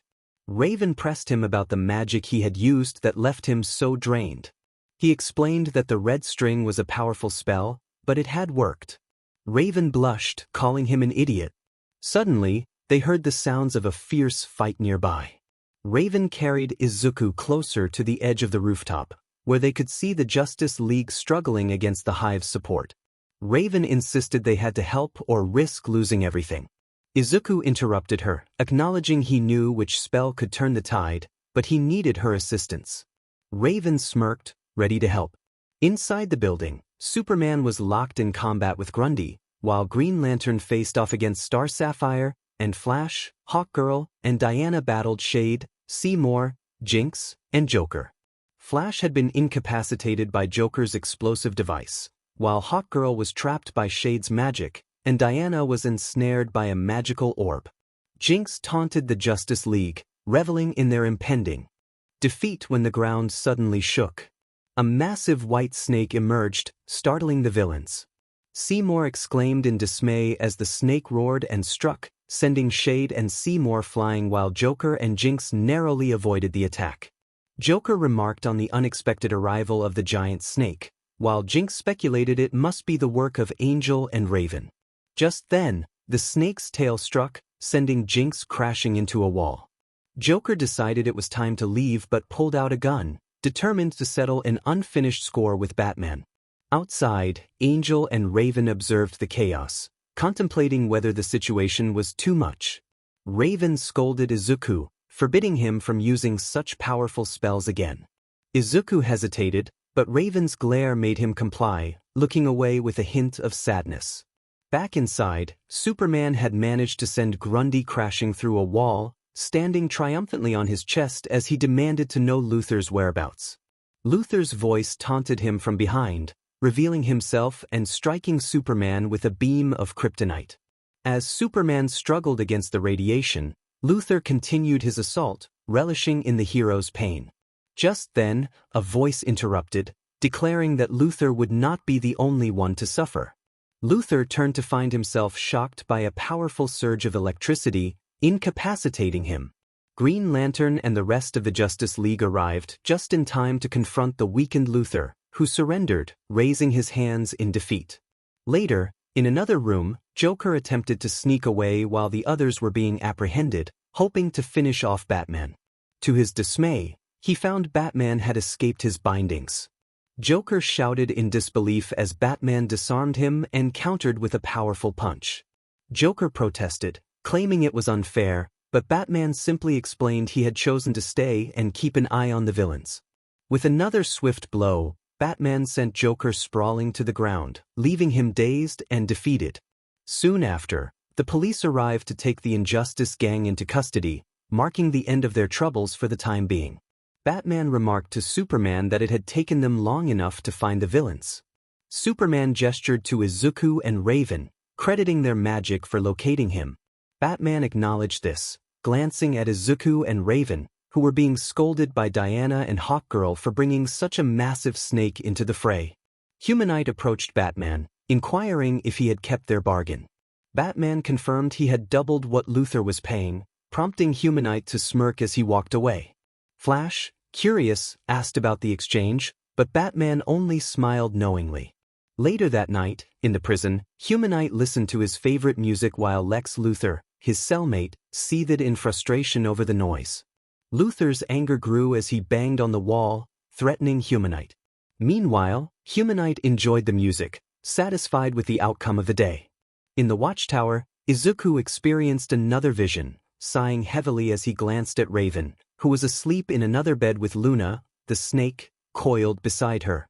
Izuku thought to himself that it would be a long day ahead and settled back into bed, drifting off to sleep. The next chapter began with emergency responders at a building filled with old books and antiques. They wheeled out an elderly man who had been the victim of an attack. The man briefly tried to inform the medics about a powerful stone nearby but soon lost consciousness. As the responders left, Batman stealthily entered the building from above, turning on his flashlight to investigate. He discovered a book with a torn page, revealing it to be about the Philosopher's Stone. A voice interrupted his thoughts, and Batman turned to see Jason BLD entering the room. Jason explained that he was a friend of the owner, referring to the elderly man who had been taken away. Batman learned that the man was not as old as he appeared and was an expert in Arthurian lore. Jason revealed that Morgaine Le Fay had sought the Philosopher's Stone after Camelot's fall, hinting at a deeper mystery that Batman needed to unravel. Now she had returned to track it down again. Batman doubted that legends from Arthurian times would resurface in the present day. Jason reminded him that he should know better, as this wasn't the strangest situation he had encountered. Batman asked why she wanted the gem, and Jason explained that with it, she could resurrect Camelot and place her son Mordred on the throne. Batman inquired about how close she was to finding the Philosopher's Stone, to which Jason grimly replied that she was too close. Later, at the site of an Arthurian castle, Batman and Jason arrived at the location where the stone was supposed to be hidden by Morgaine. They reached a stone casket-like object and opened it, only to find it empty, with the Philosopher's Stone nowhere in sight. Jason felt around until he noticed a glowing spot inside, realizing that she had been there, but did not yet possess the stone. Batman questioned how he could be sure. Suddenly, the door slammed shut behind them, trapping them inside. Weapons began to glow with the same magic as Morgaine's, launching themselves at the heroes. Batman warned Jason to get down before shoving him out of the way and jumping away himself. He pulled a sword from one of the old armors, engaging in a duel with the animated blades while Jason tried to escape. Jason struggled to open the doors, but they were sealed shut. Batman was holding his own against the armors, but then one of them swung at him, forcing him to dodge. The Dark Knight found himself fighting 3 armors at once, managing to dismantle them with a few swift moves. Jason attempted to knock them down with a nearby object, but the enchantment made the armors difficult to topple, cornering him by the door. Batman leaped over and landed on top of one of the armors that was closing in on Jason, throwing another at a group of advancing foes. Jason grabbed a battle axe and struck down the downed armor before turning to face more armors that were attacking him and Batman. When he threw an axe at one of them, it became lodged in the chest plate, and the foe grabbed it to arm itself. Jason exclaimed that there were too many of them. Batman fought his way through the armors but was punched into a pillar, now surrounded by the metal adversaries. Jason chanted a line aloud, calling forth the demon 𝗕𝗏𝗏. Light enveloped him as he transformed into a more monstrous and powerful figure that evil feared. 𝗕𝗏𝗏 dodged a sword strike and tore an armor in half before raising his arms and shouting, unleashing hellfire that incinerated the armors until they turned to ash. Batman narrowly avoided an axe strike from the last armor, escaping the flames that 𝗕𝗏𝗏 unleashed. Batman remarked that 𝗕𝗏𝗏 could have given him a warning as the demon walked past him, observing the ashes. 𝗕𝗏𝗏 vowed that the witch would pay for her actions, expressing his rage over centuries of pursuit. Batman noted that if the stone was as powerful as 𝗕𝗏𝗏 claimed, they would need help. Later, outside the old castle, most of the Justice League had arrived, except for Superman and Hawkgirl, who were dealing with separate emergencies. They were introduced to 𝗕𝗏𝗏, who was there to help confront Morgaine. Izuku and Raven had also come due to Izuku's foresight. 𝗕𝗏𝗏 scoffed at the notion of needing help from a witch's son, who only fought with half his power. Angel retorted that it was rich coming from a demon who had been chasing a rat for 5,000 years. 𝗕𝗏𝗏 growled in response, and the two began to argue while the others watched from the sidelines. Flash commented that he had never seen Izuku talk this much, to which Raven noted that he only spoke when dealing with the demon. John suggested they should focus on their mission, and Diana remarked that Batman had already intervened, as he had just punched both 𝗕𝗏𝗏 and Angel, causing them to crouch down and hold their heads. After a moment of peace, Diana asked 𝗕𝗏𝗏 if he had been trailing 𝗓𝗡 for centuries. 𝗕𝗏𝗏 replied that it had been an unending game of cat and mouse, and for generations she had hidden from him, but he would never rest until her soul burned in the eternal pit. Izuku snorted, prompting a glare from Batman. Batman then asked how she had eluded him for so long, but before Izuku could answer, Raven magically silenced him, earning a smirk from 𝗕𝗏𝗏𝗏. 𝗕𝗏𝗏𝗏 explained that the witch possessed an amulet that could sense when he was drawing near, which clarified how the earlier trap had been sprung. Flash joked that with 𝗕𝗏𝗏𝗏's stench, who needed an amulet? 𝗕𝗏𝗏𝗏 grabbed Flash by the chest and pulled him close, prompting Flash to quickly retract his comment. John suggested that 𝗕𝗏𝗏𝗏 consider another approach, but 𝗕𝗏𝗏𝗏 threw Flash to the ground in frustration. John offered to try to locate Morgaine telepathically, but Izuku's eyes widened in alarm, realizing it was too late as John used his power to search for her. Meanwhile, at a hidden location in London, 2 figures lived in hiding from the demon that hunted them. One was a lady in red robes wearing a golden mask, known as Morgaine Le Fay. The other was a young boy with blonde hair dressed in fine clothes, Mordred, the son of Morgaine and the possible heir to the English throne. Morgaine looked out a window, pondering where Merlin could have hidden the stone. Mordred suggested that perhaps the archaeologists who found the castle had taken it for themselves, which impressed Morgaine as he had come up with a good lead. Suddenly, Morgaine gasped, feeling a presence invading her mind. Mordred looked at her in concern, and she explained that someone was reaching out to find her. Mordred asked if it was their enemy, but Morgaine assured him it was just a mere amateur, regaining control and removing her hands from her face. He had no idea who he was dealing with. She used her magic to reach out to John's mind instead, making him the one whose mind was violated. The Martian clutched his head and fell unconscious as his team rushed to his side. When John awoke, his eyes widened at the sight of a familiar red landscape before him. He lifted some dust to confirm that the ground was exactly as he remembered it. Turning his head, he saw tall structures unlike those on Earth, with spires and windows that defied earthly engineering. Somehow, he was back home on Mars. The building he saw was his old home, intact as if the invasion had never happened. Did John just dream of the destruction of his people? Were his adventures with the Titans and the Justice League merely a realistic illusion in his mind? In disbelief, he murmured that it couldn't be as he gazed upon his home. A female voice called his name, prompting the Martian manhunter to turn and see someone descending the stairs, his wife, whom he thought he had lost forever. John was shocked as she embraced him, as if he had been gone for ages. She welcomed him home, expressing how much she had missed him and how the children had too. John was astonished to hear that they were alive as well, recalling the invasion that had taken them from him. She smiled and invited him to see for himself, offering her hand to guide him, which he accepted. As they entered the house, he noticed that the interior was decorated a bit differently but felt familiar. She explained that she had changed the color scheme while he was away, asking if he liked it. He reflected on how strange it felt to be back after experiencing Earth. Suddenly, a young voice called out, and 2 young Martians rushed over to embrace him. Overjoyed, he held his children, who asked if he was staying home this time. John looked at his wife, who smiled at the scene, before transforming back to his original form, declaring that he was truly home. But then, a bright light interrupted the moment, revealing 𝗕𝗏𝗏. He declared that only a weak-minded simpleton would fall for such an illusion. John set his children down, who ran back to their mother, and confronted 𝗕𝗏𝗏, demanding he leave his home. 𝗕𝗏𝗏 insisted he wouldn't leave without John, tackling him to the table. John felt a jolt as the world around him distorted and faded away, revealing that his home had been a dream. The last thing he saw were the terrified faces of his family as they too vanished from the dreamscape.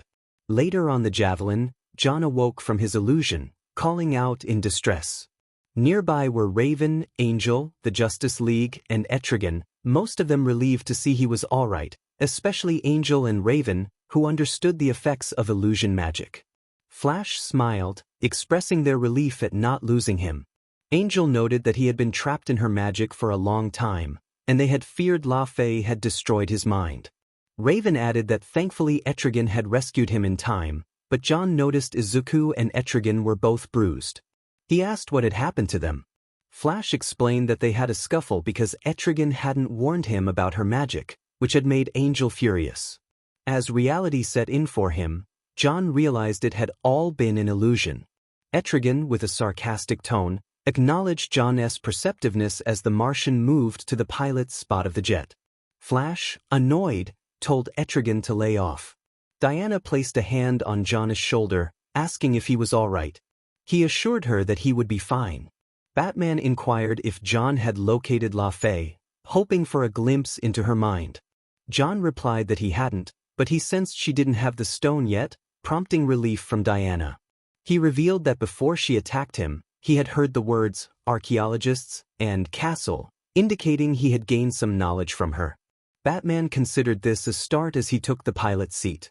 As they traveled to their destination, Batman piloted the javelin, aiming for leads on the Philosopher's Stone. 𝗕𝗏𝗏 faced backward in his seat, mostly watching John but attempting to speak to Batman, warning him not to trust the Martian, claiming he had been tainted by the witch. Batman told him to let them worry about that while focusing on the flight. 𝗕𝗏𝗏 cautioned that she would tap into their deepest desires, tempting them with everything they dreamed of until she got what she wanted. Batman acknowledged 𝗕𝗏𝗏's experience with a hint of skepticism.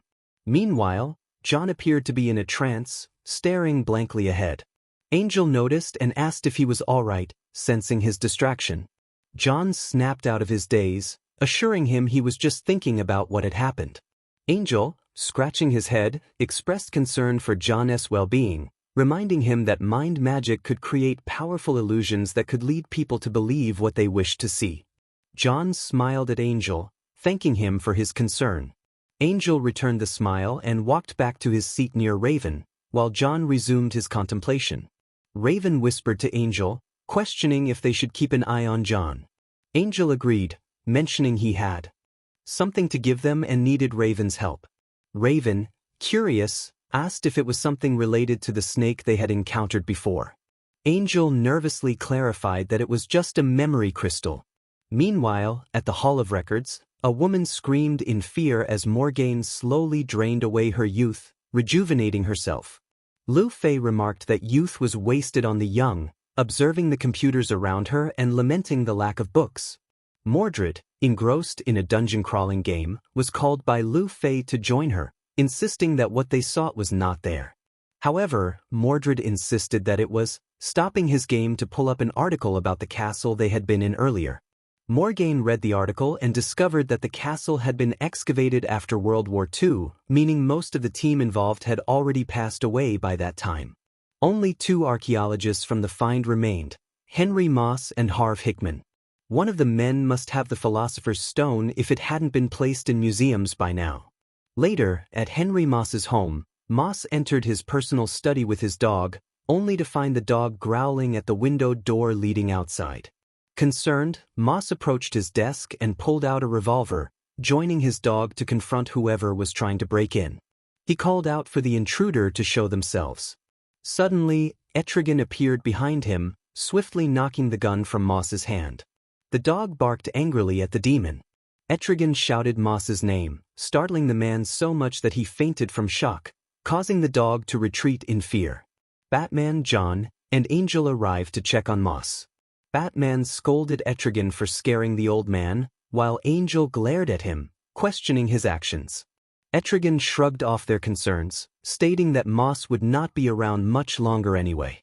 John quickly scanned Moss's mind but found no clues about the stone, confirming that the relic was not there. In frustration, 𝗕𝗏𝗏 destroyed a lamp on the desk, suggesting that if Moss didn't have the stone, perhaps Hickman did. Meanwhile, at Hickman's mansion, Wonder Woman, Raven, and Flash arrived to find a long line of people waiting to enter the party inside. Flash recognized Harv Hickman as the magazine publisher, while Diana admitted she was unfamiliar with his work. Flash awkwardly dodged the question, claiming he only read it for the articles. They approached the door, cutting through the line, which drew complaints from the crowd. Flash attempted to excuse their actions by claiming it was official saving the world business. The guard at the door asked if they were on the list. Diana insisted it was an emergency and that they were with the Justice League. The guard smirked and pointed to 2 guests waiting outside, implying they were also part of the Justice League. Flash found it strange that the guard considered them party guests. The guard then ordered them to return to the line, placing a hand on Diana's shoulder. Diana glared at him, expressing her frustration. The guard called for security, prompting more guards to come out and confront the heroes. Just then, Hickman emerged to see the commotion. He approached Diana, taking her hand and kissing it, declaring how he could not deny such a goddess and inviting them inside. Raven looked disgusted and hid herself with her cape, while Flash and Raven followed Diana into the mansion, knowing they needed to stick together in their search for the stone. Back at Moss's house, Batman, 𝗕𝗏𝗏𝗏, and Angel waited outside, preparing a trap. Batman explained that Lu Fei might not know that Moss didn't have the stone, and if she came, they would be ready. 𝗕𝗏𝗏 expressed his distrust of John, calling him damaged goods. Angel smirked at 𝗕𝗏𝗏's words but agreed that they should keep an eye on John. 𝗕𝗏𝗏 acknowledged Angel's caution, while Batman reassured them of his trust in John, emphasizing that he was Angel's mentor. Suddenly, a bright light flashed, and Morgaine and Mordred appeared in the room. Lu Fei addressed the old man in the chair, stating that she wanted something from him. The old man inquired what that might be, rising from his seat. Lu Fei claimed they had met before, leaving the man confused.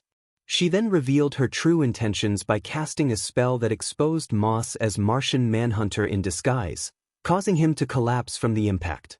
𝗕𝗏𝗏 leaped through the window, followed by Batman and Angel, ready to confront the magical duo. Morgaine fired a blast at them, forcing 𝗕𝗏𝗏 and Batman to dodge while Angel threw an 𝗓𝗏𝗏 at them. Lu Fei raised a shield, unaware that the blade was enchanted. The 𝗓𝗏𝗏 shattered her shield and broke one of her crown horns, surprising her. 𝗕𝗏𝗏 shouted in anger, unleashing hellfire towards Lu Fei, only for it to be absorbed by her shield. Lu Fei taunted 𝗕𝗏𝗏, sending the attack back at him and knocking him back. Batman threw batarangs, but Morgaine's shield destroyed them effortlessly. From the smoke, another 𝗓𝐭𝐻 emerged, shattering 𝗓𝗲𝗧𝗏's crown horn. Enraged, she fired a spell at Batman and Angel, who dodged to the side. Jon and 𝗕𝗏𝗏 recovered to assist, but the situation worsened when Jon heard the voice of his wife calling out to him, urging him to return. Desperate, he reached out, trying to grasp her presence. Batman shouted for him to snap out of it, while Angel warned Batman of an incoming attack. 𝗕𝗏𝗏 was momentarily distracted, allowing Jon to regain his focus. 𝗓𝗲𝗧 ordered her son to retreat, stating that what they sought was not there. Batman threw an object at 𝗓𝗲𝗧 as she and Mordred flew away. 𝗕𝗏𝗏, furious at having lost his chance to confront the witch, stood up, but in his rage, he punched Jon across the room, blaming him for the interference. Angel weakly pleaded for him to stop, but 𝗕𝗏𝗏 accused Jon of betrayal, believing that 𝗓𝗲𝗧 still had a hold over him. Batman intervened, grabbing 𝗕𝗏𝗏's arms to restrain him. Jon saw the angel on the ground and rushed to his side, kneeling down in concern. 𝗕𝗏𝗏's words echoed in his mind, haunting him as he observed the angel's injuries. The demon taunted him, suggesting that it was all his fault for letting her escape. At the watchtower, Izuku lay in the medical bay while Jon kept a watchful eye over him. Batman approached, reviewing Izuku's medical records. He noted that Izuku's body seemed to be healing itself and would likely recover soon. Jon expressed his deep regret for what had transpired during the mission, admitting to Batman that his hesitation in battle had nearly cost Izuku his life. He pondered whether 𝗕𝗏𝗏 was right about the influence of the sorceress, acknowledging that while his experience had been an illusion, it felt all too real. He clenched his hands in frustration before relaxing them, admitting that the temptation to embrace that power had been overwhelming. Batman chose to remain silent, allowing Jon to process his feelings. Meanwhile, at Hickman's mansion, Hickman was showing Wonder Woman, Raven, and Flash around his home, where other guests were enjoying a costume party. Flash became distracted by some guests near a waterfall, leaving Raven and Diana to continue with Hickman. Diana skillfully persuaded Hickman to lead them to the location of the stone, which was hidden in his bedroom. As Hickman settled onto his bed, he revealed that he had discovered the stone during a castle excavation. He claimed it had changed his life, granting him wealth and fame. Diana questioned his desires, incredulous that he would wish for such superficial things. Hickman playfully growled in response, while Raven called him an idiot. Suddenly, the building shook, and the door burst open, sending a powerful wind through the room. Morgaine and Mordred descended, intent on claiming the stone. Morgaine declared her quest was over and magically sealed the doors, claiming the stone for herself. Diana leaped into action, snatching the philosopher's stone from the bed just as a magic blast whizzed past her. She deftly maneuvered around the artifacts in the room to avoid further attacks. Morgaine transformed Hickman into a monstrous creature, which nearly struck Diana, but Raven's magical shield protected them both. Diana praised Raven for her quick thinking as they faced the giant creature together. The monster crashed through the wall into the room where Flash was, prompting him to check on them. He asked if they were okay, and Diana informed him of Morgaine's presence while still clutching the stone. Flash acknowledged the situation as chaos erupted around them, with party guests panicking and trying to escape. Flash urged everyone to exit through the back while he distracted the creature. He taunted the monster, leading it to crash into a corner. When a guest stumbled, the monster lunged for her, but Flash swiftly intervened, throwing her to safety before being knocked down himself. Diana flew in to rescue him, delivering powerful punches to the creature, sending it crashing into a disco ball, which shattered upon impact. As she attempted to lasso the monster, Morgaine used her magic to pull the stone from Diana's grasp. Diana struggled to keep it from reaching Morgaine, but dark magic knocked the sorceress back, revealing Raven, who unleashed her own fire magic against Morgaine. 𝗕𝗏𝗏 shouted at them to flee with the stone, urging them to escape while he dealt with the witch. Diana, though reluctant to abandon the fight, agreed to help the others escape. Flash and Raven took off to ensure the safety of the guests, while 𝗕𝗏𝗏 prepared to confront Morgaine. She taunted him, reflecting his fire magic back at him with her shield. 𝗕𝗏𝗏, undeterred, readied himself for another attack, but Morgaine's magic proved overwhelming, knocking him down. In the chaos, Flash managed to whisk 𝗕𝗏𝗏 away just as Morgaine unleashed a destructive storm of magic that shattered the building's roof. Hickman, finally freed from the spell, fell unconscious amidst the commotion, unaware of the complaints from neighbors about the noise. Later, at the watchtower, the heroes secured the Philosopher's Stone in a vault designed by Batman to be impenetrable. Flash remarked on how he would like to see Morgaine try to retrieve it. 𝗕𝗏𝗏 cautioned him to be careful what he wished for, prompting Flash to snap back before deciding to relax after the mission. Diana reminded 𝗕𝗏𝗏 that he wasn't always so grim, but he dismissed her concern. Meanwhile, John stood by the window, gazing at Mars when he heard a familiar voice calling to him, an illusion of his home and family appearing before him.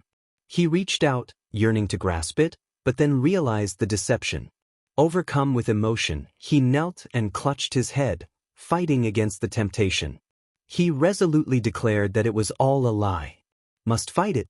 He sees the illusion fade, looking down in defeat as the mental attacks become overwhelming. Later, Diana and Batman work while Raven stays close to Izuku, who remains unconscious, and Flash relaxes nearby. 𝗕𝗏𝗏 remains hunched over, still present since Morgaine desires the stone.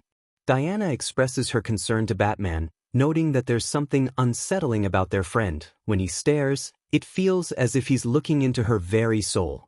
Batman agrees but states that he would rather have him with them than against them.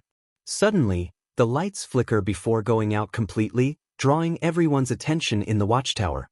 𝗕𝗏𝗏 stands up and declares that they are not alone. In the medical wing, Izuku suddenly wakes up, causing Raven to jump slightly as she murmurs in an ancient tongue that a demon is near. Demonic soldiers materialize in the room just as the lights return. Flash rushes in, surprised to see the soldiers, and exclaims about the lights being turned off. 𝗕𝗏𝗏 unleashes hellfire at the soldiers, creating a dramatic backdrop for the battle. As the soldiers charge at the heroes, Batman throws bolas to trip one of them. Diana blocks a strike and counters with a punch that sends another soldier stumbling. 𝗕𝗏𝗏 leaps onto two soldiers who were advancing. Flash finds himself restrained by two soldiers, receiving a punch to the face and calling for help. Raven fires magic at the demon holding Flash, and Diana swiftly knocks out the demon with a punch. Flash thanks both of them while recovering from the hit. Soon, the watchtower is swarmed with demonic soldiers, cornering the League. Diana wonders where John is, knowing he is still present. Minutes later, the League spreads out across the tower, fighting off the enemy. Batman kicks a soldier off the upper deck while 𝗕𝗏𝗏 climbs up, blasting down two soldiers who pursue him. Batman and Diana work together to fend off several soldiers, while Flash dodges tackles and takes down a few with his speed. Raven unleashes her magic against 10 demons approaching them. 𝗕𝗏𝗏 reaches the upper deck, delivering powerful punches to several soldiers to combat the overwhelming wave. Batman jumps over two soldiers, allowing them to collide, then knocks another down and sends another flying off the level. Diana fights off several soldiers but finds herself overwhelmed, taking a hit to the side. Flash zips around, taking down more enemies and questioning how many there are. Batman is doing well until one soldier strikes him from behind. Another soldier pounces on Diana, blocking her vision and restricting her movement. 𝗕𝗏𝗏 punches one demon and calls out to Raven, asking where her boyfriend is as he punches another. Raven, blushing, insists he is not her boyfriend and that he is still coming up, firing magic at another demon. 𝗕𝗏𝗏 warns that he better hurry up or else he will be in trouble, but is then knocked down by a demon, causing all the demons to pile on him. Raven and Flash find themselves surrounded as well, until 𝗕𝗏𝗏𝗏 arrive, striking down the enemies and freeing the Justice League. Raven and Flash look up to see Izuku leaning against the wall, breathing heavily. They call out to him, and he reassures them that he is okay, but is interrupted as more demons emerge from the ground, calling out to him. Izuku rolls his eyes and summons a void sword, commanding the demons to freeze. He stabs the sword into the ground, sending an ice wave that freezes the demons completely. Flash dashes in, delivering punches to the frozen demons, while Batman throws a batarang, Diana and 𝗕𝗏𝗏𝗏 punch, and Raven fires her magic. After a minute, all the demons are defeated. Flash asks if that is everything, and Batman confirms it, punching the last ice demon and checking on everyone. Diana states they are fine except for Izuku, who is exhausted, and Raven is taking care of him. She then asks if anyone has seen John. Flash admits he did not see him on the way. Batman orders Diana and Flash to search every deck. 𝗕𝗏𝗏 interrupts, having dropped the head of a soldier, stating that the Martian is gone, along with the stone. The League is shocked to learn that one of their own has sided with 𝗵𝗲. Later at the vault, it is confirmed that the stone is missing, with John having stolen it to bring to 𝗵𝗲. 𝗕𝗏𝗏 scolds the heroes for their ignorance, expressing his frustration over their failure to heed his warnings. Diana, in disbelief, struggles to accept the situation. 𝗕𝗏𝗏 sarcastically remarks about their blindness to the threat. Diana, fed up, slaps him across the face, prompting 𝗕𝗏𝗏 to counter that the truth hurts. Flash bursts in with more bad news, announcing that the javelin is gone and John's access code is still active. 𝗕𝗏𝗏 declares that John belongs to 𝗓𝗲 now, believing he is beyond redemption. Flash promises they will stop him, while 𝗕𝗏𝗏 challenges him about his previous promises. Batman asserts they will do whatever it takes, and Flash reminds the team that they are stranded. Raven offers to teleport them anywhere with her magic, but needs a location, to which Batman presents a tracking beacon device. Later, at 𝗵𝗲's hideout in London, she tells Mordred that he will receive his kingdom soon. As she looks into a crystal ball and sees John approaching, she walks out with him onto a balcony to view Big Ben, promising that before the clock strikes 12, the world will be his. Mordred expresses a longing for a castle, and 𝗵𝗲 casts a powerful spell over London, transforming it into a giant castle, revealing it to her son. As he rushes to his throne, 𝗵𝗲 observes John arriving in the javelin.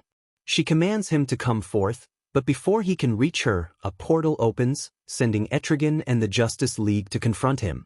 Flash announces their arrival with enthusiasm, while Batman throws a batarang at 𝗵𝗲, only for her shield to block it. She retaliates with a blast that sends Batman flying. Diana, Raven, and Flash are knocked back by another blast, leaving John vulnerable once more. An angel intervenes between John and 𝗵𝗲, questioning his intentions. "This isn't you at all." John felt a surge of desperation as he faced Midoriya, insisting that this was his only chance to reclaim all that he had lost. Angel questioned the reason behind John's earlier teachings, but before he could respond, John allowed Angel to pass through him, swiftly turning to kick him against the wall. 𝗕𝗏𝗏 regained his footing and charged at John, knocking him aside with his shoulder before unleashing hellfire at 𝗵𝗲, creating a blinding barrier between them. However, 𝗵𝗲 effortlessly shattered it. Meanwhile, Mordred sent bolts of magic flying toward Flash, Raven, and Diana, forcing them to dodge and take cover behind a pillar. Flash marveled at the kids' impressive skills as the magic blasts sent rubble flying. Diana remarked on the family resemblance just as they narrowly avoided another bolt of magic. Raven retaliated with her own magic, prompting Mordred to shield himself, allowing Flash and Diana to emerge from their cover to confront Mordred and 𝗓𝗏𝗏. John found himself on the ground as 𝗕𝗏𝗏 pounced on him, scolding him for being charmed by 𝗵𝗲. John, determined, pushed 𝗕𝗏𝗏 off and advanced toward 𝗵𝗲 again. 𝗕𝗏𝗏 retaliated, throwing John against the wall and landing a couple of hard punches that brought him to his knees. John, desperate, declared that 𝗵𝗲 had promised to use the stone's power to restore Mars. 𝗕𝗏𝗏 dismissed this as mere deception, warning that John's reward would be eternal purgatory. John, undeterred, insisted that this was his last chance for happiness and to embrace his family. 𝗕𝗏𝗏, seemingly remorseful for a moment, yelled that John would embrace them only after the worms devoured his bones. In a swift motion, John transformed his body into metal just in time to avoid 𝗕𝗏𝗏's punch, countering with a blow that sent the demon crashing down. He then stomped on 𝗕𝗏𝗏's head, declaring that he would not be denied. Batman moved through the chaos, dodging 𝗵𝗲's magic attacks. 𝗵𝗲 demanded his surrender or he would face her unending wrath, preparing to unleash another blast just as Flash intervened, causing her to miss. Flash stumbled after being tripped by one of 𝗵𝗲's blasts, but Diana quickly blocked more attacks with her bracelets. Mordred transformed his throne into a monstrous creature that lunged at Batman, who struggled to free himself. The Dark Knight kicked the creature away and leaped to a ledge, throwing a batarang at it as it pounced, narrowly avoiding its grasp. He grabbed an axe to cut it down, sending the throne tumbling off the balcony. Flash seized Mordred, declaring that playtime was over. Mordred called out to Morgaine as he struggled to break free. Morgaine, noticing this, blasted at Flash, demanding he let go, but Raven's magic shield deflected the attack back at her. Diana ensnared Morgaine with her lasso, but Morgaine retaliated with a lightning spell that knocked Diana unconscious. She then unleashed blasts at Flash and Raven, leaving them incapacitated as well. Batman attempted to assist Diana, but the lingering spell shocked him down too, leaving only Etrigan and Angel to confront Morgaine. Etrigan fired magic at John, who skillfully evaded the attacks, taking cover behind a pillar. Etrigan demanded that John stand and fight, but John surprised him by appearing out of nowhere and knocking him aside. He transformed to dodge another blast, sliding behind the demon and declaring that nothing would keep him from his loved ones, especially not Etrigan. John delved into Etrigan's memories, witnessing the pain and loss that had shaped him. Etrigan collapsed, reverting back to 𝗬𝗵𝗶 the angel engaged in battle with Morgaine and Mordred, skillfully blocking their attacks and redirecting their power. Morgaine, impressed, offered Angel a chance to have any wish granted if he served her. Angel scoffed at the notion, throwing 𝗬𝗓𝐾𝐿 at them. Mordred narrowly dodged Angel's sword slash, which he blocked with his own weapon. Angel, frustrated, declared that he would not listen to the arrogant brat, sending Mordred's sword crashing into the wall. As this unfolded, Morgaine spotted John approaching with the stone and commanded him to hand it over. John, witnessing the devastation around him and recalling the struggles of his friends, hesitated. He reflected on the pain endured by both Jason and Izuku, questioning whether it was worth sacrificing everything for an eternity of suffering. The illusion of his loved ones beckoned him, urging him to come closer. John stepped forward, presenting the stone to Morgaine, who prepared to seize it. But in a shocking twist, John crushed the philosopher's stone in his hand, letting the fragments fall to the ground. Morgaine's fury erupted as she demanded to know what he had done, lamenting the loss of his dreams and the chance to reclaim his family. John firmly stated that the price was too high and that he could no longer be tempted. Before Morgaine could retaliate, she was struck down by Mordred. John glanced at Angel, who smiled encouragingly. Angel praised John for his bravery, apologizing for any doubts he had harbored. John smirked, acknowledging the compliment. However, they soon heard a growl and turned to see Mordred and Morgaine rising once more. The League began to awaken from the battle, and Mordred and Morgaine realized they were outnumbered. Mordred questioned whether they were defeated, to which Morgaine replied that they had only lost this battle. But before they could escape, Angel declared that they would not be going anywhere. A magic circle appeared beneath them, binding them with golden chains that caused them pain. Angel called for Raven and Jason, urging them to take their positions in a triangle. Together, they began to recite a powerful spell, invoking the forces of cruelty, pain, and evil to follow their foes. As they chanted, light enveloped Mordred and Morgaine, who screamed in agony as the spell took effect. When the light faded, everything returned to normal except for Mordred and Morgaine. Morgaine looked at her hand, believing the spell had failed. She yelled in frustration, declaring that the magic didn't work and began to channel her power, but nothing happened. Her eyes widened as she glanced at her son, who also found himself unable to use magic. Turning to the three individuals responsible, she demanded to know what they had done to their magic. Angel informed her that they no longer had magic. Raven explained that the spell they had cast was an erasure spell, rendering them incapable of using any kind of magic. Jason added that while he would have preferred to eliminate them, sending them to one of the largest prisons where they could age and perish together was a better fate. Morgaine protested, insisting they couldn't do that, but she felt her strength wane and collapsed alongside Mordred. Soon after, the police arrived and took Morgaine and Mordred to the maximum security prison from which they could not escape. Batman stated that it was over. John expressed his regret, admitting he had failed his friends in his longing for his old family, almost losing his new one. He humbly apologized and announced his resignation from the Justice League, surprising everyone, including Flash. Jason interjected, suggesting that the demon had been mistaken about John, affirming that he had redeemed himself that day. John questioned his worthiness of trust, but Flash reassured him, noting that beneath his green exterior, he was human after all.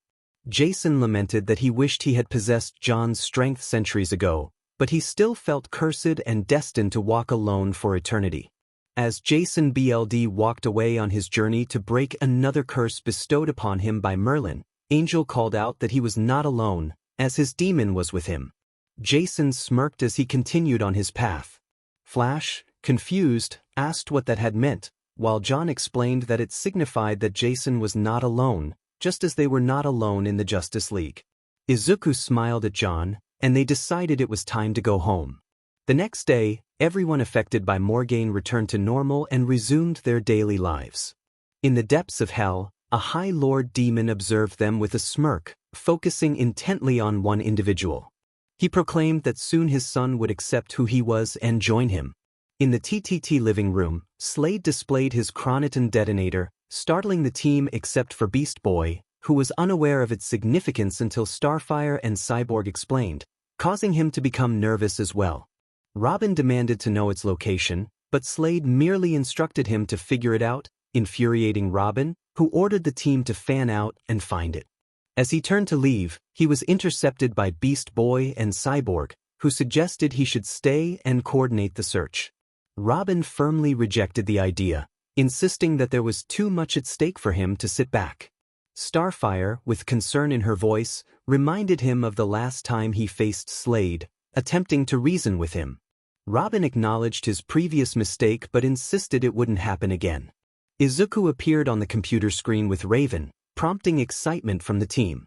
They learned that they were returning to the tower for a surprise but had arrived just in time for another mission involving Slade. Robin was about to respond when Raven revealed that Slade was at Pier. Angel nodded, indicating he would meet them there. Beast Boy questioned how Raven knew Slade's location, to which she simply pressed a code on her phone, displaying a photo of Pier 41, causing Beast Boy to laugh nervously. Outside of the storage area, Cyborg explained that they needed to determine where the chronoton detonator had gone. Beast Boy suggested splitting up, but Raven countered that it would only waste their time. Angel arrived, apologizing for the delay and inquiring if they had missed anything, while Robin searched the area. Cyborg recounted the events of the fight, detailing how Robin had single-handedly dealt with the robot ninja.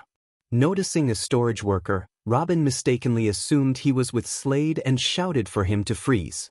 The worker fled, but Robin pursued, throwing a 𝗓𝗛𝗓 in front of him to block his path. He caught the worker and slammed him against the wall, demanding information about Slade's mark. The worker stammered in fear, unable to provide answers, which only fueled Robin's anger. Just as Robin was about to escalate the situation, Raven intervened, using her magic to pull him back and slam him against the opposite wall. The team arrived, looking at Robin with disappointment. Raven reminded him that he had promised to handle the situation, while Starfire echoed the sentiment. Ignoring their warnings, Robin insisted they were wasting time and walked away. Beast Boy cautioned him that acting like Slade wouldn't help them catch him. Robin, angered, retorted that he was trying to save the city, unlike Slade, who sought to destroy it. The team exchanged concerned glances, realizing Robin was becoming increasingly like Slade. Their silence was broken when Starfire sneezed, inadvertently shooting star bolts into their friends' faces, leaving them in a comical state of disarray. Angel simply remarked, "Bless you," while Starfire apologized, explaining her allergy to metallic chromium. There must be a source nearby. Star F was interrupted by another sneeze, causing the team to scatter. As she sneezed, star bolts erupted, filling the area with smoke. Once the smoke cleared, Star F rubbed her nose and apologized. The others emerged from their hiding spots, and CB approached Star F with his scanner arm to analyze her. He noted that the key component of a chronoton detonator was a metallic chromium core, which led to an important realization. BBBB interjected, suggesting that Star F could track it. The team turned their attention to Star F, while Angel felt a sense of foreboding. After a moment, the team discovered a sewer filled with water, prompting Angel to consider his options. He decided to stay behind and provide support, but 𝗧𝗵 sneezed again, causing water to rise in the sewer. Angel confirmed his decision to remain outside while the team moved ahead without him. In the sky, Angel monitored the team through his GPS phone, sending out his feathers to search for 𝗧𝗵.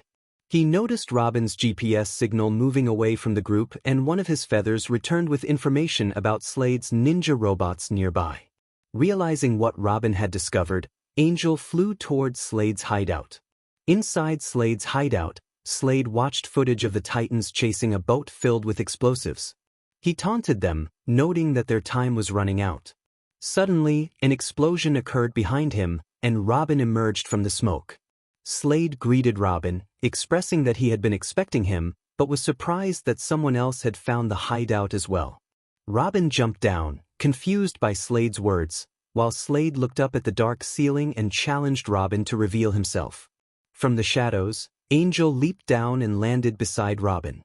He greeted Robin, who awkwardly denied ditching the 𝗕𝗏. 𝗧𝗵 feigned a cough and revealed a remote for the bomb, indicating that they were looking for it. Angel confirmed their intentions but knew 𝗧𝗵 wouldn't simply hand it over. He summoned his King Cerberus and took a defensive stance. 𝗧𝗵 smirked behind his mask, placing the remote in the middle of the room and stepping back, inviting them to take it. Angel asked Robin for their plan, and Robin declared they needed to take 𝗧𝗵 down. He charged at 𝗧𝗵, while Angel prepared to follow but was suddenly surrounded by 100 ninja robots. Meanwhile, the other Titans continued their pursuit of the speedboat, dodging gunfire. 𝗬𝐵 fired his sonic blaster while being carried by 𝗧𝗵, who was chasing after the boat. 𝗬𝐵 successfully destroyed 2 of the lesser guns, prompting the ninja robots to accelerate, causing Raven and 𝗵𝗃 to fall behind. However, 𝗧𝗵 and 𝗬𝐵 quickly caught up to the boat. 𝗬𝐵 thanked 𝗧𝗵 for the lift and jumped inside, but the ninja robots, unaware of his presence, activated the autopilot mode. 𝗬𝐵 surprised one of the robots, kicking it out of the boat with a grin on his face. As 𝗬𝐵 attempted to regain control of the boat, the steering wheel broke, causing him to panic. 𝗧𝗵 arrived just in time to help. 𝗬𝐵 tried to input the autopilot password, but it was incorrect, resulting in the boat swerving dangerously. Both 𝗬𝐵 and 𝗧𝗵 yelled in alarm, and 𝗧𝗵 asked how to stop the vehicle. 𝗬𝐵 pulled out the password code, but it only made the boat speed up. Suddenly, Luna emerged from underwater, using her tail to halt the boat's momentum. 𝗬𝐵 and 𝗧𝗵 stared in awe at the large snake until Raven interrupted their surprise. She asked if 𝗬𝐵 was planning to stop the detonator in such a manner, eyeing the destroyed password code. 𝗵𝗃 reassured 𝗬𝐵 that Luna was on their side, but when he petted her, she growled, causing him to back away in fear. Raven called for Luna, who obediently slithered to her and transformed into a smaller version, nuzzling against her cheek. Raven giggled and offered Luna a cooked steak, which she eagerly accepted before curling up to sleep in Raven's pocket. The team, still in shock, looked at Raven, who promised to explain everything after the mission. Back with Robin and Angel, Robin rolled back and lunged for the remote control bomb, but 𝗧𝗵 intercepted him, kicking him away. Robin managed to regain his balance. 𝗧𝗵 taunted Robin, suggesting he needed to do better than his friends. Angel retaliated by moving one robot with ice, sending it crashing into others behind him. He wielded his Cerberus, creating a wave of ice around him, then transformed his nunchaku into a staff, spinning it to unleash a fiery wave that cut through the ninja robots. Breathing heavily, Angel heard more robots approaching and continued to fight. 𝗧𝗵, observing, wondered how Angel had acquired such power. He threw a smoke bomb at Robin, who was trying to sneak past him to reach the remote. 𝗧𝗵 charged at Robin, taunting him to improve his efforts. Meanwhile, Raven used her magic to unscrew the bomb's casing while 𝗬𝐵 lifted it to reveal wires and a chromium core. 𝗬𝐵 noted the instability of the core, warning everyone to avoid sudden movements. 𝗵𝗃 transformed into an octopus, carefully placing the core on the floor. Just as 𝗬𝐵 prepared to defuse the bomb, 𝗧𝗵 felt another sneeze coming on, causing the team to jump. 𝗧𝗵 sneezed, but Raven quickly used her magic to create a protective barrier around her head. 𝗧𝗏 sneezed, making her magic ball grow larger, but once she finished, Raven removed her magic, leaving her with messy hair. 𝗧𝗏 apologized to her team with a nervous smile while 𝐶𝐵 scanned his core. He noted that all they needed to do was cut a wire, but when he did, a series of beeping noises erupted from the core. 𝗵𝗃 remarked that it didn't sound good. Meanwhile, Robin and Angel had just destroyed the last robot, both breathing heavily. In Angel's mind, a voice urged them to use their power to free and release them. Frustrated, Angel held his head and shouted for silence, shaking his head as he looked at Robin, who was on the floor, also breathing heavily. Robin asserted that they couldn't control the voices, no matter the threats, they would never obey. Angel explained that it wasn't about the voices but about Robin himself, leaning against a pipe as he spoke. Robin asked for clarification, and Angel pointed out Slade's intentions, suggesting that Slade wanted an apprentice from their team. Slade clapped, acknowledging Angel's insight, but added that he initially wanted Robin first, though he wouldn't mind having another. Angel responded defiantly, telling Slade to go away. Slade chuckled, revealing a red button and questioning how far Angel was willing to go to protect his friends, teammates, or loved ones. Both Angel and Robin gritted their teeth but nodded in agreement. On the city streets, the team emerged from the sewer line, calling out for Robin and Angel, but they received no response. 𝗧𝗏 expressed her concern, wondering why Robin wasn't answering, while Raven informed her that his locator was deactivated, leaving them without a way to find him. 𝗵𝗃 noted the situation was not good, and despite their attempts to reach out, Robin and Angel remained silent. In Slade's hideout, Robin and Angel found themselves chained in their hero suits, adorned with Slade's logo. Slade reassured them that things would get better, walking away as they stared at their reflections, hoping their team would figure things out. Slade called them to follow him. The next morning, 𝗧𝗏 continued to call for Robin from her TTC phone while flying around the city. Raven urged her to stop, noting that she had been calling for 45 minutes. 𝗵𝗃 chimed in, suggesting that if Robin was going to answer, he would have done so by now, adding that 𝗧𝗏 was giving him a headache. 𝗧𝗏 expressed her worry about Robin and Angel's whereabouts, while 𝗬𝗵 mentioned that Robin and Cinderblock had definitely gone a few rounds, but he couldn't tell who had won or where they had gone. Raven, in her usual monotone, confirmed that there were no signs of them and their locators were still offline. She had been monitoring their frequency but had not received any check-ins. With concern, she wondered where Izuku was. The team continued searching for them until nightfall, and 𝗧𝗏 began to blame herself for allowing Robin to battle alone. 𝗵𝗃 agreed, especially since Slade was a significant threat. Raven kept searching, worried about Angel's silence while also caring for Eri with Luna. They pondered why Slade had set a fake chronoton detonator and what his true plan was, but their thoughts were interrupted by an alarm. 𝗬𝗶 announced that there was trouble, and they rushed to the scene. In the sky, Angel prepared for action, and Robin nodded in response. Angel let him go, and Robin fell from the sky, landing on a facility tower. He entered through an air vent, throwing his sarung at a floating weapon door, which beeped and then exploded. With a weapon in hand, he heard an alarm and guards approaching.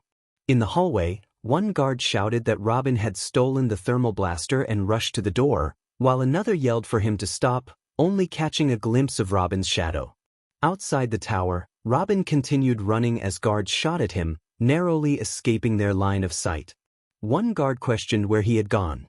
On the ceiling, Robin observed the guards moving away from him. He tapped his ear, informing Fallen Angel that he had the weapon and needed to be picked up. Fallen Angel confirmed he was on it. Robin jumped down from the ceiling, ready to change his location, but encountered the Titans. 𝗬𝗶 ordered him to freeze as they surrounded him, not yet realizing who he was. When they reached a dead end, Robin turned to face them, and their eyes widened in shock. 𝗧𝗏 called out to him, and 𝗬𝗶 expressed disbelief at what he was seeing. 𝗧𝗏 asked why he was acting this way, but Robin interrupted by throwing his sarung at 𝗧𝗏, causing it to explode in midair, sending her back toward the Titans. The team was stunned by the turn of events. 𝗬𝗶 exclaimed in confusion, while 𝗵𝗃 questioned Robin's motives. Robin gritted his teeth, looking skyward as he heard Slade's voice through his earpiece, warning him not to say a word, claiming the Titans were no longer his friends. As the Titans approached, a light suddenly illuminated the area, destroying the bridge between them. They looked up to see Angel, now referred to as Fallen Angel due to Slade's influence, descending toward Robin. He scooped Robin up and flew back to Slade's hideout, leaving the Titans in shock and Raven and 𝗧𝗏 worried about their friends. In Slade's hideout, Robin and Fallen emerged from the shadows, and Robin displayed the thermal blaster to Slade. Slade praised their efforts, declaring them perfect apprentices. Robin warned that this arrangement couldn't last forever, to which Slade confidently replied that it could and would. The lights turned on, revealing images of the Titans being targeted by nanobots, with Slade explaining that they would remain undetected for years unless they disobeyed him. He presented a button, threatening that he could end their former friends with a simple push. Robin vowed that Slade would eventually let his guard down, while Fallen added that they would retrieve the controller and ensure their friends were safe. Robin warned Slade that he would pay for his actions, to which Slade responded that it sounded like a threat. He approached them, taking the thermal blaster from Robin and commenting on the similarities in their thoughts regarding betrayal, revenge, and destruction. Robin gritted his teeth, attempting to reclaim the controller, but Slade restrained him, pointing a gun at Fallen to keep him in place, all while monitoring their vital signs during the mission. "You both won't admit it, but on some level, you both enjoy studying from me." Fallen rolled his eyes, dismissing the notion. Slade released Robin, who rubbed his wrist. Slade stated that they would continue stealing and enjoying the thrill, and sooner or later, they would see things his way. He placed a thermal blaster on his arm and added that he might even become a father figure to them. He then put a thermal blaster on Robin's wrist before letting him go. Robin muttered that he already had a father, thinking of Batman, while Fallen quietly expressed that he didn't need another lunatic for a father, recalling his own father. In the living room, BB explained his theory about non-existent movies where they had been replaced by robots or had become zombies under mind control. As they listened, BB detailed the whereabouts of Raven, 𝗬𝗓, and CB. Raven sarcastically remarked on the logic of that theory, stating that if anything controlled their minds, she would have noticed. CB confirmed that his scanner indicated they were indeed the real Robin and Angel. Starfire exclaimed that it was a lie, insisting that Robin and Angel were their friends and could never betray them, her expression turning sad. 𝗬𝗓 chimed in, affirming that 𝗬𝗓 and Robin would never do that, looking up at Raven, who turned away. 𝗬𝗓, in tears, asked if Raven still trusted 𝗬𝗓. Raven hesitated, wanting to say yes but unable to find the words. 𝗬𝗓 yelled that they were all bad friends, flying away to her room. Raven wanted to stop her, but CB held her back, advising her to let 𝗬𝗓 be. The room fell silent until an alarm rang out. In another facility, Slade instructed Robin through an earpiece to fight to win and use the thermal blaster. Raven attempted to use her magic, but it was countered by a dark red magic from behind the Titans. Robin looked up to see Fallen descending in front of him, stating that they had what they came for and showing a piece of technology in his hand. Robin nodded and jumped off the roof, caught by Fallen, who flew back to Slade's base. BB noted that they had gotten away, while Starfire lamented that Robin had also escaped. CB regretted not using his blast, and Raven expressed that they should have anticipated Angel's involvement, clenching her fists. BB asked if she was okay, but Raven cut him off, insisting she was fine and looking away. Just then, all the Titans' phones rang and they answered. 𝗬𝗓 informed them that their friends needed to return to the tower and demanded to know why they were working with Slade before ending the call. Raven pondered why Izuku had shot her, her mind racing with questions. Back at the tower, 𝗬𝗓 shared what she had received telepathically from 𝗬𝗓, while CB examined BB's body and discovered nanorobots inside their cells. BB expressed his disgust at the revelation, while CB noted that there were billions of them inside all of them. Starfire warned that with such technology in Slade's hands, he could destroy them whenever he wanted. Raven remarked that they should have trusted both Robin and Angel like they had trusted 𝗬𝗓 and Starfire. Thinking of 𝗬𝗓, who had flown back to her room after delivering her message, Starfire began to speak, but Raven interrupted, stating that she needed to know something from 𝗬𝗓 and walked toward her room. 𝗬𝗵𝗲 decided to investigate the location of Slade's base using the neon tech. Raven stood in front of 𝗬𝗓 and Izuku's room, sighed, and knocked 3 times on the door. From inside, 𝗬𝗓 shouted for her to go away. Raven identified herself and requested a moment to talk. 𝗬𝗓 yelled that she didn't want to speak to anyone who had betrayed their trust. Raven looked down, apologizing and explaining that they had thought, but was cut off as the door swung open and 𝗬𝗓 shouted that Raven should have trusted her more, as 𝗕𝗎 trusted her more than anyone. Raven asked what she meant, and 𝗬𝗓 pulled her onto the bed, beginning to explain everything about why Izuku trusted her the most. In Slade's base, Slade, Angel, and Robin had grown tired of his games and attempted to take control from him, but it was too much for both of them. However, Robin managed to land a hit on Slade's face and threw his logo mark along with Angel. Slade became furious and retaliated, revealing how he had shared his knowledge with them and how he had made his decisions. He declared that if the Titans were so distracting, he might as well get rid of them. Robin and Angel's eyes widened in fear as they pleaded not to harm their friends, looking down. Slade smirked, pleased with their 𝗬𝗵𝗲, and instructed them to call him 𝗬𝗲𝗏 from then on. He pressed a button on his wrist, and while the Titans should have felt pain, only Angel collapsed, overwhelmed by agony. The Titans rushed to Angel's side, calling out his name. Slade stepped back in shock, questioning how this could happen. He looked around, realizing that the screams they heard were still inside the Titans' bodies. A glitch occurred, revealing Angel with numerous neon robots inside him while the others were unaffected. Slade was left searching for answers, until he remembered the blast the Angel had given to Titan when he was at Wayne Tower. Slade was shocked, realizing that the Angel had sucked them with magic. The Angel, in pain, revealed the surprise. Raven, filled with worry, urged the Angel to stop, fearing it would destroy him. The Angel reassured her that it was okay and instructed her to stop Slade. Robin encouraged his friend to hang in there, promising they would defeat Slade soon. The Angel nodded and told Raven to stay with him, while he called out for Titan to act. The next day, 𝗬𝗵𝗲 managed to remove all the nanorobots from Izuku's body. 𝗬𝗵𝗲 and 𝗵𝗃 apologized to 𝗬𝗓, but she told them that if they wanted her forgiveness, they needed to make her a super rocket bike. Izuku intervened, suggesting instead that they create a hover bike, which made 𝗬𝗓 agree enthusiastically. That night, at 9 p.m. in Izuku and 𝗬𝗓's room, 𝗬𝗓 was asleep while Izuku continued reading a book until someone knocked on the door. When he invited the person in, Raven entered. She asked if she could talk to him for a moment. Izuku agreed and attempted to get up, but Raven gently pushed him back down, telling him to just lay down and listen. Curious, Izuku asked what she wanted to discuss. He thought it might be about an apology, but Raven interrupted him, saying it was something else. She looked away, blushing, and Izuku noticed her reddened face, asking if she was okay.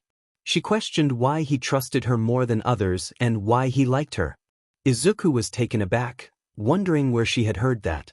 He glanced at the sleeping 𝗬𝗓 beside him, feeling defeated, and turned back to Raven, his cheeks burning.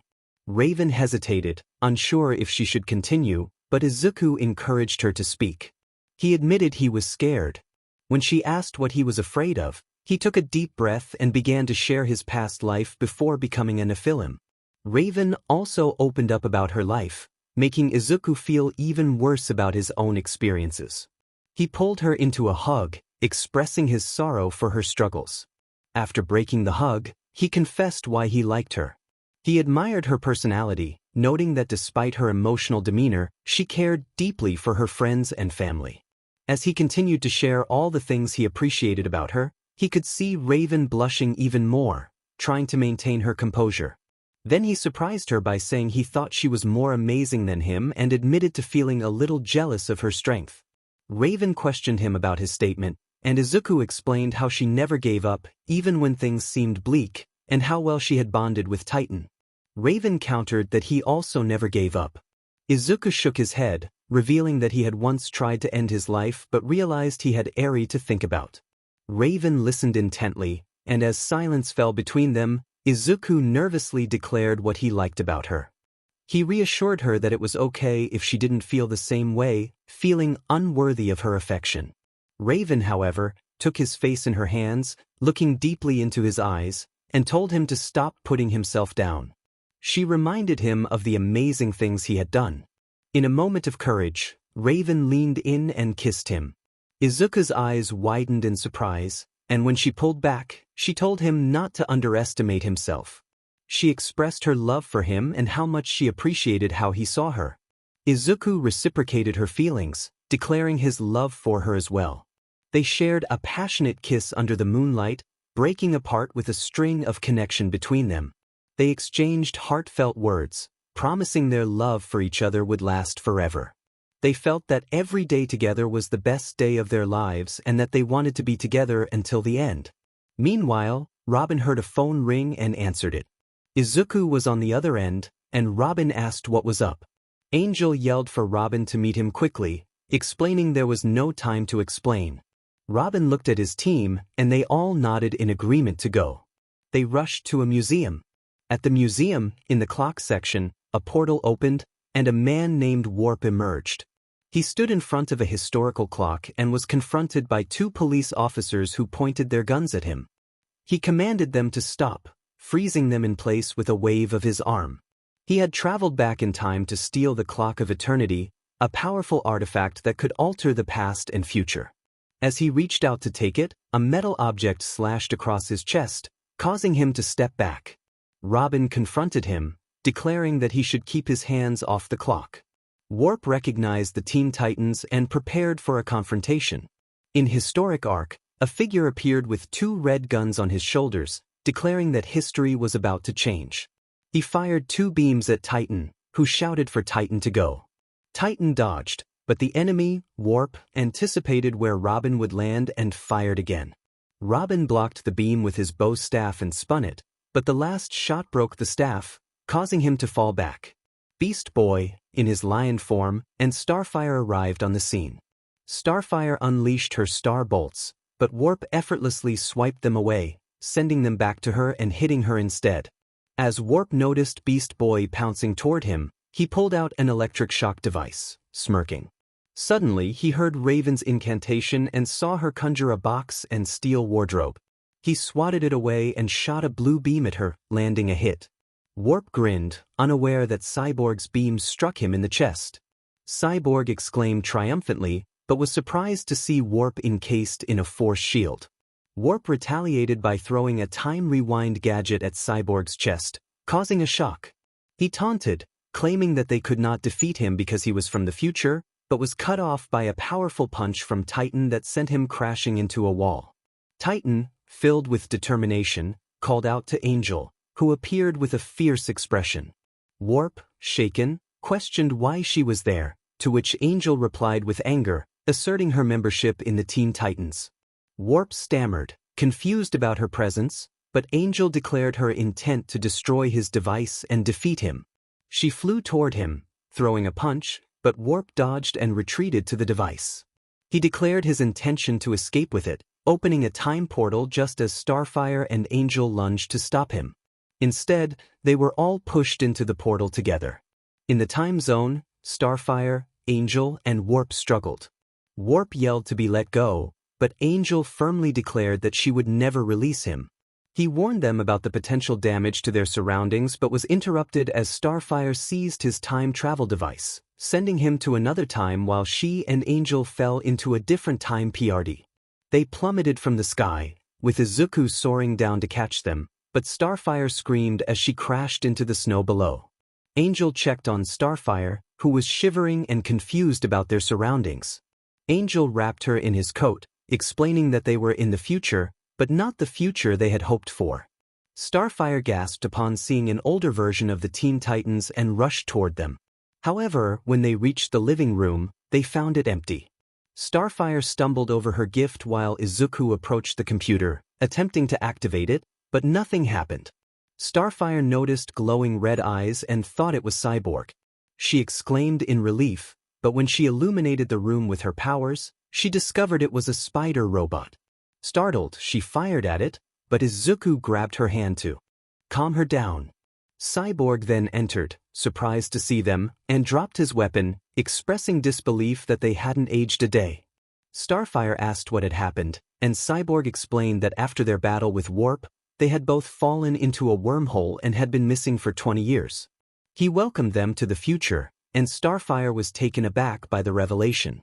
Izuku, determined to explain the situation, declared that he would clarify what time was and the implications of their absence. Starfire nodded, still confused, while Cyborg smirked at their reunion. As Izuku detailed the changes in the future, he shared how they had all become great leaders, building a hero society that helped kids without powers become heroes themselves. Cyborg was amazed by the future Izuku described, while Izuku expressed his disdain for time travel and the consequences of meddling with time. He then asked about Raven, and Cyborg provided an address, teasing Izuku about her potential romantic interests. Izuku blushed and flew away, determined to find Raven. He arrived at her place, noticing Starfire flying off toward the city. He sighed and knocked on Raven's door, but received no response. Entering, he found her in a white cape, facing the wall. When she told him to go away, he approached her, gently touching her cheek and kissing her. Breaking the kiss, he greeted her and apologized for being gone for 20 years, offering to explain everything. Raven, surprised, kissed him back, and they embraced, enveloped in his wings. After a sweet moment, they settled against the wall, discussing the time travel and how much they missed each other. Izuku also mentioned Eri, who was being watched over by Athena and Artemis in Olympus. Eri would occasionally visit Raven, but had to return due to Zeus's constraints. Izuku sighed, contemplating what he would do if he returned to his timeline again. Both remained in their embrace for a moment until a red light blinked on the phone. Izuku noticed and acknowledged Raven, who was still clinging tightly to him, reluctant to let go. He gently reassured her, expressing that he understood her fear of losing friends but emphasized that staying trapped in this place wouldn't change anything. Raven looked up at him, her expression serious as she revealed that her concern was not about her friends leaving, but about him disappearing from her life. Izuku was taken aback but maintained eye contact as she explained how everything began to fall apart when he was no longer there for her. He interrupted her, urging her not to finish that thought, as the mere idea of her contemplating such a thing shook him. Raven reassured him that she wouldn't, as he had always been there for her, and she believed he would never leave her or their family. Breaking the hug, Izuku promised that even if he were to die and be reborn, he would always find their family and live together with them until they were old. Raven chuckled at his words and suggested they focus on sending him back to his time. With a smirk, Izuku agreed, extending his hand to her, and together they were enveloped in dark magic, disappearing from the scene. Meanwhile, at Metro Arts Technologies, Robin, Starfire, and Warp were engaged in a fierce battle. Robin and Starfire managed to defeat their opponents, but Warp was about to repair his time device when he was interrupted by Cyborg's fire. As Warp was sent away, Starfire joyfully flew up to Cyborg, expressing her happiness at his return. Robin approached, placing a hand on Cyborg's shoulder, glad to see him back. Cyborg remarked that he wouldn't miss this and questioned why they had started without him. Warp, frustrated, prepared to attack but was suddenly interrupted by Beast Boy in his lion form, who scratched Warp's time travel device. Beast Boy landed beside the team just as Warp was about to retaliate. However, Raven intervened, using her magic to throw Warp against the wall. The team was surprised to see her emerge from the magic, declaring that no one would hurt her friends. Beast Boy, now in human form, commented on Robin's hairstyle, jokingly lamenting his own baldness. As Warp got back up, ready to activate his device, an angel appeared before him, seizing the time travel gadget from his chest. Warp protested, demanding it back, but the angel sidestepped and caused him to stumble. The angel looked down at Warp, addressing him by his real name, Emile LaSalle, and informed him that he had broken the laws of time and attempted to alter human history. 4 archangels emerged, declaring him guilty. The angel then announced his punishment, and as the angel's eyes turned blank, a portal to hell appeared, with demonic hands reaching out. Warp desperately tried to escape but was pulled into the portal, his cries fading as it closed. The angel turned to the team, who watched in shock, except for Raven, who approached and hugged the angel. After a moment, Cyborg opened a portal to the star and angel's time. The angel bid farewell to Cyborg, Beast Boy, and Robin, sharing a final kiss with Raven, while Robin confessed his feelings to Starfire and kissed her as well. Both couples said their goodbyes before heading to the time travel device that Warp had attempted to steal. Back in their time, Starfire and the angel shouted in unison, trying to catch Warp, but instead, they inadvertently pushed him into the portal with them. Robin and Raven called out to their friends, while Beast Boy wondered where Starfire had gone. Just then, another portal appeared behind Cyborg and Beast Boy, and they turned to see Izuku and Starfire emerging with a clock. The team was surprised and eager to hear what had happened, but the angel suggested they discuss it back at the tower before Starfire could say something foolish. At the tower, Starfire recounted her mission in the future, explaining how Nightwing had handed Izuku a clock, leading them into the vortex. As she sat near Robin, the others expressed their astonishment. Beast Boy, in tears, lamented the idea of going bald, while Cyborg questioned if that was truly what awaited them in the future. Izuku sighed, assuring them that it wasn't the case, as he lay on Raven's lap with Eri resting on his chest. He began to explain the intricacies of time travel once more, and Raven suggested they celebrate Friendship Day, leading to a joyful party. 4 days later, in a desert near Jump City, a girl with blonde hair, wearing short jean breathes and a long white shirt under a black and gray coat, was running toward Titan Tower, pursued by a giant desert scorpion. The scorpion attempted to sting her, but she skillfully dodged, rolling away as her hair clip fell off. She quickly retrieved it, but the scorpion was close behind, forcing her to flee once more. Cornered at a dead end, she turned to face the scorpion, bracing herself as it lunged at her. However, the scorpion suddenly paused, sensing something. On a nearby rock, the Titans appeared, with Robin giving orders, but they felt the ground tremble beneath them. The girl's eyes turned yellow as she summoned her power, causing a crack to form near Cyborg, lifting a rock bridge into the air. The Titans were astonished by her raw strength. With a determined yell, she brought the bridge crashing down on the scorpion, defeating it. The girl stood triumphantly, smirking at the Titans. Starfire remarked that she hadn't been in trouble after all, while Cyborg noted that she had been walking into a trap. Robin pondered who she was, but Beast Boy interrupted, eager to know her identity. From above, Slade emerged from the rock crack, looking down at the Titans and Terra, warning them not to get too attached, as he had noticed her first. After a brief time skip, the blonde girl dusted herself off and used her powers to lift herself from the ground, jumping closer to the Titans. She playfully asked if they had never seen a superhero before, placing a hand on her wrist. The Titans, still in awe of her power, were momentarily speechless. Robin introduced himself and extended a hand for a handshake, but the girl interrupted him, using a fist gesture to signify their team. She declared that they were the Teen Titans, and with a confident smile, she joined them. It was cool to meet everyone, Terra said with a grin. She introduced herself and pointed at each member of the team, naming them one by one. When she reached Beast Boy, he nervously stumbled over his words, trying to say his name but accidentally referred to himself as Bad Food. Terra quickly corrected him, saying, Beast Boy. He blushed and hid in his shell, causing Terra to giggle and remark on how hilarious he was. Beast Boy, surprised, asked if she really thought he was funny. Terra winked at him, and he felt a rush of affection, causing him to wobble and fall over. Starfire flew over, her curiosity piqued. She bombarded Terra with questions about where she came from, how she arrived, her favorite color, and if she wanted to be friends. Terra answered simply, mentioning Earth, walking, red, and her willingness to be friends. Starfire beamed with happiness and hugged her tightly, not realizing her own strength. Terra gasped for breath, and Angel pulled Starfire back, reminding her to be gentle. Beast Boy, still blushing, asked what brought such a cool girl to their city. Terra explained that she followed the winds, exploring new places, meeting new people, and occasionally stopping bad guys. Beast Boy found that cool, while Starfire expressed her fascination. Cyborg agreed, and Robin, Raven, and Angel exchanged glances. Robin asked if Terra had a home, to which she replied that the earth was her home, and she had been staying in a cave on the other side of the hill. Starfire was shocked and insisted that 𝗧𝗏 couldn't sleep in a dark cave.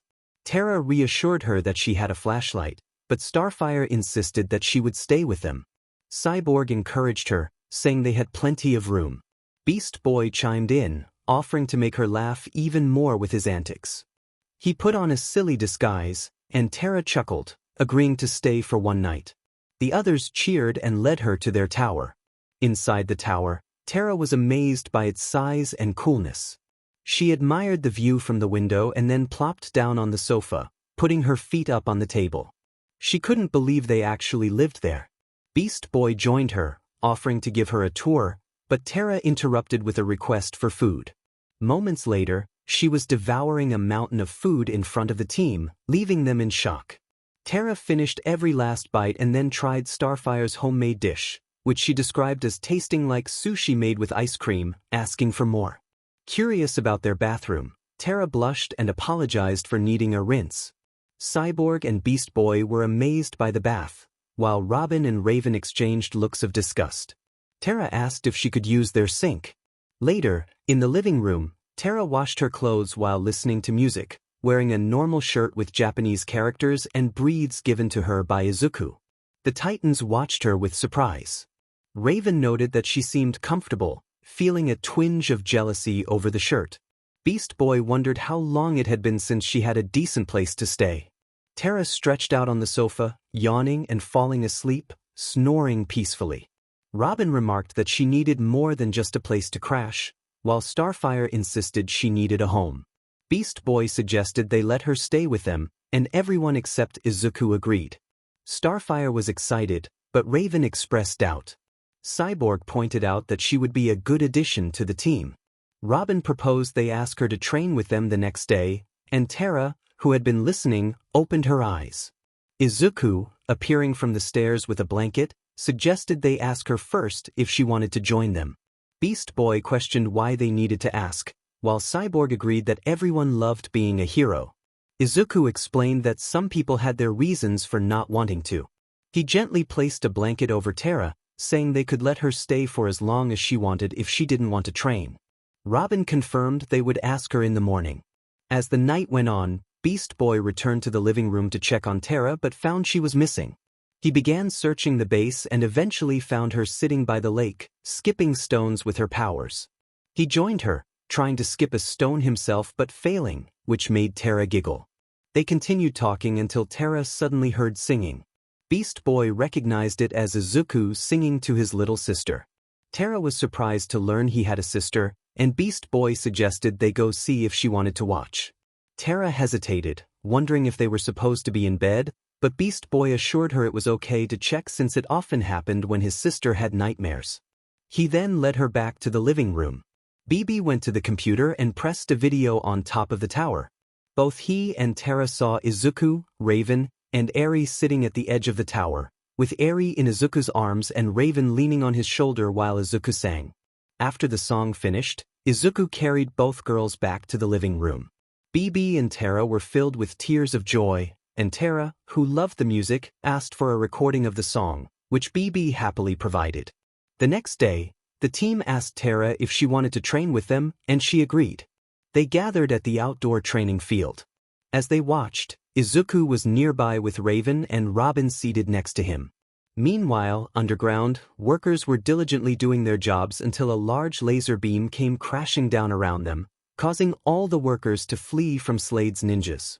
The ninjas began firing at the fleeing workers until a 𝗕𝗏𝗏 came flying in, knocking their weapons aside. One ninja looked over and saw the Titans. Robin declared that they wanted to have a word with their boss. All the ninjas charged at them, prompting Robin to yell for the Titans to go. The Titans charged forward, and 𝗧𝗏 used her powers to lift rocks from the ground. She confidently declared that the boys were ready to rock, but two ninjas came down on her, attempting to hold her down. Robin executed a backflip kick on one ninja and noticed 𝗧𝗏 in trouble. He leaped into the air and kicked the two ninjas away from her. As he landed, he found himself surrounded by ninja robots. Robin took out his bow staff and struck hard against one ninja at a time. Although the ninjas jumped on him, he spun around, hitting them all. One ninja, far from Robin, pointed a gun at him, but before he could fire, a rock knocked him out from behind. 𝗧𝗏 smiled as she saw two more robots approaching her and used one to destroy the other with a rock from the ground before running away. While Robin fought on the ground, he was unaware of another ninja with a gun positioned above him. Star used her star bolts to target the gunman, but another ninja intervened, taking the hit for him. The gunman fired through the smoke, nearly hitting Robin. Star, filled with anger, charged at the gunman, but he jumped on her, holding her down. Star struggled, but it was difficult. As they fell, more ninjas approached her, but Angel swooped down, slashing the ninjas into pieces with his wings and freeing Star from the robots that had restrained her. Star thanked Angel and flew away as he continued to fight more robots. He soon found himself surrounded and yelled a song, causing more wings to emerge behind him. He pulled his wings back and flapped them forward, raining down feather-like projectiles on the robots. Meanwhile, 𝗬𝗵𝗲 was blasting more robots, unaware that one ninja had climbed onto a drill car and was driving toward him. 𝗬𝗵𝗲 kept firing until he heard the sound of the drill and turned to see it approaching him. He grabbed the drill, trying to stop it, but it pushed him back. Raven descended and used her magic to throw a robot off the drill car, but she didn't notice the ninjas surrounding her. 𝗵𝗲 yelled a warning, and Raven dodged using her magic. 𝗵𝗲 transformed into a spike dinosaur mid-air and crashed down toward the gunman. More gun ninjas began firing at 𝗵𝗲, forcing him to retreat toward 𝗧𝗏 in the cave hallway. 𝗧𝗏 used her powers to lift the falling rocks created by 𝗵𝗲, but when she threw a rock at a ninja, it was shot down by a laser gun. Feeling her powers becoming uncontrollable, she shut them down and looked at 𝗵𝗲, who was performing a spinning attack with his tail against the robots. He changed back to human and looked up, realizing that rocks were falling toward him. 𝗧𝗏 yelled in fear for 𝗵𝗲, and the team heard her frightened voice, realizing they were trapped in the mine. As 𝗧𝗏 watched the rocks fall onto 𝗵𝗲, a few ninja robots were destroyed, but they began to move again despite their damage. They advanced toward 𝗧𝗏, who, feeling scared, unleashed her powers in anger, flattening all the robots. Overwhelmed, she ran away. As the song ended, Robin and Star approached 𝗵𝗲 and began moving rocks while the others continued to fight off the remaining ninjas. They worked together until the rocks began to shake, and 𝗵𝗲 emerged in his giant form, pushing a large rock away from him. Robin asked if he was okay, and 𝗵𝗲 nodded in his giant form until he remembered 𝗧𝗏. He transformed back into human and asked where she was. Meanwhile, 𝗧𝗏 kept running until she was breathless. Leaning against a rock, she slid down and wondered why she couldn't control her powers. Closing her eyes, she heard footsteps approaching in the cave hall. Peeking out, she saw Slade and followed him into the cave tunnel. Using her powers, she caused rocks to fall in front of Slade, making him stop. With newfound confidence, she declared that she had him cornered.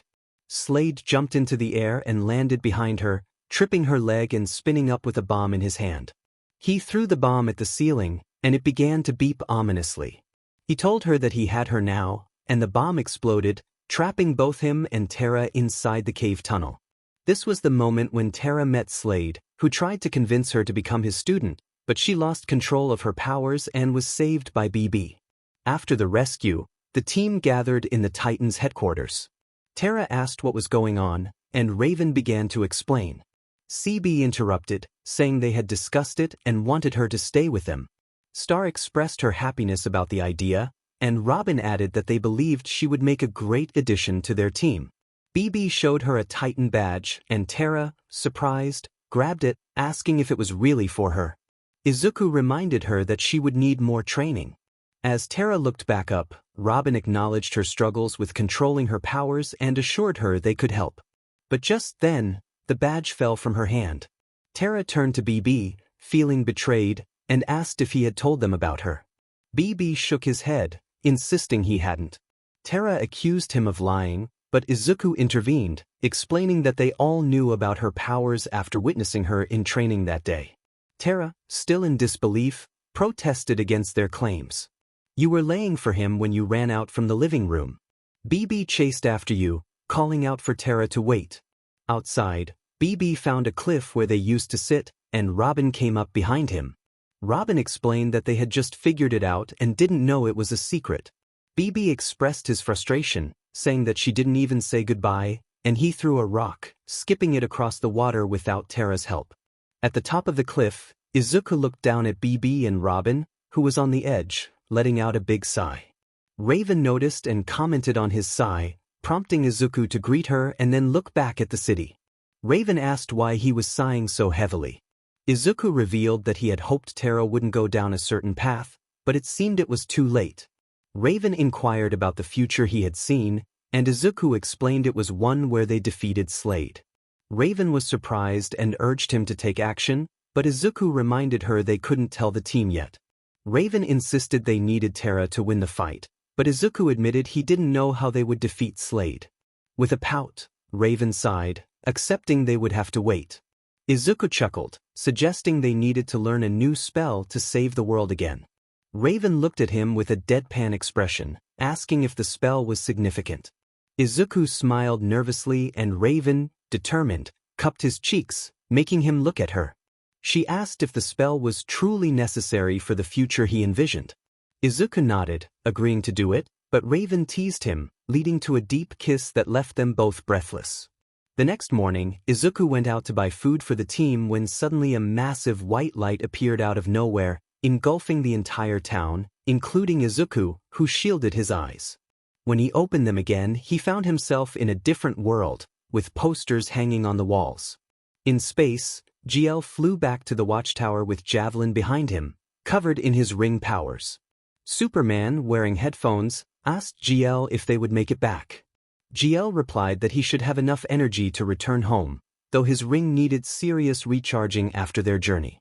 Flash chimed in, reminding them they had won the battle, while the rest of the team, including Diana, 𝗓𝗓, John, and Superman, shared a smirk.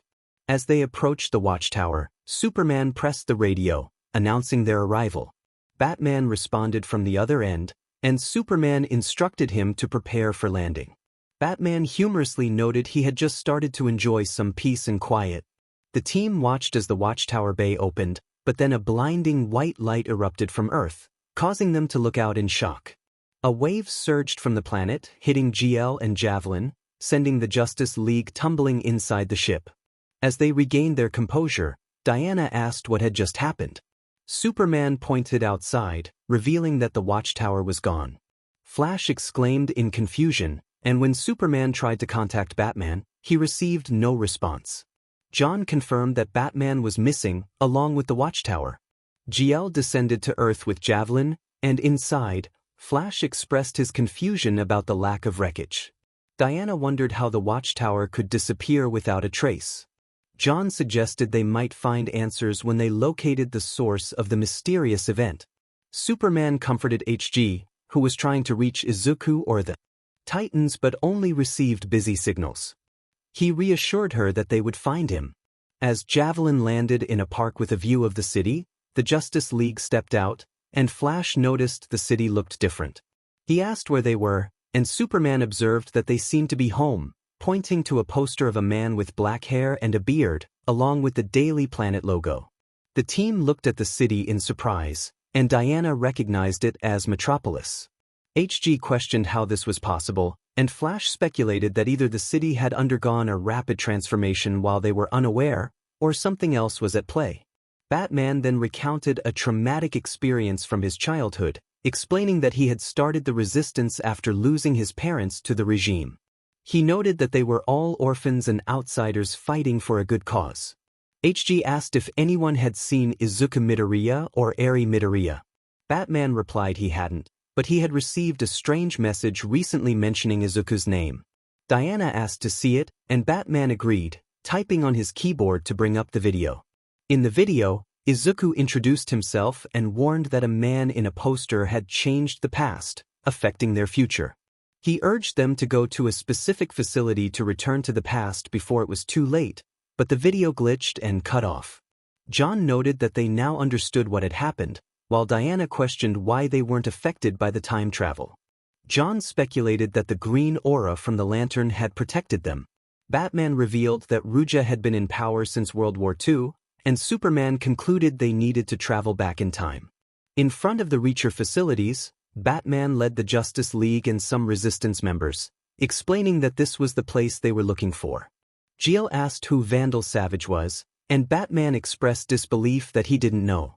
He explained that 𝗲𝗲𝗧𝗵𝗲 was the enemy he had been fighting against, and they needed to see what was inside the facility. As they entered, John became intangible and slipped through the ground, while the others flew or ran inside. He looked out from his hiding spot and saw people gathered around a large black hole crackling with electricity. A worker woman remarked that the replicated material was still unstable. The worker man asked how soon they would reach the bloodline, to which the woman replied that it would take about 48 hours, just as savage as the predictions suggested. The man expressed a wish to control the Reaper, believing that time travel would then become a reality. John was confused by the last words until he and the worker heard a loud bang from the door. 𝐻G burst in, wielding her mace, with the Justice League behind her. The workers ran away in terror, but guards rushed in and began firing at them, missing their targets. The guards continued to shoot until Green Lantern covered them with his shield. Diana took out her lasso, spun it like a cowboy, and threw it to disarm one of the guards. Flash quickly punched the guard, knocking him out. Superman picked up a machine and hurled it at the door, where more guards were entering. The guards saw the machine coming and fell back, only to be met with Batman's sleeping gas, which incapacitated them. John called out to his teammates, urging them to come over. They gathered around him and looked at the black hole filled with electricity. Superman asked what it was, and John explained that it was heavy metal, like a black hole, used to tunnel into the past. 𝗕𝗓 noted that it could change the outcome of the war. Flash inquired if they could change it back, and John warned that it would be risky, as they only had 8 hours before it collapsed. Batman wondered if it was possible to change his past, but Superman told him he couldn't promise anything, and John added that his version would not be present. Batman agreed, and the Justice League jumped into the portal, traveling back to World War II. In World War II, a portal appeared, and the Justice League fell through, getting up slowly while holding their heads. Flash asked where they were and heard gunfire from an abandoned house. He rushed to the window and exclaimed in surprise at the battle unfolding outside. A war was raging between German and American forces, with soldiers, guns, and tanks firing at each other. The other members of the Justice League joined Flash and witnessed the chaos. Flash remarked that it looked like all the documents they had studied. 𝗕𝗓 corrected him, pointing out something on the German side. On the German side, a spiked wheel tank emerged, its massive gun aimed at the Americans. The American tanks fired at the wheel tank, but their shots barely scratched its surface. The wheel tank retaliated, firing at one of the American tanks, which exploded. The lieutenant in the American tank's eyes widened in shock as he fell back, continuing to shoot until another shot from the wheel tank struck, immobilizing his tank. Just as he braced for impact, Green Lantern's shield appeared, protecting him from the blast. The wheel tank continued advancing, and Flash dashed beside it, taunting the crew. The wheel tank shifted its aim and fired at Flash, who was hit and knocked unconscious. Diana saw Flash in trouble and rushed to save him. The wheel tank targeted her, but Superman intervened, punching the driver's glass, which held firm. He tried using his heat vision on the armor, but it was ineffective. Superman was then hit by a German anti-aircraft weapon, forcing him to retreat. Suddenly, a shadow passed over the Germans, and they looked up to see 𝗕𝗓 flying down with her mace, destroying their anti-aircraft weapon. Superman positioned himself in front of the wheel tank, attempting to stop it with his strength, but it only slowed down slightly. John went intangible and slipped inside the wheel tank, ripping out wires and cables to bring it to a halt. Green Lantern flew in front of the gun, which was aimed at him, and fired at it, destroying it. Superman flew to the other side of the gun and bent it upward. With a combined effort from Diana and 𝗕𝗓, they pushed the wheel tank down, causing it to crash and explode. The American soldiers cheered and advanced into battle as the Justice League regrouped. Flash approached them, holding his stomach and joking about feeling like he had been on a rough ride. The Justice League heard a whistle, and soldiers thanked them, some amazed by Diana and 𝗕𝗓's beauty. John showed them a device he had found in the control panel. Green Lantern noted that the motherboard indicated they weren't even invited to the war. Diana took the device and examined it alongside 𝐻𝐠. John explained that the scientists from the laboratory had warned that the hull was unstable, suggesting that whoever had brought it from their time had arrived months or perhaps years ago. 𝐻𝐠 asked where they should start when they were interrupted by gunfire as 3 more 𝗏 tanks began firing at the American soldiers. Superman began to speak about the troops when one of the soldiers yelled out in alarm. The Justice League turned to see all 3 𝗏 tanks destroyed in a single slash of a sword. The German soldiers shouted in fear, retreating as they recognized the threat. The lieutenant tank called out in reverence, hailing Angel 𝗧𝗏𝗧.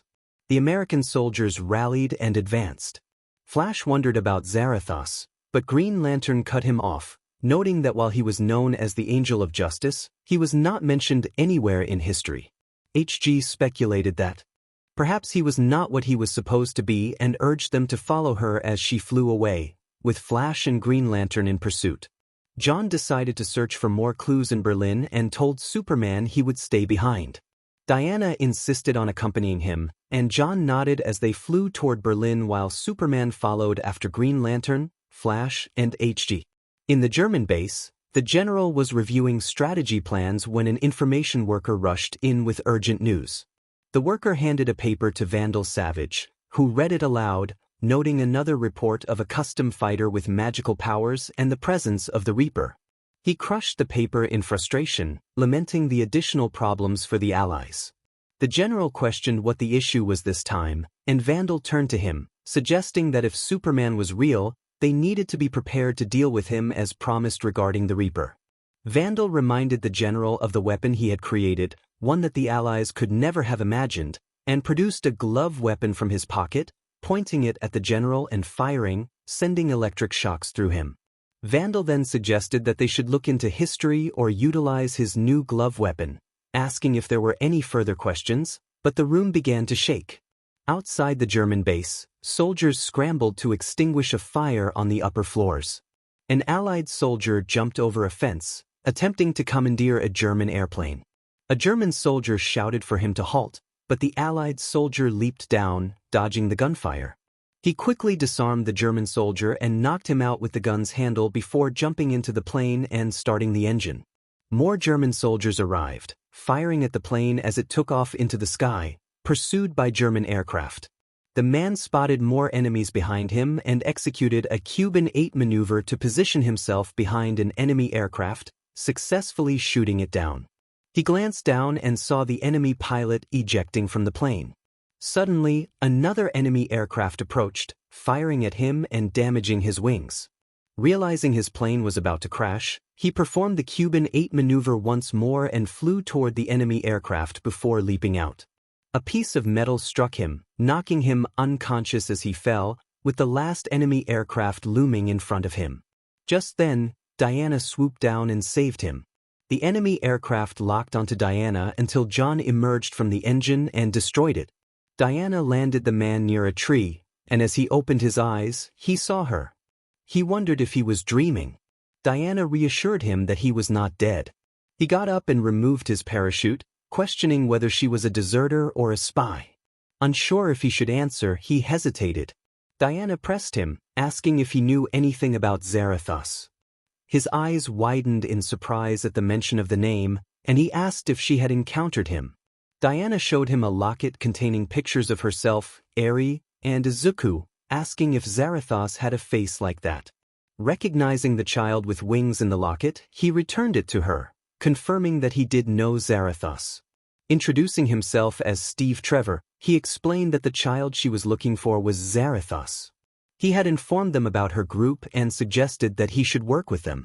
Diana inquired about the plan, and just then, John appeared beside them, urging Steve to share more information.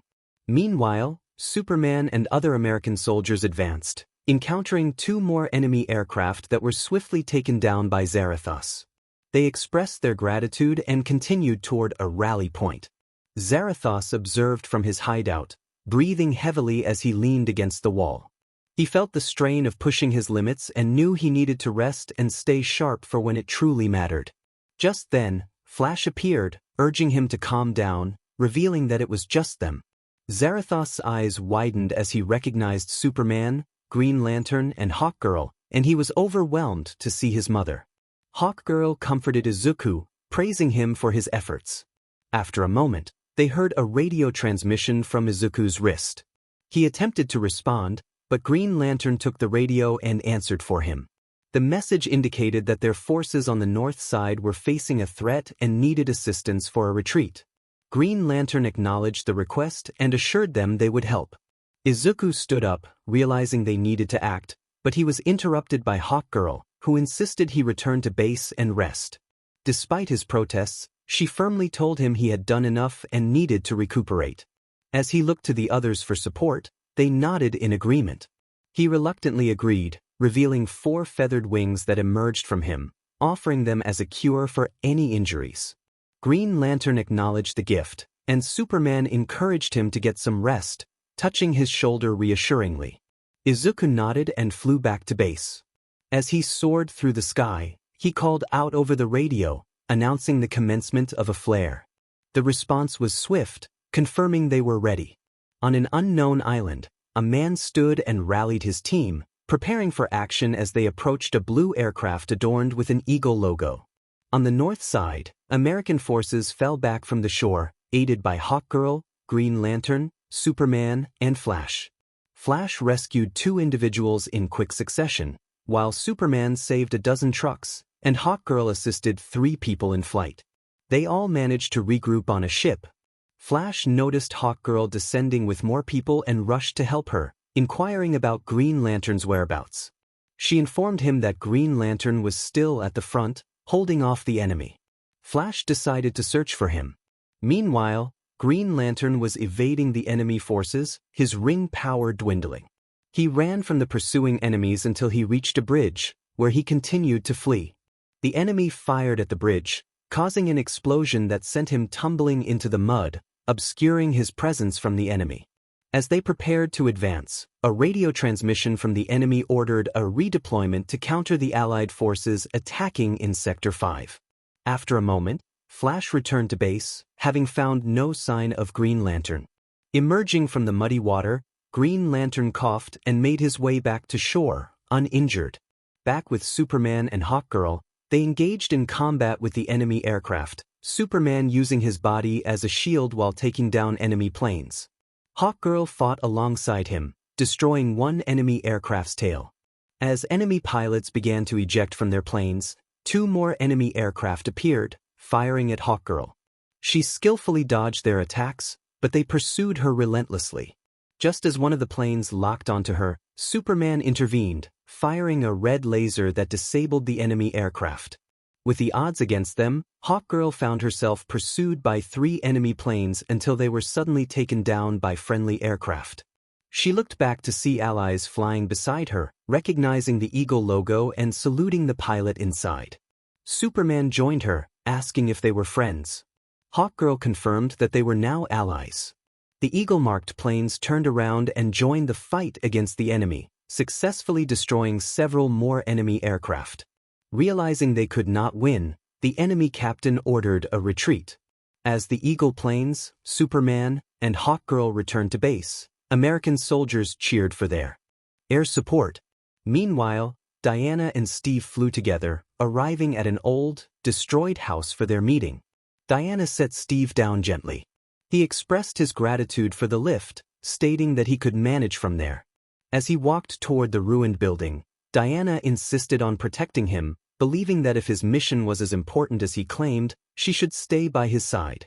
Steve paused and turned to her, questioning the whereabouts of her green friend or Zarathos. Diana reassured him that John had his own way of handling things and mentioned that she had heard from a friend that Angel had already been found and was now resting at base, or more accurately, helping out as best he could. Steve chuckled, acknowledging that her brother truly enjoyed assisting others. Diana affirmed that he had no idea how much her brother loved it. Steve then suggested they head inside, and they both entered the dilapidated structure, scanning the area and finding it deserted except for the wreckage. Diana inquired about their purpose for being there. Steve explained that he was supposed to meet a man named Ernst, a codebreaker. He pulled out a device from his pocket and showed it to Diana, explaining that if they could crack the code, they could listen in on the High Commander and learn when the invasion would begin. Diana returned the device to him, asking where the codebreaker was. Steve assured her that Ernst would arrive soon and suggested they make themselves comfortable while discussing her brother. Meanwhile, at the American base, Hawkgirl and Superman were assisting with operations when Flash returned from searching for Green Lantern. Hawkgirl asked if he had found him, but Flash reported that he had searched everywhere without any sign of him. Hawkgirl expressed regret for leaving him behind, but Superman reassured her that it wasn't her fault. He reminded her that desperate times called for desperate measures, and if they hadn't saved the men they had, there would have been many casualties. Flash wished they had more healing feathers when a medic soldier interrupted, announcing that the feathers had arrived. The heroes watched as a truck with a medic symbol approached, and soldiers began unloading boxes filled with healing feathers. They quickly distributed the feathers to wounded soldiers, helping them recover. Flash made a light-hearted remark about the convenience of the situation, while Hawkgirl wondered about Green Lantern's whereabouts. Suddenly, she felt a hug from behind and looked down to see Izuku. He welcomed her back home, and she smiled softly, returning the embrace. Flash greeted Izuku, and Superman praised him for holding down the fort. As they spoke, the sound of an airplane engine caught their attention, and they looked up to see an Eagle plane landing at the base. The captain and his crew disembarked, and Hawkgirl thanked them for their assistance. The captain redirected the gratitude to Izuku, who saluted him. Flash asked if they knew each other, and Izuku explained that they were Blackhawks from various countries. Superman inquired about the countries represented, and the captain introduced himself and his crew, each stating their origins. Superman noted that all their countries were under oppressive regimes. The Blackhawks declared their allegiance to freedom, vowing to fight until their homelands were liberated. Flash expressed skepticism about their resolve, but Izuku assured him of their bravery in battle. With everyone gathered, they prepared to initiate the Flare mission. Meanwhile, Green Lantern was in enemy territory, concealed within an enemy vehicle moving toward a bridge. As the vehicle passed, he dropped down and hid, but soon heard gunfire and turned to see American soldiers aiming at him. A muscular man, Bulldozer, questioned his presence, while another, Wild Man, noted that he didn't appear to be German. Bulldozer warned them not to underestimate him, suspecting he might be a spy. Their captain, Sergeant Rock, intervened, recognizing Green Lantern from a previous mission and confirming he was no spy. Rock approached Green Lantern, asking if he was a partisan. Green Lantern introduced himself as John Stewart. Rock examined his ring, curious about its purpose. Green Lantern explained that it was out of power. Rock lamented their predicament, stating they could use all the help they could get. Green Lantern offered his assistance, and despite Bulldozer's skepticism, Rock urged him to focus on the war ahead. As they strategized, John infiltrated the main German army base, searching for clues. He discovered the German leader and a laptop but was caught off guard by Savage, who shocked him with an electric glove. John was knocked out and later awoke restrained in a lab room, facing Savage. Savage remarked on John's green appearance, unaware of his true identity. Confused, John asked about 𝗵𝗲, to which Savage referred to him as the superior man destined to lead the world. John challenged Savage's intentions, questioning if his goal was truly peace and unity. Savage proposed that under his leadership, a new world order could be established, leaving John skeptical about the promise of progress stemming from a single laptop. "I'm from the future, just like you." Savage smirked and walked to the laptop on the table, stating that in 16 years, this would be a child's toy. He opened the laptop and remarked that today, it contained the most powerful weapons on Earth. John asked where he had obtained it, and Savage replied that it was a gift to himself. He showed a disk and inserted it into the computer, revealing a screen that displayed Savage as he currently appeared. John joked about how gracefully Savage had aged, to which Savage responded that John had no idea. Savage was able to open a portal from the future and sent a laptop that could be useful in war, sharing knowledge about World War II but was cut off by Savage. He continued, explaining that knowing the future meant success was inevitable. John mentioned that he had seen Savage's future and it didn't work out. Savage acknowledged this and approached John, asking how many friends he had brought with him and what their powers were. Jon insisted he had never betrayed them.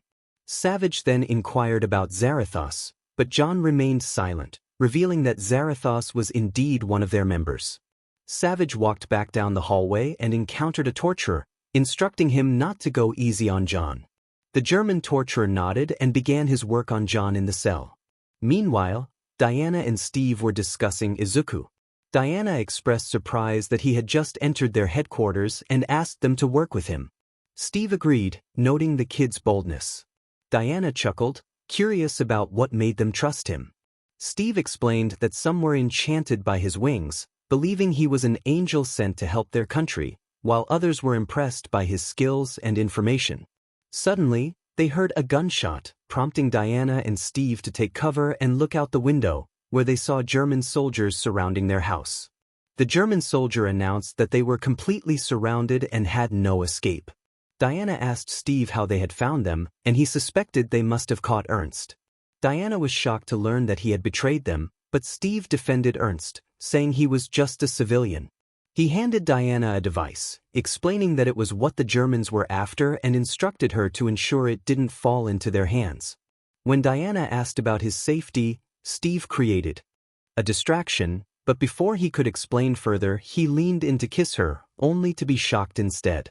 Diana apologized, explaining that the necklace her brother had given her had a spell that reacted to unwanted advances.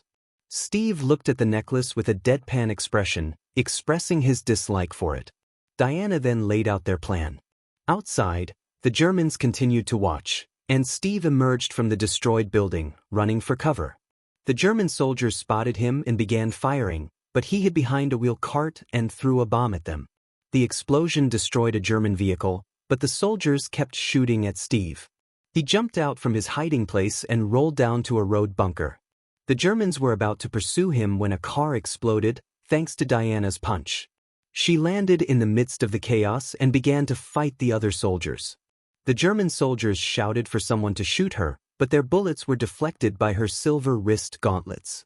As the soldiers ducked down, Diana advanced, taking them down one by one. Steve peeked out from his bunker, amazed at how Diana was handling the situation, causing the Germans to flee in fear. One German attempted to escape on a motorcycle, but Diana caught him with a rope. Steve whistled in disbelief. Meanwhile, in the lab, a torturer emerged, commenting that Jon was tougher than he looked. He instructed his two soldiers to ensure no one entered while he retrieved his special tools. After he left, the soldiers heard a noise coming from the lab.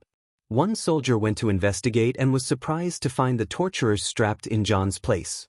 Jon had managed to escape disguised as the torturer and was now on his way back to the other heroes with new information. In the sky, Black Hawks, Superman, 𝐻𝗔, and Angel were flying toward Black Hawk's island for a mission. Flash was riding with one of the Black Hawk's members in the back seat. After they landed, they gathered in headquarters to discuss the mission. Superman confirmed their objective to take down the anti-aircraft defenses while 𝐻𝗔 explained that they would blow up the warehouse. Flash added that he needed to evacuate the people before the anti-aircraft could destroy anything. The Black Hawk leader nodded in agreement, and Superman approved the plan. Meanwhile, Easy Company was pinned down by a heavy machine gun bunker, seeking cover from the gunfire. Rock ordered Bulldoze and Ice Cream to take down the enemy. He turned to Wildman, asking if he could throw a grenade into the bunker. Wildman, recalling his baseball days, agreed. Rock instructed them to cover Wildman while he moved into position. They coordinated their attack, and Rock motioned for Bulldoze and Ice Cream to fire. As they emerged from their hiding spots, the Germans returned fire. Rock saw Wildman moving closer to the bunker and joined in the assault. Wildman prepared to throw his grenade when a German sniper shot him in the leg, causing him to drop the grenade. Rock yelled Wildman's name as the grenade exploded in front of him, prompting him to rush out of hiding. Jon spotted the sniper in the tree and took him down. Rock charged the German bunker and threw a grenade, which exploded just in time, destroying the bunker and its occupants. Easy Company celebrated their victory, and Ice Cream rushed to Wildman to tend to his injury. Wildman complained about being shot in the leg, but Rock reassured him that he would be fine. Jon handed Ice Cream a feather, which surprised him. Ice Cream asked where John had gotten it, and John explained that a friend had given it to him. Rock then asked if John knew who was behind the angel mask, to which John confirmed he did, revealing that the wings had magically healed Wildman's leg and removed the bullet. Wildman whistled in amazement, having heard stories from the others. The feather was even better than imagined. He got up, moved his leg and did a little jump. Doze expressed gratitude but emphasized the importance of watching their backs carefully. He glanced at John while speaking, suggesting that John wasn't as impressive without that ring. As he walked away, John looked down, and Rock observed him. At the German headquarters, Savage yelled ruin, grabbing his damaged laptop and questioning the general about how this could happen. The general explained that the poisoner had overpowered the guard and escaped. Savage, filled with anger, gripped the laptop tightly and declared that they needed to escalate their plans, ordering the general to send out the signal for Operation Endgame. The general, trembling, explained that they couldn't proceed because one of their communicators was missing, likely taken by a spy. Savage slapped the table in frustration, demanding that they retrieve it or destroy it. The general assured him that they were already working on it. At another German base, Diana informed Steve that their contact, Ernst, was being held in the South Tower. Steve, using binoculars, questioned whether Ernst was telling the truth. Diana confidently stated that she could be very persuasive. She then lifted Steve and flew beside an enemy vehicle, diving under a bridge to evade the guards until they reached the south building. Diana punched through the wall to create an entrance, and they entered a storage room filled with grenades. Steve grabbed one, calling it a souvenir, and they continued until they reached the cell where Ernst was held. They noticed a soldier guarding the cell, and when he passed, Steve knocked him out with a grenade before rushing to Ernst's side. Steve reassured Ernst that he would free him, pulling out a knife to cut the ropes binding him. Ernst warned them that they shouldn't have come, but Steve insisted they could discuss it later. Ernst pointed outside, revealing that they were surrounded by enemy tanks. Realizing it was a trap, Steve saw the tanks lining up, aimed directly at them. Ernst explained that they knew about the communicator and wanted it back. Diana asked for the communicator, and without hesitation, Steve handed it to her. Diana prepared to use it, but they were interrupted by the sudden appearance of a portal. Angel called to them from the other side, urging them to hurry. Diana and the others rushed through the portal just as it began to close, narrowly escaping as the tanks fired at the tower, causing destruction. After a while, German soldiers searched for the communicator, and the captain ordered them to leave no stone unturned. One soldier found the communicator's cover and alerted the captain, who smirked at the discovery. Back at the German headquarters, Savage and his general awaited news. An information officer rushed in, presenting a report. Savage read it and, with a smirk, noted that the stolen communicator had been destroyed, crushing the paper in anger. He ordered the initiation of Operation Endgame. In their hiding place, Angel knelt, breathing heavily. Diana placed a comforting hand on his shoulder, and he leaned against her as she helped him to bed for some rest. Steve expressed concern about Angel's condition, but Diana reassured him that he would be fine with some rest. Steve sighed in relief while Ernst marveled at Angel's wings. Diana then asked Ernst for his help with the communicator, showing him the device. Ernst, speaking in German, confirmed his willingness to assist. Diana, surprised, asked if he spoke German, and Ernst explained that not all Germans were like those they faced. Diana touched his shoulder, assuring him that she understood, and Ernst smiled. As he began to crack the code. Meanwhile, Superman and the Hawk Girls soared through the sky, followed by Black Hawks, while Flash dashed beneath them. Superman noted they should be nearing their target, and Hawk Girl pointed out the factory ahead. Anti-air guns began firing at them, prompting Superman to dive down while Hawk Girl dodged and followed. As they approached the anti-air guns, Hawk Girl destroyed one with her mace, while Superman lifted another and tossed it aside. German soldiers opened fire on Superman, but he remained unfazed, advancing toward them and effortlessly dismantling their weapons. Flash zipped past a guard closing the factory gate and shouted at the workers inside, urging them to leave. Confused, the German workers looked at him, and Flash grew impatient, insisting they evacuate.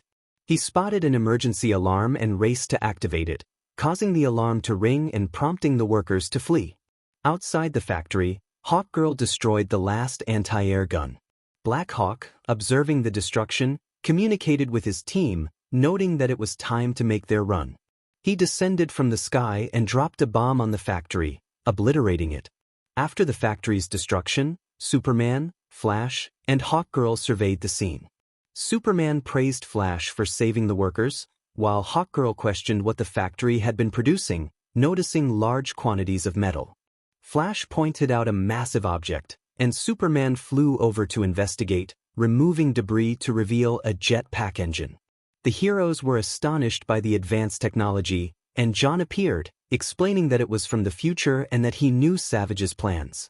Meanwhile, Easy Company was at the top of a hill, searching for their direction. 𝗏𝗏 remarked that they had searched the entire area, speculating that HQ might have provided faulty information. Rock agreed, noting that it wouldn't be the first time, while Wildman examined the map with John, who acknowledged that the hill wasn't even on it. I wonder, thought 𝗏𝗏 as he walked to the cliff and looked around. He mused about why Rock didn't go find a way with the green. Rock, focused on the map, told 𝗏𝗏 to stop. 𝗏𝗏 reminded him that the sergeant had nearly gotten them killed, but Rock pointed out that he had also helped heal Wildman's leg. 𝗏𝗏 approached John, who was gazing down at the cliff. He questioned why they needed John, who seemed powerful only when his ring was working. Suddenly, 𝗏𝗏 lost his footing and fell. Rock exclaimed in shock and rushed to the edge with the others to see where 𝗏𝗏 had fallen. John, sliding down carefully from the wooden structure, noted that the hill was not on the map, revealing it to be a secret route to the enemy airbase. At the German airbase, soldiers were preparing large airplanes and wheeling tanks. Diana peered out from her small window, observing the tanks moving toward the airbase. She turned back and asked Ernst if he had any luck. Ernst, typing a complicated code, suddenly heard a noise and confirmed that he had succeeded. Steve, waiting for news, asked what they had discovered. Ernst's eyes widened in alarm as he realized the invasion was starting. Diana inquired about the landing locations, and Ernst clarified that those were not the targets. They were invading America. Both Diana and Steve were taken aback. Meanwhile, Izuku noticed his hands starting to fade, smirking as he looked at Diana and the others, who were still trying to establish a signal to America. Diana suggested that she would go and stop the invasion. Steve, surprised, asked if he would see her again. Diana gave him a quick kiss as an answer and turned to Izuku, who waved. Understanding the implications of his fading hands, Diana quickly kissed Izuku on the forehead before flying away. Steve sighed and glanced back at Ernst, who was watching Angel disappear from their sight. Izuku saluted them, and they returned the gesture as he too began to fade. Later, Izuku returned from a restaurant with food and handed it to his team. CB and BB eagerly grabbed their portions and began to eat, while Robin, Star, and Raven observed Izuku, who appeared exhausted from his long journey. They wanted to ask him about it, but he asked Raven first to look after Eri while he returned to his room. Once inside, he collapsed onto his bed, falling into a peaceful sleep for a long time, unaware that a small hospital had added a wing behind them in this world.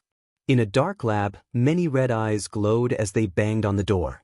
A mysterious figure spoke to their children, urging them to be patient, as soon they would wreak the havoc they craved.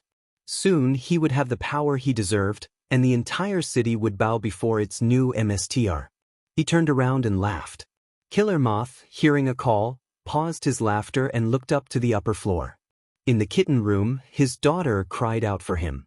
Killer Moth broke down the door and entered, telling her that he was busy and asking if it could wait. She complained about her breakup with her ex-boyfriend, Fong, and lamented not having a date for the prom. After expressing her frustrations, she flopped onto her bed, pretending to cry. Killer Moth sat beside her, reassuring her that she would find another date. However, the kitten insisted that she wanted someone handsome, popular, and totally cool, someone who would swoop in and take her away like a princess. In the night sky, Angel pursued a jewelry robber alongside Star and BB. Robin, riding his bike, communicated through his earpiece about their target's distance. CB, driving a car with Raven, confirmed they were closing in. Suddenly, Star spotted the robber. Raven corrected her, noting the target's position. Inside the jewelry store, 𝗏 was stealing jewels when he found himself surrounded by titans. He pointed his gun at them, using his spider legs to lift himself and fire a laser. The team dodged his attacks as he leaped to a nearby building, attempting to escape. Star fired star bolts at 𝗏, who evaded and jumped to another wall. Robin transformed his bike into gun mode and fired at 𝗏, who dodged again. Angel hummed a note, summoning wings and firing a feather at 𝗏. Raven enhanced the feather with dark power, making it a powerful projectile. 𝗏 leaped high, firing a web at the feather, which also ensnared 𝗵𝗃. 𝗵𝗃 joked about being super sticky as he struggled to free himself. Angel and Star dodged more webs as 𝗏 created a barrier with his webbing to slow down Robin, Raven, and 𝗬𝗵. Raven used her magic to lift the road, allowing 𝗬𝗵 and Robin to jump through the web. 𝗏 continued to crawl and fire at Robin and 𝗬𝗵, hitting 𝗬𝗵's car window and obstructing his vision. Robin and Star pursued 𝗏, who turned and fired at Star. Angel pushed her out of the way, but was caught in the web. Star stopped in her tracks, concerned for Angel. Izuku encouraged Star to go on, assuring her he would be fine. As Star followed Robin in pursuit of 𝗏, the robber jumped onto a lower car, followed closely by Robin. He swung away using a grapple hook, while his bike transformed and landed safely on the road. 𝗏 continued to climb buildings, pursued by Robin, who swung after him. Just as Robin was about to catch 𝗏, the robber turned and fired a poison 𝗏, hitting Robin and freezing him in place. He fell from the sky until Star swooped in to rescue him, gently placing him on the ground as the team looked on anxiously. Star, worried, asked if he was okay. 𝗬𝗵 scanned him and confirmed that the effects of the venom would only be temporary. Robin insisted they needed to go after 𝗏, and Angel declared that she, Raven, 𝗵𝗃, and 𝗬𝗵 would pursue him. Yu and Star returned to the tower and asked 𝐒⁴ to use Luna to remove the poison from Yu or to wait until the venom wore off.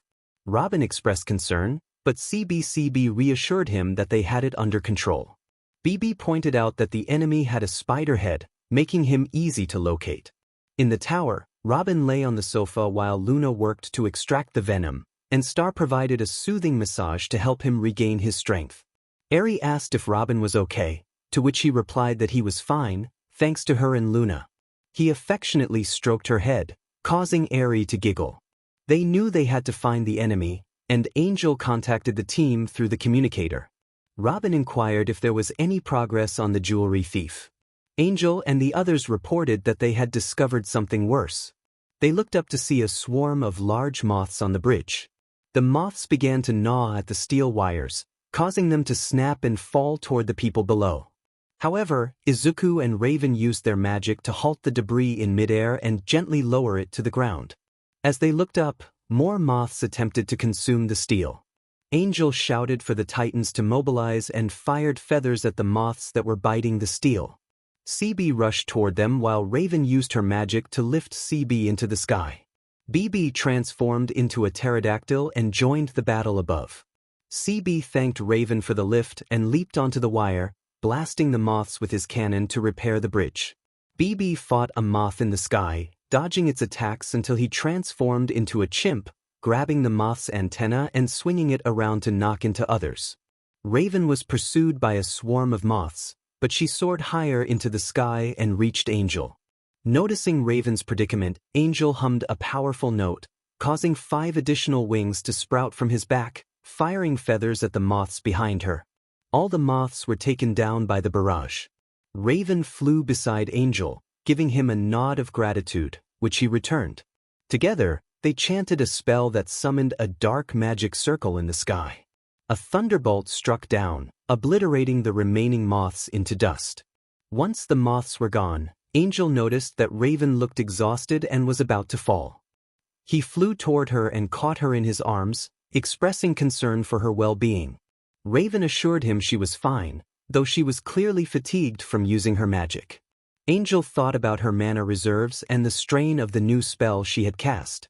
Suddenly, the sound of flapping wings interrupted their moment, and they looked up to see more moths approaching. 𝗬𝗵 connected with Robin, warning that they might need backup. In the tower, Robin quickly responded, preparing to head out, but was confronted by 𝗕𝗏𝗄𝗃, who warned him not to interfere. 𝗕𝗏𝗄𝗃 declared that even if they defeated some of his moths, they would not be able to stop him from unleashing a full swarm. He demanded that the city declare him ruler and that the Teen Titans surrender. Robin, undeterred, insisted that they would not comply. As the situation escalated, Angel and the others prepared for battle, but the moths retreated back into the city, leaving the team confused. Angel's communicator rang, and he answered, drawing the attention of his teammates. Robin informed Angel of the troubling news and connected them to 𝗕𝗏𝗄𝗃, who demanded that Angel take a young lady named Kitten to a junior event. Kitten appeared on the screen, greeting Angel in a way that made him uneasy. Raven, feeling protective, intervened, asserting her place in Angel's life. 𝗕𝗏𝗄𝗃 threatened to release more moths if his demands were not met, showcasing the sheer number of them behind him. BB was taken aback by the sight, while Raven remained defiant. Angel, realizing the gravity of the situation, took Raven aside to discuss their options. Raven expressed her frustration, but Izuku reassured her, suggesting they play along with 𝗕𝗏𝗄𝗃's game until they could find a way to stop him. After a brief moment of intimacy, they returned to the group with a decision. Angel reluctantly agreed to 𝗕𝗏𝗄𝗃's demands, stating that he would take Kitten to the event. 𝗕𝗏𝗄𝗃 instructed him to ask her directly, which made Angel grit his teeth in annoyance. Kitten responded enthusiastically, much to Angel's dismay. Later, at a cruise ship, couples mingled as Angel arrived from the sky, drawing attention and whispers from the crowd. He hoped Kitten would not show up, but when someone tapped his shoulder, he turned to find Raven, stunningly graceful. Just as they were about to share a moment, the arrival of Kitten interrupted them, causing Angel to sigh in defeat while Raven seethed with jealousy. My date Angel touched his cheek and whispered that he looked handsome. She urged him to tell everyone how much he liked her dress. Angel simply replied with a no. Kitten insisted he do it or else, and he begrudgingly said it was a nice dress, though he thought to himself that he hated pink. Kitten gasped and exclaimed that Angel was such a gentleman, unlike her worthless ex-boyfriend, Fong. Angel rolled his eyes and took her arm, leading her inside. She teased that he should smile, and he gritted his teeth but managed a forced smile, pulling her away. Raven trailed behind them, overhearing couples whispering about how lucky Kitten was and how they would make a great couple. This made Raven mad, and in a fit of magic, she transformed a pink limbo car into a square shape. Couples jumped in surprise and stopped talking. After a moment, the ship started its engine and set sail, taking them out to sea, not far from shore. Many couples were enjoying themselves, except for Angel, who sat at a table with Kitten. He didn't even look at her while she gazed at him, dissatisfied with their lack of interaction. Kitten whispered for him to ask her to dance. Angel replied in a monotone voice that he didn't dance. She stood up and approached him, pulling him up, but he didn't budge an inch. She asked if he had ever danced before, and he confirmed he hadn't, stating he was a lone type. Kitten declared that if he wouldn't dance, she would destroy a whole city, pulling out her phone as a threat. She suggested they could skip straight to kissing and leaned in close to his face. Angel muttered that he wanted to dance, and Kitten smiled, pulling his hand into the center of the dance floor. She exclaimed how much she loved dancing with him. Angel felt a surge of anger but managed to contain it. Some couples moved away from them to dance elsewhere. Raven, who heard Kitten's enthusiastic shout, accidentally dropped her juice cup, which began to bubble with her black magic, causing a spoon to bend in an unusual way. A couple nearby asked if they could have some punch, but Raven turned around and scared them with her 4 demon eyes. The couple apologized and quickly ran away. Back with Angel and Kitten, they remained still until the song ended. Angel declared it was over, removing her hand from him and walking away. Kitten, hearing her favorite song, pulled him back, wrapping her arms around him to dance again. She remarked that she didn't know who wrote the song, but it was catchy. Angel nodded and asked her not to play the next song, as it was meant for Raven. Kitten leaned on his shoulder, and Angel flinched, calling Robin to ask if they had found the 𝗕𝗏𝗄𝗃. Robin replied that they hadn't yet but were tracking Kitten's home address. The team searched everywhere at her house when Angel urged them to find it faster, expressing his frustration with Kitten. Just then, they heard a scream from Beast Boy. The team turned to see a statue horse that BB had touched, which turned its eyes red and revealed a secret passage. They descended the stairs, and BB found a light 𝗕𝗏 illuminating a room filled with moths in glass cases. The team opened their phones to confirm they had found the killer moth. The creature taunted them, saying they would soon wish they hadn't found it. The lights flickered, and when they returned to normal, they saw the killer moth jump down at them. Meanwhile, Angel smirked at Kitten, who closed her eyes and asked him to kiss her. He bluntly told her he didn't like her that way and, in fact, didn't like her at all, glancing at Raven, who smiled at him. Kitten was shocked and yelled at him. Angel informed her that the killer moth was being taken down and that they were done here, but Kitten insisted they were not finished. She revealed 𝗬𝗏𝗏𝗏 and declared that her father was in charge, not Angel. Angel's eyes widened in surprise, and Kitten threatened to release the nasty bugs for a late-night snack if he didn't give her a proper kiss. Raven's eyes widened, and a glass shattered nearby. Kitten moved closer to Angel, but he clenched his jaw in anger and covered her mouth with his hand, stating he would never kiss her. He spun her around and took the device from her, declaring she had lost. Kitten growled and spotted Fong, her boyfriend. Angel looked where she was pointing and saw a jewelry robber. He asked if that was her boyfriend, and Kitten snatched the device back from him. Fong demanded Angel get his hands off his girl and kicked him, but Izuku blocked the attack with his wings, pushing him away from Kitten. Fong attempted to grab Kitten, but she retaliated with her black magic, sending him flying. Raven warned him to keep his legs off her boyfriend and approached Angel, asking if he was okay. He replied that he had never been better. Kitten went to Fong, who got up and approached her, expressing that he cared for her. He promised they wouldn't fight again and showed her jewelry. Kitten gasped and hugged him, kissing him. Angel remarked that while they made a great couple, this was their win. Fong and Kitten noticed Raven and Izuku trapped in a magic circle. Below them, a magic circle appeared, freezing them while Kitten controlled it from her hand, but Angel smashed it with his foot, breaking the spell. Meanwhile, Robin and the others were struggling against the killer moth.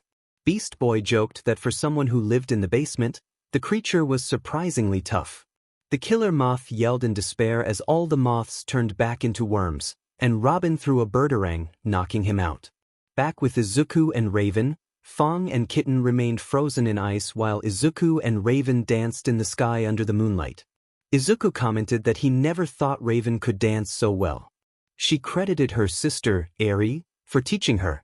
Izuku chuckled, and they both heard the song change. He remarked that they were already playing that song, and Raven raised an eyebrow, asking which one.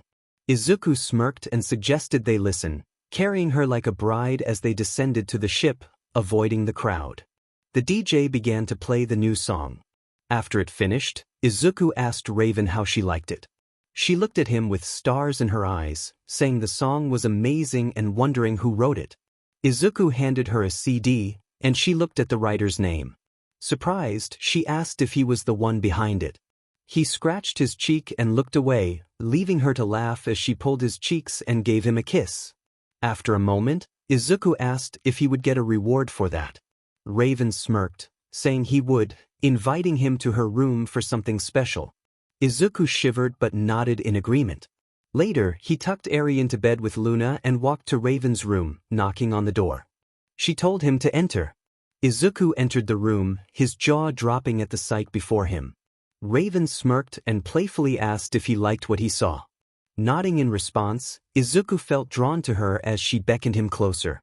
He approached her, removing his clothes one by one, and cast a soundproofing spell in the room.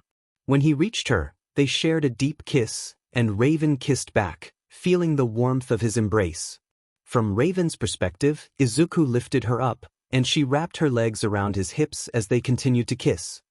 He laid her down gently on the bed, positioning himself above her. Breaking the kiss, he began to plant soft kisses along her neck, trailing downwards. As the moment intensified, she felt a rush of excitement. Izuku, feeling the connection between them, removed his shirt and trousers, laying back over her. They embraced in another kiss, and Raven felt the thrill of the moment as she wrapped her legs around him once more. The atmosphere was charged with energy as they shared their passion. As they continued to explore each other, the intensity of their feelings grew. Raven felt a wave of pleasure wash over her, and she instinctively held onto him tighter, feeling the excitement build. The connection they shared was electric, and they were lost in the moment, their breaths mingling as they moved together. Raven felt herself nearing a peak, and she urged him to continue, feeling the thrill of their shared experience. Izuku responded, matching her energy as they both felt the rush of their emotions. The world around them faded away, leaving only the two of them in their moment of connection. As they continued, the rhythm of their movements became more synchronized, and they shared a deep bond that transcended words. The passion they felt was palpable, and they were completely absorbed in each other, lost in the joy of their shared experience. Once everything settled, he laid down next to her, and they both drifted off to sleep. The next 2 days passed, and one evening on the rooftop, the Titans were playing a volleyball game, except for Raven and Izuku. Raven was meditating under the sun, focusing on her magic, while Izuku was busy writing a new story. Robin and Beast Boy faced off against Starfire and Cyborg. Eri, acting as the referee, blew her whistle to signal the start of the game. Beast Boy transformed into a gorilla and hit the ball toward Raven. He shouted a warning, but Raven skillfully stopped the ball with her magic and sent it back to him. Beast Boy caught it but felt a sharp pain in his arm and fell to the ground. Eri cheered, announcing a point for Raven. Robin asked Izuku and Raven if they wanted to join the game, but they both declined. Raven explained that she needed to meditate, while Izuku mentioned he had to finish his story by the end of the week. The teams shrugged, and Eri blew her whistle to begin again. Beast Boy transformed into a gorilla once more and attempted to serve the ball, but it ended up going back to Raven. His teammates yelled in alarm as the ball fell to the ground. Beast Boy walked forward, but the ball bounced back and landed at his feet, causing everyone to look up in surprise. 𝗧𝗏 appeared, floating on a rock, and asked which team she was on. Starfire exclaimed her name with joy, and both Beast Boy and Starfire rushed toward her, playfully competing for her attention. They exchanged friendly banter, but Beast Boy blocked Starfire's path, leading to a light-hearted tussle. Starfire emerged, victorious, and rushed to greet 𝗧𝗏. 𝗧𝗏 hugged Starfire tightly, and Starfire responded with a playful reminder of their last encounter. As they released each other, Beast Boy approached 𝗧𝗏, hesitating before expressing his excitement. Eri giggled, sensing the camaraderie in the air while hiding under Izuku's wing. Izuku looked at Eri with raised eyebrows but shrugged it off. He waved at 𝗧𝗏, who returned the gesture. Beast Boy urged Raven to wake up and see how amazing 𝗧𝗏 was. Raven, still focused on her meditation, replied in a monotone voice, reminding them to help themselves to anything in the fridge and to lock the door when they left. 𝗧𝗏 declared her intention to join the Titans, and while the team looked at her with confusion, she quickly apologized, thinking she had missed her chance. Robin reassured her that the offer was still open, expressing concern for her past struggles with her powers. Raven pointed out that she needed to control her abilities, and 𝗧𝗏 explained that she had been practicing. With her goggles on, 𝗧𝗏 demonstrated her skills by jumping back onto her floating rock and summoning more rocks from the sky. She surfed through the air, impressing everyone with her control, except for Raven and Izuku, who remained skeptical. 𝗧𝗏 showcased her abilities further by sending the rocks into the sky, creating a dazzling display of fireworks. The team was impressed, but Raven and Izuku exchanged worried glances. 𝗧𝗏 insisted she had everything under control just as the ground began to shake. The team looked at her with concern, and she quickly defended herself, claiming it wasn't her fault. In the living room, the Titans were monitoring the city map when they noticed 5 red dots moving underground. Robin urged the team to investigate, and they all rushed out, except for Raven and Robin, who turned to 𝗧𝗏. Robin asked if she would join them, and 𝗧𝗏 eagerly accepted, running past him and Raven. Raven felt a sense of unease and stepped on Angel's foot. Concerned, Angel asked if she was okay, and Raven expressed her worries about having 𝗧𝗏 on the team. Robin reassured her that everyone deserved a second chance, and they all left the room. As they prepared to confront the unknown threat, Raven confided in Angel about her suspicions regarding 𝗧𝗏's connection to Slade. Angel acknowledged her concerns but suggested they focus on saving the city first. That night in Jump City, everything seemed peaceful until a drill-like worm emerged from the ground, transforming into a robotic creature. A bus was precariously perched on a cliff, trying to back up but getting stuck. The robot worm targeted the bus, but Raven and Izuku used their magic to lift it to safety. The worm robot turned its attention to the Titans, and Robin quipped about missing the bus. Cyborg humorously suggested it would have to take a cab, tossing a taxi at the creature, which only seemed to provoke it further. As Raven prepared to use her magic to stop the worm, 𝗧𝗏 stepped in front of her, using her rocks to hold it back. The robot stumbled but quickly recovered, retaliating against the Titans. A green mammoth charged in, but the worm fired at it, transforming it back into Beast Boy. 𝗧𝗏 lifted Beast Boy away from danger just in time, while Starfire launched her star bolts at the worm, which retaliated by firing back at her. Cyborg attempted to attack from below, but his efforts were ineffective. Robin called for 𝗧𝗏 to help him reach the worm's face, ready to take the fight to the next level. 𝗧𝗏 nodded and used her power to create a floating rock staircase. Robin jumped onto each step, and as he approached the worm creature, he fired a marble bomb, which Star helped him evade. The bomb exploded in the creature's mouth, but it seemed unaffected. CB fired a sonic beam at the creature's face with the assistance of BB, who transformed into a pterodactyl. The creature retaliated, but BB skillfully redirected its attack. Angel came up behind the creature and struck it with the Lucifer sword, which became lodged in its body. The creature roared and shifted its focus to Angel, unleashing a beam of energy. Angel dodged the attack, while Robin leaped onto the creature's head, attempting to damage it with his bow staff, but it became stuck. The creature thrashed to shake Robin off. CB and BB descended to the ground, and BB transformed into a three-horned dinosaur, charging at the creature with CB on its back, firing a sonic blast. When BB collided with the creature, one of its horns broke, causing it to shake its head in frustration. 𝗧𝗏 lifted a large rock, but Raven intervened with her magic, insisting it was too dangerous. 𝗧𝗏 argued that she knew what she was doing and pulled the rock back. They struggled for control, their magic affecting the rock. The creature's head fell after Angel slashed it with Osiris, and the team gathered around. Robin praised Angel for his efforts, but was interrupted by BB, who shouted at two of the team members. Angel warned them to stop their powers immediately, and both 𝗧𝗏 and Raven froze, realizing the rock was still charged with magic and on the verge of exploding. Without hesitation, Angel summoned the Yamato and opened a portal behind the rock, pushing it through with a gust of air. The rock was sent into the portal, where it detonated just as the portal closed. Angel collapsed to the ground, fainted from the exertion. The team rushed to his side, worry etched on their faces, while Robin checked his heartbeat and reassured them that he was merely exhausted from using the sword. As the team sighed in relief, Raven whispered her concern, expressing how scared she had been. Suddenly, Robin's phone beeped, and he saw it was Slade calling. Slade greeted him, feigning politeness, and Robin's anger flared as he demanded to know Slade's plans. Slade taunted him, suggesting he come down to find out, and just then, the ground shook again as another worm emerged, taking the defeated one with it. Robin glanced at his phone, only to find Slade had vanished. Later, the team, except for Angel, ventured into the worm's tunnel, with CB leading the way. Star noted the long trail left by the evil worm, indicating the tunnels extended for quite some distance. CB mentioned their depth below sea level, questioning what could be down there.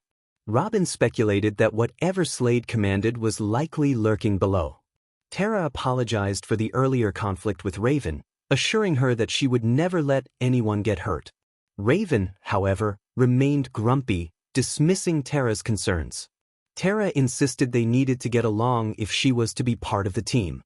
Raven retorted that 𝗧𝗏 wasn't part of the team yet, and if she endangered her friends again, she never would be. She warned 𝗧𝗏 to heed her words in the future and walked away, leaving 𝗧𝗏 feeling disheartened. BB approached her, and when 𝗧𝗏 asked why Raven disliked her, BB explained that Raven was generally standoffish, except towards Angel and 𝗬𝗏. He reassured her that Raven just needed time to adjust. The team reached a dead end, but Robin detected a strange signal deep within the rock. 𝗬𝗏 suggested it might be electronic, possibly a heartbeat. Terra proposed digging a tunnel to reach it, but the ground shook again as 3 worm creatures emerged. The team prepared for battle, but the worms simply burrowed away. Robin suggested they split up. He, Raven, and Terra would pursue Slade, while Star, BB, and 𝗬𝗏 would follow the worms. As Raven and Terra began using their powers to dig, it quickly turned into a competition between them. Robin sighed and followed after them, wishing Izuku were there. Meanwhile, BB, 𝗬𝗏, and Star followed the path of the worms, eventually finding themselves back in TTT's home. They looked up to see the worms connecting and spinning above them. Inside, Angel was still recovering, cocooned in his wings with 𝗬𝗏 nestled inside. Raven, Robin, and Terra arrived in the control room, where the spinning worms were visible on the ceiling. After the mission, Raven showed Terra around the tower while the team prepared her room without her noticing. Terra asked if they were friends, to which Raven replied that it was close enough. Terra apologized for the earlier incident, and Raven admitted that things had gone surprisingly well, recalling how long it took her to stop disliking Best Boy. They shared a laugh as Raven opened the door to Terra's new room. Terra's eyes widened in surprise as she saw the team had decorated it for her. They shouted, "Surprise!" And Terra was taken aback, asking if they had done all this for her. BB explained that since she helped save their home, she deserved her own room. Robin presented her with a TTT communication device, officially welcoming her to the team. They shook hands and the team cheered for her. Izuku then introduced 𝗬𝗏, who shyly greeted Terra as Sister Terra. Terra knelt down, charmed by 𝗬𝗏's cuteness, and asked her age. 𝗬𝗏 revealed she was 7 and had a gift for Terra, a book titled Spirit, Stallion of the Cimarron. Terra thanked her, and Izuku explained that 𝗬𝗏 liked to give each person a book that reflected their story. The others chimed in with the titles they received, and when Terra asked BB what he got, he hesitated, prompting Izuku to reveal that he received The Princess and the Frog, which made everyone laugh. BB pouted, and 𝗬𝗏 suggested they celebrate Terra's joining the Titans with a party in the living room. The team grabbed Terra and headed to the living room, ready to have a blast. Later that night, everyone in the living room was asleep except for Raven, Izuku, and 𝗬𝗏. They slept in Izuku's room. Raven and 𝗬𝗏 cuddled together peacefully while Izuku experienced a troubling dream. In his dream, Izuku found himself standing in the middle of an ancient castle, surrounded by snow. He heard a murmuring voice behind him and turned to see people attempting to open a massive door adorned with a BLD star symbol. The scene shifted to a church, where he observed people chatting and trying to open another enormous door, this one marked with a wing symbol. The vision then changed to a city engulfed in flames, with many townspeople lying lifeless on the ground. Back in the real world, Izuku awoke with a start, glancing around to confirm he was still in his room, with Raven and 𝗬𝗏 beside him. He sighed in relief and stared at the ceiling, wishing the nightmare was not a reflection of reality. He lay back down, wrapping his wings around Raven and 𝗬𝗏, and soon fell asleep once more, this time peacefully. Meanwhile, on the road, an old car drove along with 2 people inside. One of them wondered if the others would be surprised to see them. The other replied that 𝗬𝗏 would be, but Izuku would likely be very upset. The first person agreed, adding that Izuku would be furious if he had to work with them. They both hoped that he still had not mastered the 2 swords yet, and the driver nodded in acknowledgement.